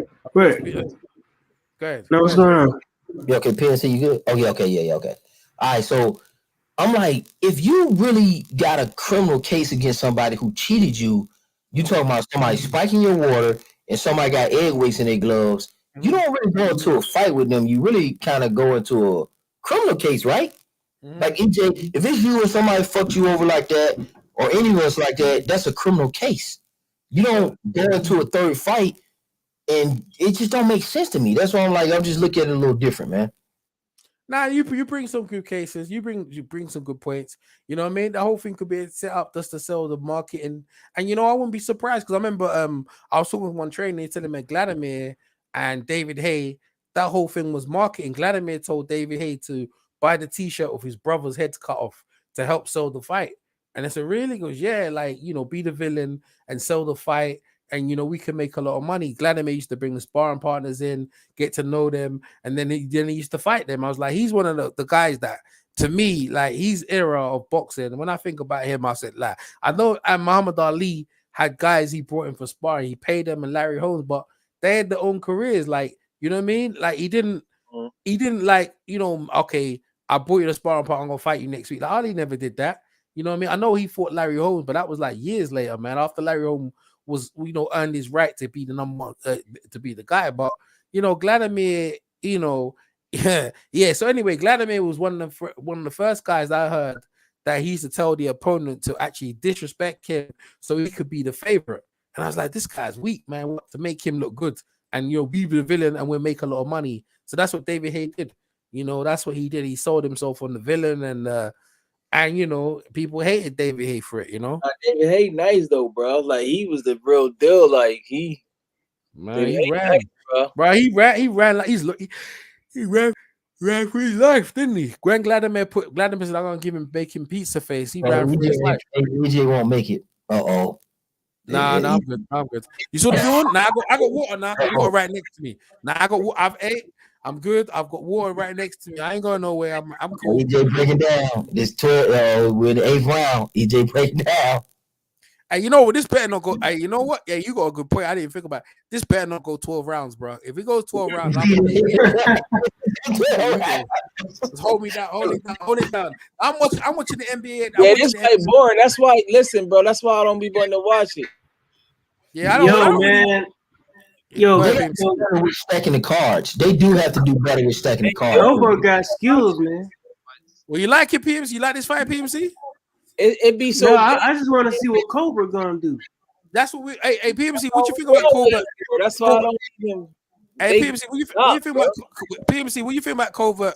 Oh, here he is, Colbert walking into the ring with his red hair. Hey, PMC, what you think about Colbert said about Wilder? Bigger tonight. Hey, PMC, I thought it was jacked up. I thought it was jacked up, man. What you mean jacked up? No, I didn't think it needed to be said the way he said it, though. Okay. But you know what I'm saying? I mean, look, man, he ain't in that dude's camp, and he ain't even in the same weight class. So, I mean, it turned out that he asked for the video to be taken down too, because the thing is, the only way, as far as like, people talk about black people working together and getting together and making money and stuff like that is that you got to learn how to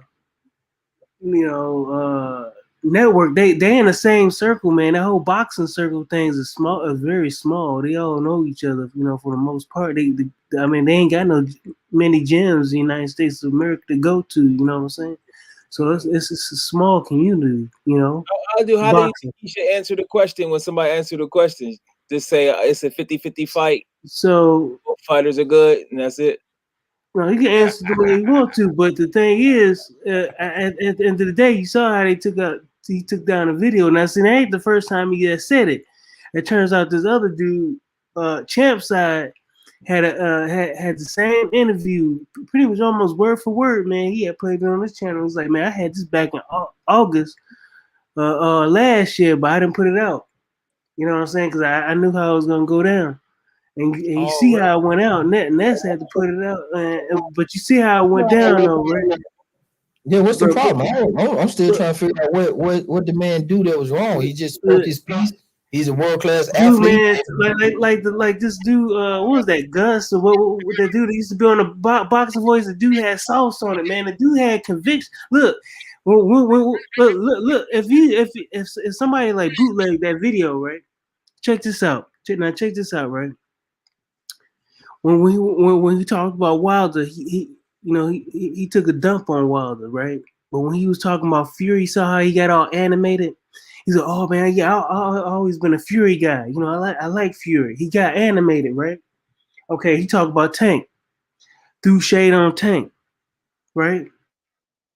And then when it came to Lomachenko, now mind you, Lomachenko got 2 L's. When he first came in, he got a loss, right? Got his ass whooped. Okay, this man got 2 L's, less than 20 fights, right?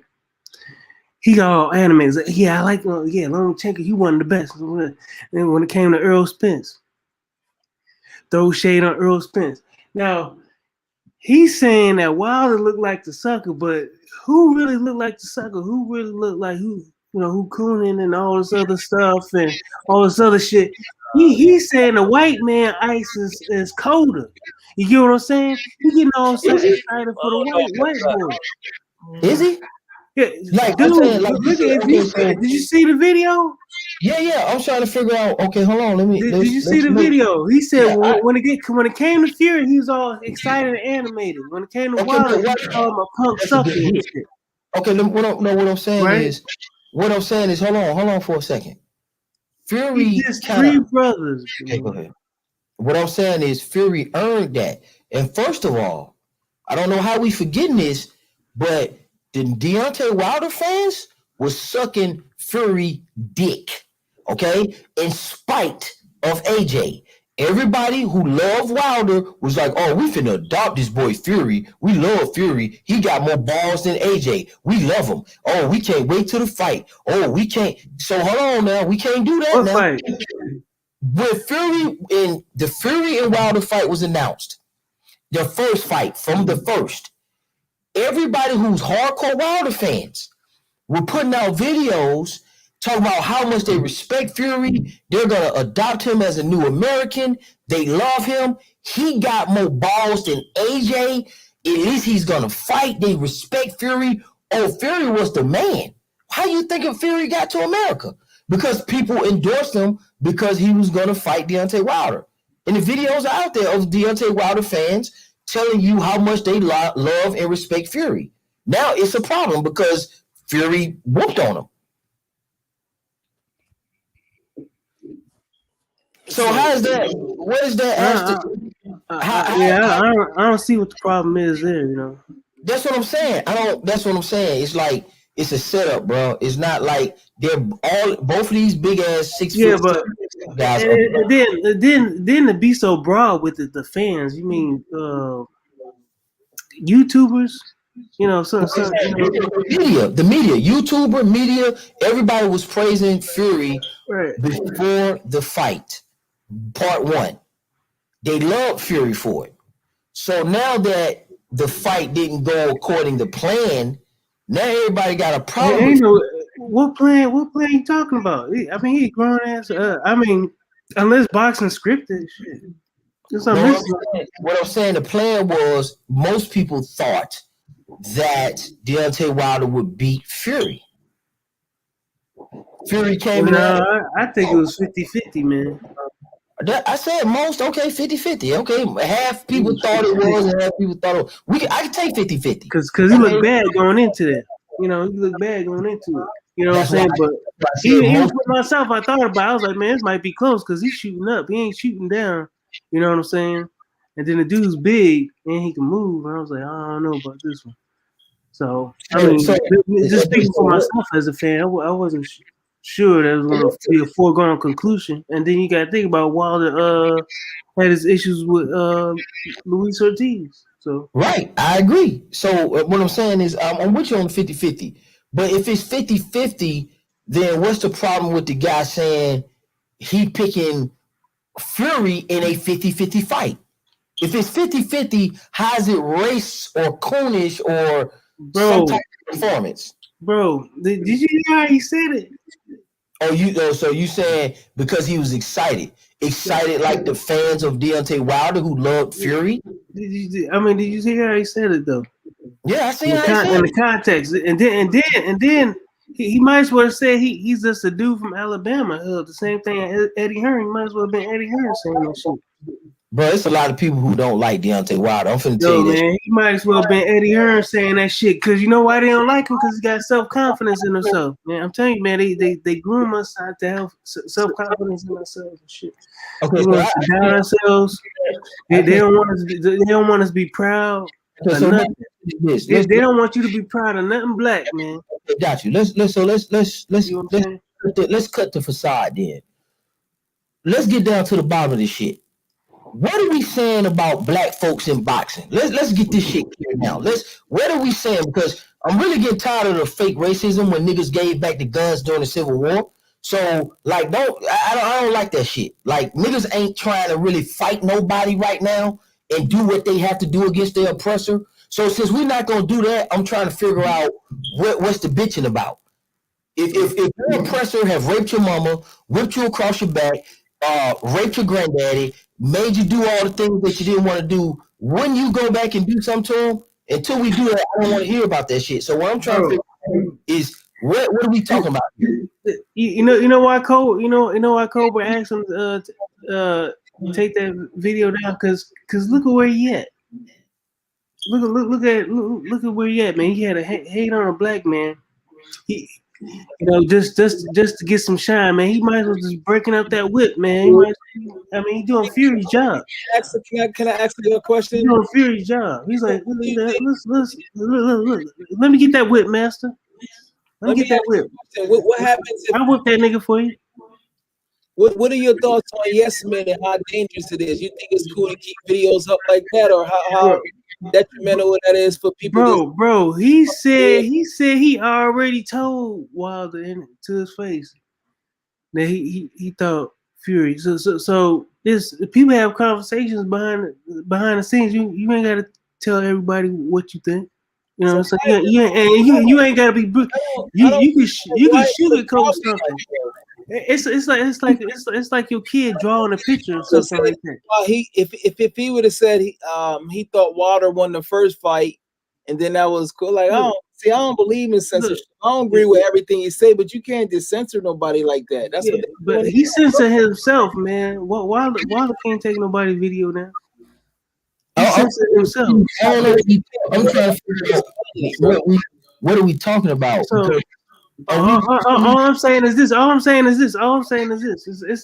just like let's just say you got a kid. Let's just say you want to be cordial with somebody, okay. Or you got a kid and they draw a picture. Now that's not Picasso, but you give you a critique.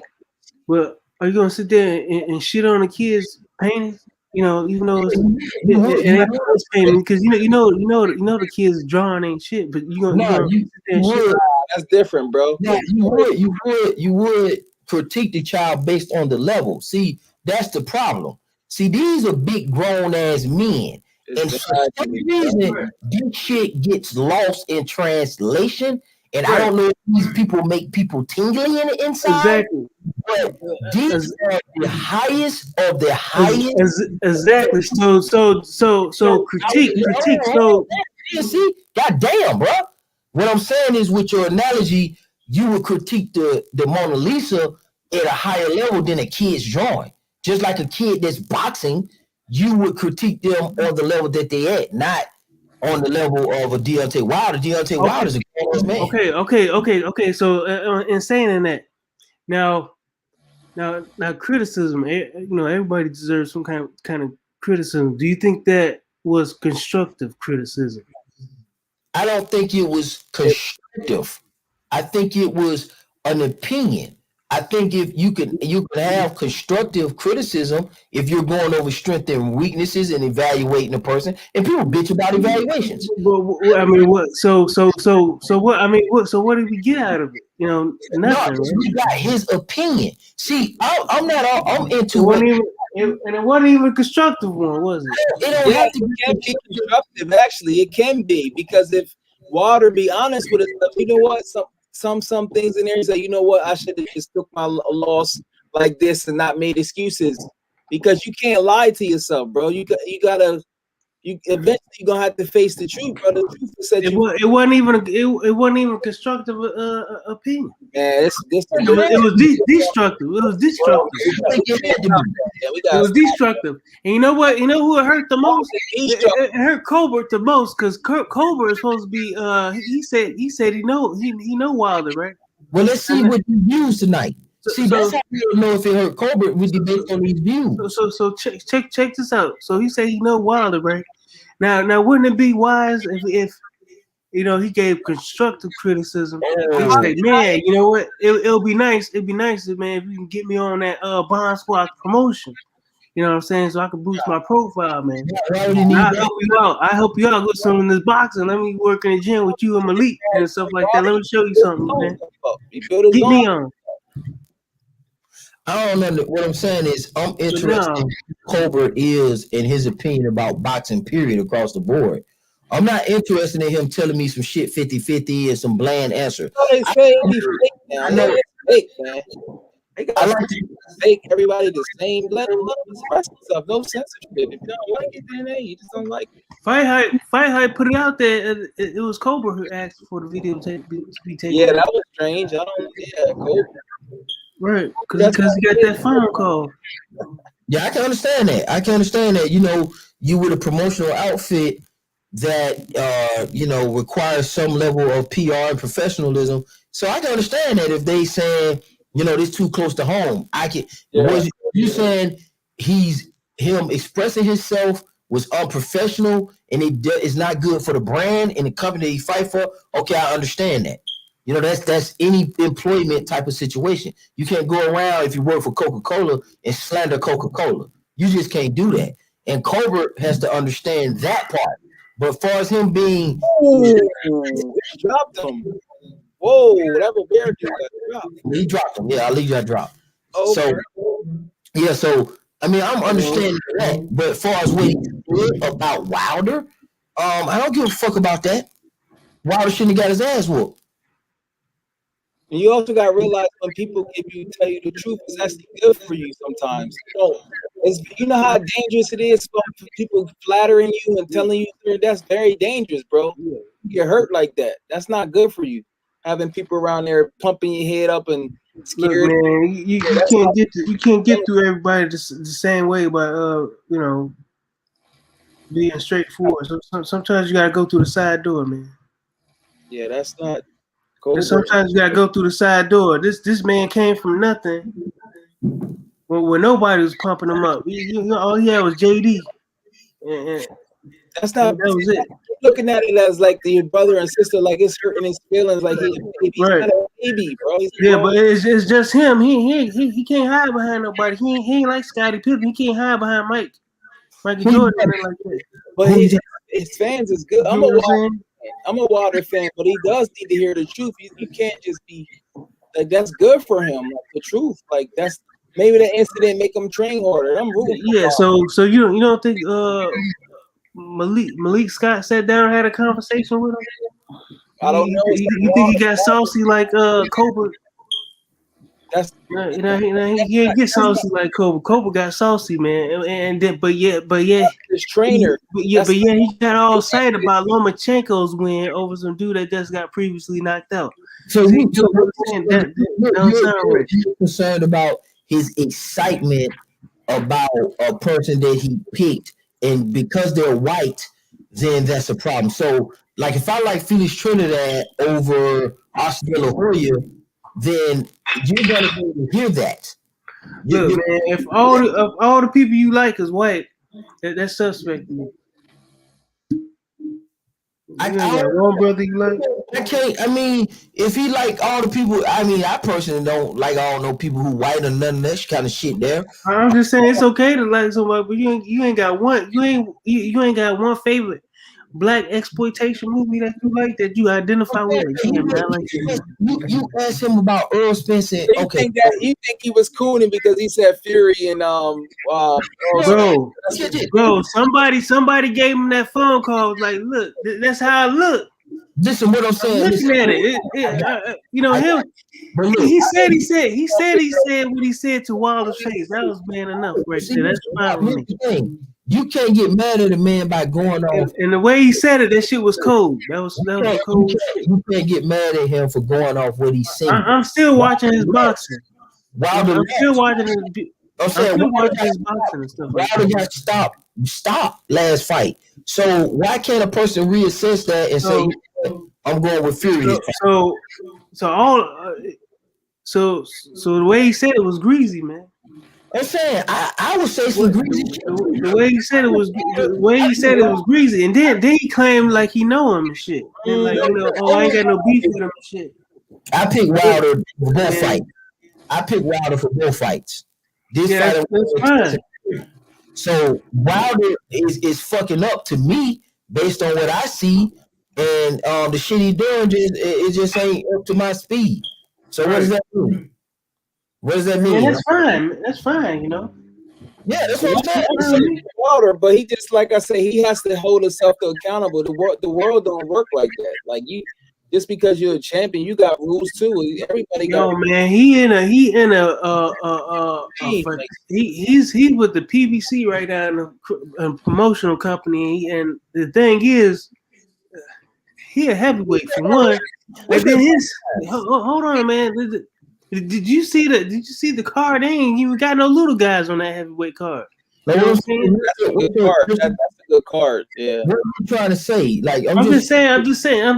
Like, if you think about it, you know, you can ride somebody's wave, man. You know, there's a lot of dudes on that PBC that he can ride the wave, and but yeah, he took his shit on Earl Spence, Tank High. You know what I'm saying? Got his own lane, bro.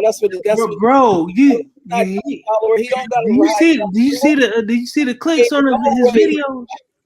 You don't. That's like he don't have to follow him. He got his own lane. I respect that, but that's like a puddle. His shit compared to everybody else's shit is like a puddle, man. I'm looking at all the clicks on these videos and shit like that. This man ain't got 100,000 video. That one video with him dissing Wilder almost got 100,000. He's not as popular as him. I agree with you. And like I say, okay then, man. So he ain't got no wave. You care about popularity? That nigga ain't got no wave. Like, come on, bro. It's more like, he ain't got no wave.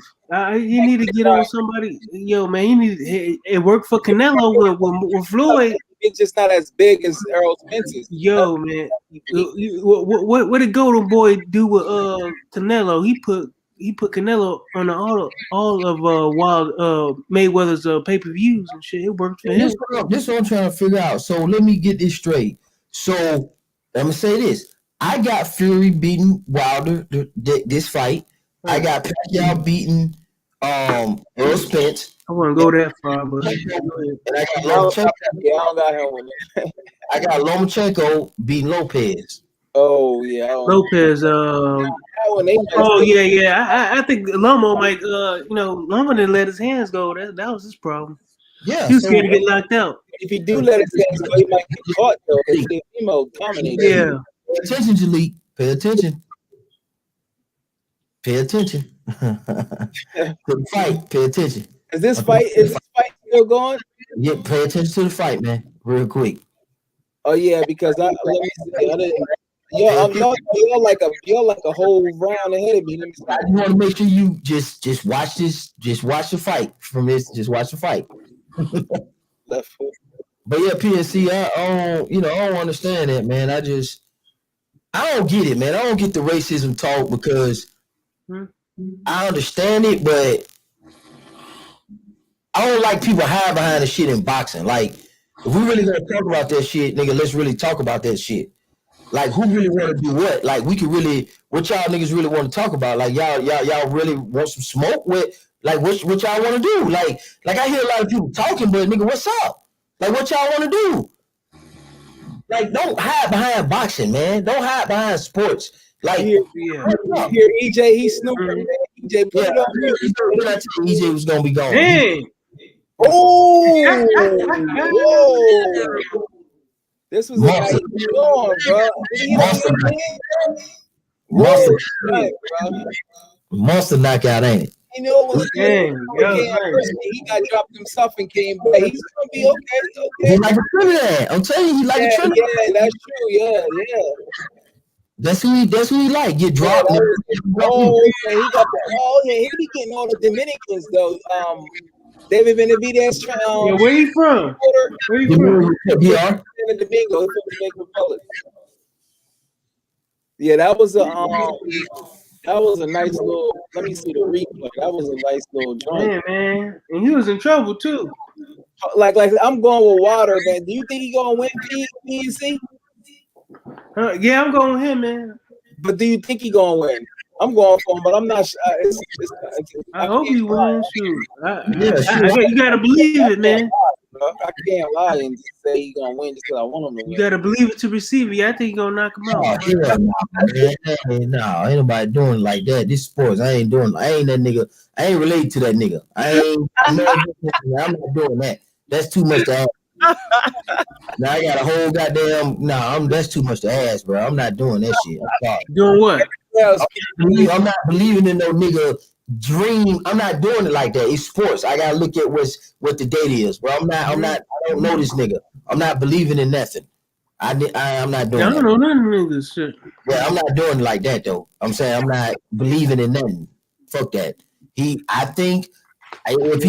you play something in your head and make you think some dude's gonna win, and you just saw two fights. Though, this is the lightweight is heating up, bro. You know what? He could be an opponent for Tank. So yeah. Plus it's not like he got good fights because he showed vulnerability. He got drops. So, be like people ducking him. So this dude's huge too. This dude's big now.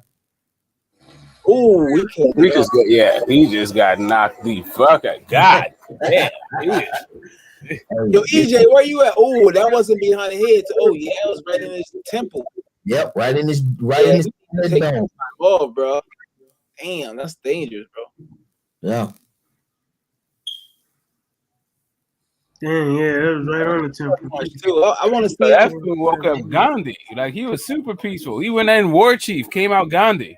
Okay, that's what that 1-2 will do to you. His favorite fighter? That is his real name, Ali. Maybe it is. Nah. He just looks like Ali.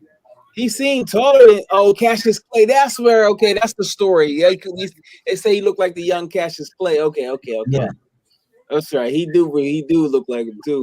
Yeah, that's why he got the trunks on and everything. But he okay. He looked more like Felix. He more remind me of Felix Trinidad. Yeah, that's what he looked like. Felix Trinidad had the box. He's talking too. He kind of looks like I get it. I want to see if he speak English. That's. Let me cut this up. Who fighting next? They just need to bring this. It's already 11 o'clock, bro. Hopefully they be having 3 fights. I'm like, come on, man. Yeah, it take a while, man. They need to start this shit. I know, man. They in Cali, professor in Cali, and it's 8 o'clock. Yeah, it's only 8 o'clock. Yeah, it's not even prime time right now. Huh? It's prime time right now. Yeah, it's Saturday night in America. Yeah, I'm like, bro. This is it. And what you said, what they're showing is this dude collapsing by a knockout. This is big. This is a big knockout. Publicity right now. L-Dub. Oh, that fight is in 2. Ooh, they got Rais Salim on that card. Okay. Rais Salim is that dude, bro. Charlo Castellano Romero. Who Romero? Oh, that's Rolly. Okay, I heard Rolly was supposed to fight Ryan Garcia next. Okay, that's a nice little card though, bro. We got Austin Delay fighting. Who Delay? I don't know who that is. I guess he's fighting that Romeo guy, or whatever. Rolly, but I don't know. Yeah, I don't know who Delay is. I never. Yeah, Colbert beat him. The Delay. I think he's from Tennessee. He used to train with Caleb Plant. Oh, okay. Oh boy, that's a good shot. Yeah, he was coming up, man. Then Colbert beat him down, man. Colbert's solid though. I'm gonna see how he do, man. He just moved. He said he a big 130 pound. I was like, he don't look big, but he said he be coming to the fight like 150, 155. Chris Colbert. I'm like, bro, he look big to me. He thinks so? Yeah, he don't really. I thought he was a small 126 pounder. He's trying to get more power though. He don't hit that hard. Yeah, no. What's up with that? Yeah. If he's supposed to be like damn junior middleweight, damn near with him. You stormed. Huh? Yeah, man. I think somebody gonna try to steamroll him one day. Shit, that went 12 rounds when I was sleeping. Shit, I don't know what. Nah, you just missed a fascinating knockout, bro. Oh, he don't speak English. That's my man right there. Translator. He's got high knockout percent in 20 fights now with 14 KOs. Do he speak English? Nah. No. You see them. Well, no. Hold on. He talking long. They usually interject. He probably knows Spanish. He probably know English and Spanish. Oh yeah, they would have interjected. Oh, okay, he do. See, okay, he do speak English. Okay, that's good for him because most of the Dominicans, if you notice, they don't be speaking Spanish. They don't be speaking English. So that's good for him. Okay, so maybe they're gonna promote him. Yeah, in about 2 years, his English gonna be straight. He's straight. Oh, it's solid. Oh, okay, I can hear him, but okay. Because I remember Pacquiao ain't speak none, and then he just was like, "Damn!" Even Lomachenko English got better. Canelo shit trying to get there, but this dude gonna be straight. Yeah, they gonna promote him too. He gonna be speaking. What they need to have him doing, fighting in like Miami and places like that, have him fighting in New York, and just keep him active, fight like 3-4 times a year, and keep active until he get a shot. Maybe put him in there with Devin Haney or something. Devin Haney need an opponent if he can't get Teofimo. Oh, because because Fortuna is from the Dominican Republic too, and they both at the same. Okay. So they got the same promoter. That guy be having some talent though. I think he used to be Sergio Martinez's promoter. I think. Yeah, he likable. I think they like him. You know, he kind of having a good time with dude in the ring. He laughing. So as long as he got a little cooler personality, man. He gonna be straight. Oh, so his English, okay. He probably just you gonna be able to hear him talk some shit. Like he already talking and shit. Oh, he got that level. Okay, I got it. Yeah, it ain't that perfect English, of course, like Oscar De La Hoya or Victor Ortiz. It's like it's enough to what like Cotto. Oh, Cotto, yeah, Cotto, yeah. About right there in that level, but it's enough so that like when he get into some shit talking, it's gonna be good. Yeah, it's gonna be like, oh man, I don't know what the fuck he talking about. He must been in. He must be hanging around people that speak English. Then, God, all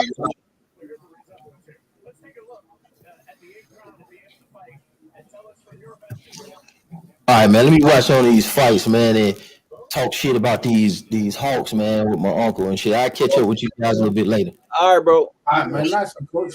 Take care. Oh man, hold on, EJ, you woke up? Yeah, man. Of course, man. Yeah, that's what we were just saying. Yeah, we were just saying he woke up. EJ was asleep at first. Yeah, I was, but you know, I wasn't trying to watch that 12 round boring. I said, hell no, man. Hell, man. I feel you, bro.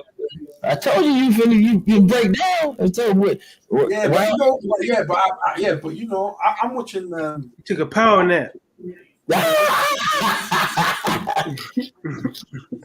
I'm watching the game. The Bucks won back. Yeah, man. He's gonna be up all night now. I'm pissed off about this shit, man. Hawks, man. Anyway. Oh, so for the Bucks going. Yeah, man. You know, Who won? The The Bucks. fucking Bucks, yeah, man. I thought the Hawks was gonna be Saturday. Oh, they could have won though, but you got to give it to Trey. And they done this with if Trey Young ain't get hurt, bro. They probably would have went to the finals, man. Man, who knows, man? We need look. Collins can't be asking for no big ass contract, and he ain't nowhere to be found, man. When you don't have no Giannis, like, come on, man. Yeah. Because I thought you can't be doing that. you know what it is though. I think because of Trey Young though, because Trey Young was setting him up, bro. Man, come on, man. Giannis and Capella and Collins versus Portis and fucking Lopez, man. Come on, man. We supposed to tell anyway. That's a whole nother story. But I want to be back when the main event come on. All right, bro. All right, man. Peace out. Man, I can't remember what you be talking about, man. They're gonna kill me. I think this is it, man. Who fighting that? It's coming right on to the main event now. Yeah, I think so. I hope so, man. They gotta. Man, I hope so, They man.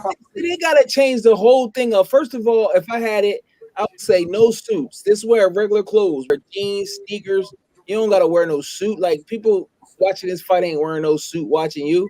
Why do you got a suit on? So I would change the whole presentation. It's just like I would keep it more interactive. It just get, I don't know, man.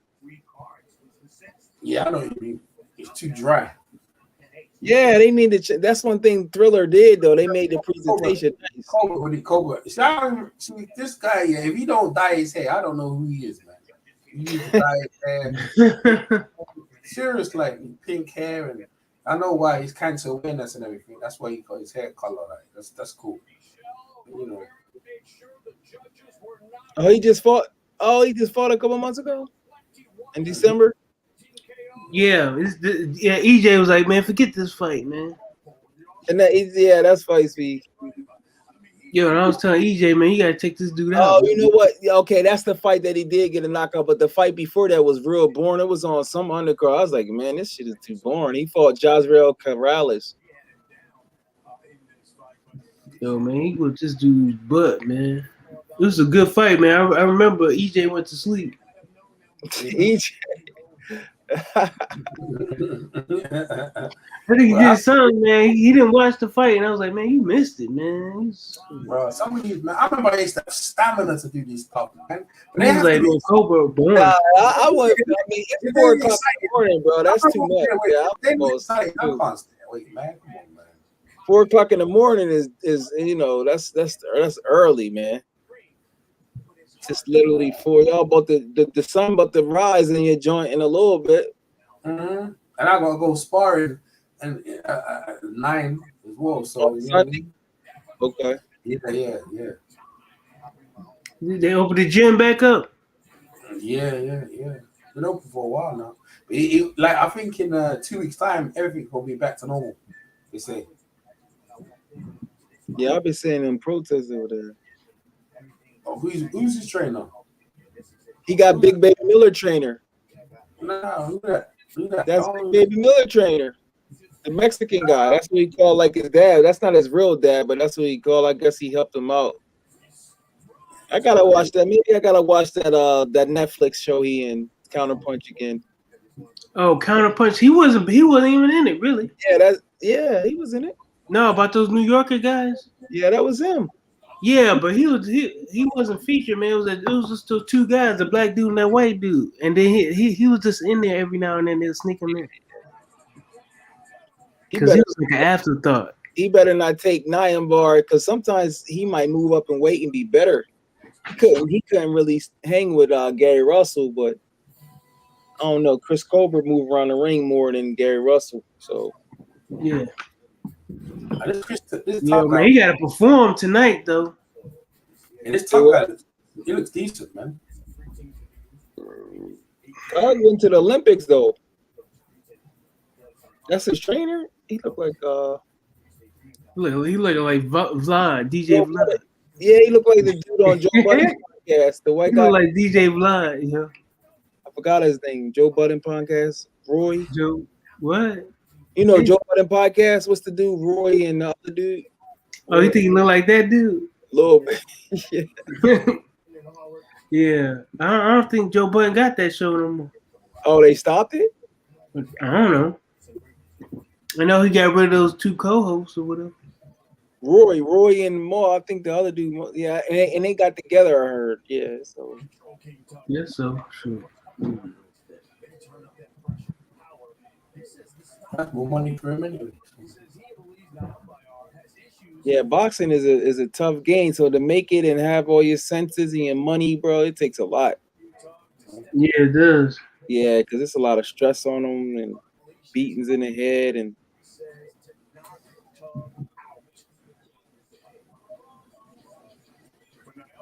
Yeah, that's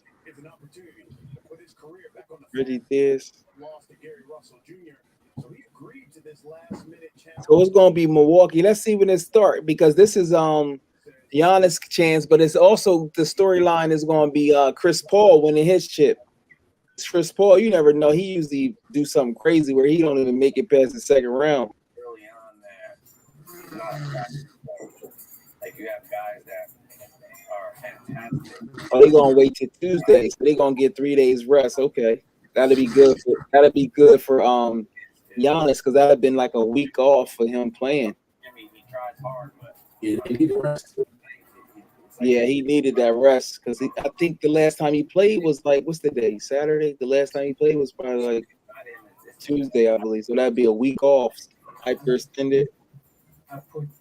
Oh, Phoenix had a better record than Miami. Wow. Okay. A real performer, and I think it stems from him.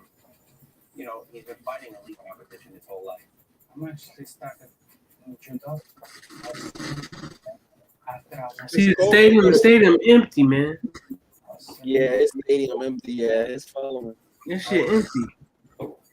You get what I'm saying? And him talking all that crap, man. Look at he ain't selling no tickets. Leo Santa Cruz there. Maybe they probably set that fight up with Colbert. You know how that go. Mm-hmm. I already know who gonna fight each other there. Oh, you fight. I'll fight my last breath for my people.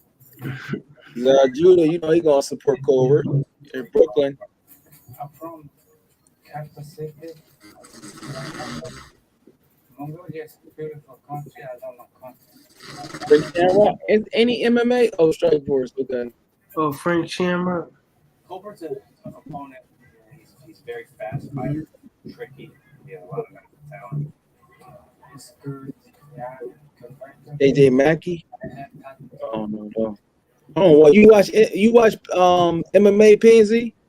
No, I mean I watch it like highlights or something like. But I don't follow. I don't follow the sport. Let's just say that. Yeah, I don't follow it. I know a couple dudes, and that's it. I don't follow it.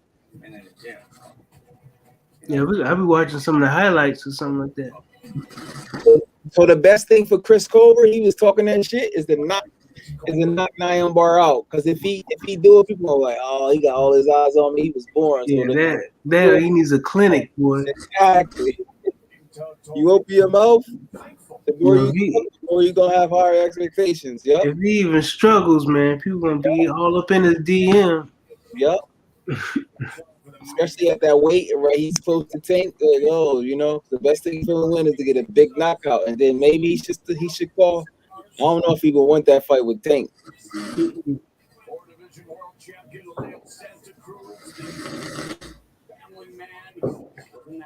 Yo,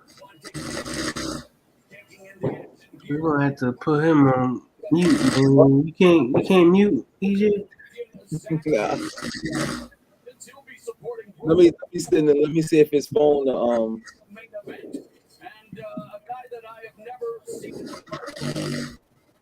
gonna come. EJ, mute yourself.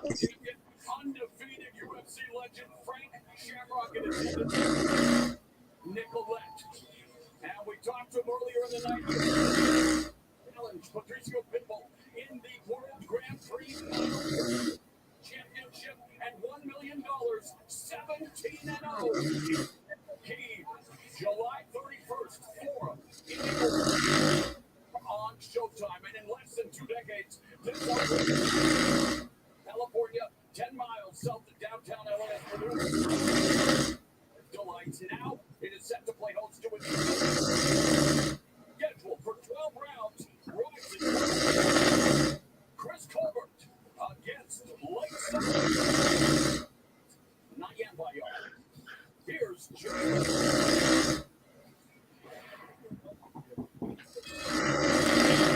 Now, ladies and gentlemen, the time has come. Please welcome the boxers as they make their way. Joining us to the red corner, the world-famous contender fighting in Los Angeles by way of Mongolia. Tugstsogt.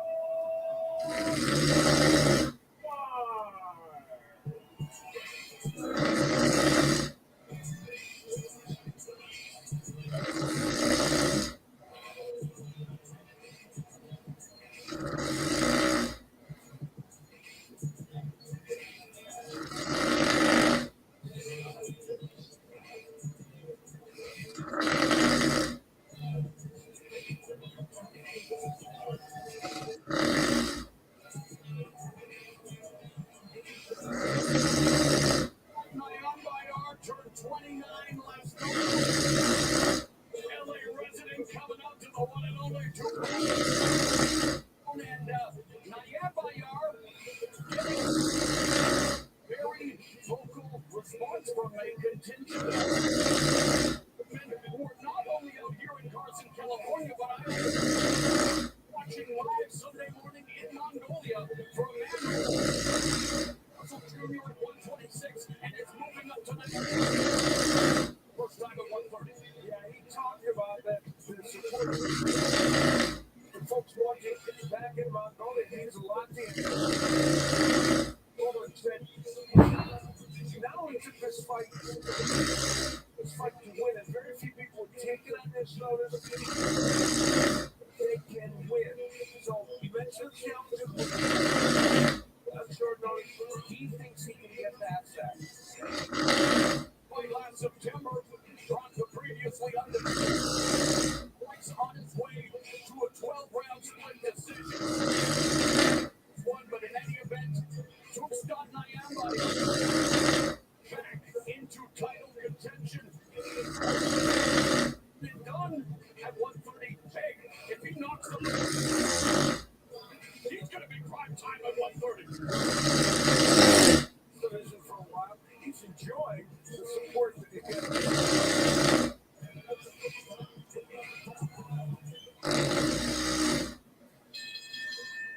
And now joining us, here is the undefeated interim champion, Chris Colbert.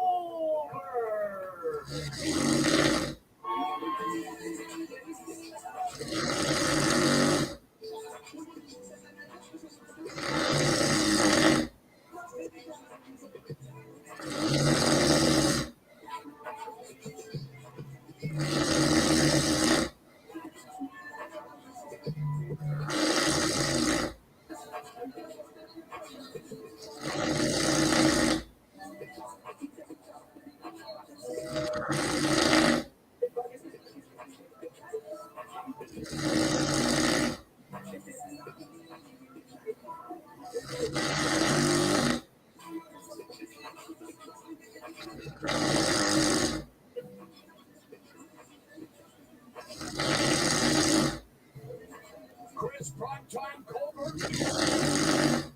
and Gabe, his confidence well, it's higher than the sun. And in his last fight, he dispensed Panama's highway after flooring him multiple times. Win. That victory made him a legit top 10 finish. 30 pounds and well, Abner, all you have to do is so confident, right? And I think we need What happened?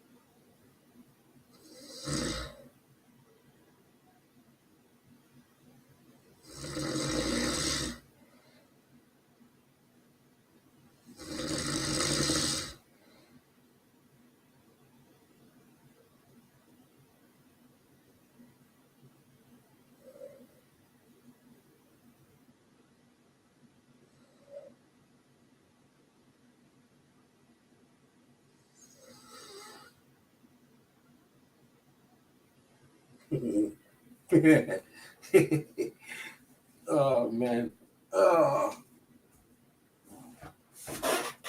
Oh boy. My stream went down. Are they in the ring yet?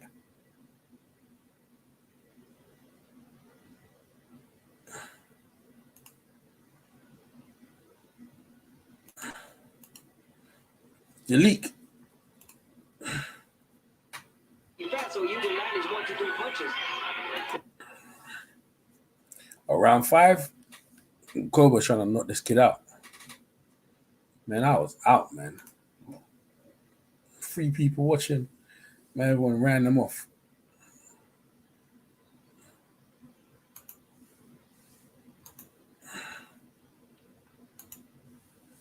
Remind me, never. I was around 5, King Tut. Oh, Colburn's getting touched up, man. They're trying to knock each other's head off.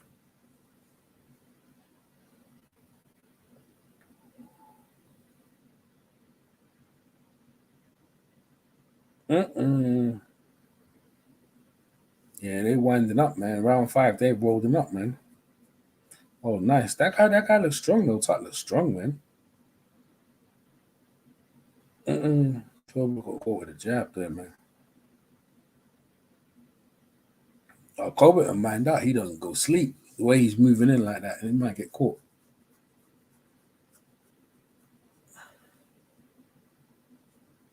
Man, I can't do the rest of this, man. I'm out of here, man. Peace, everyone.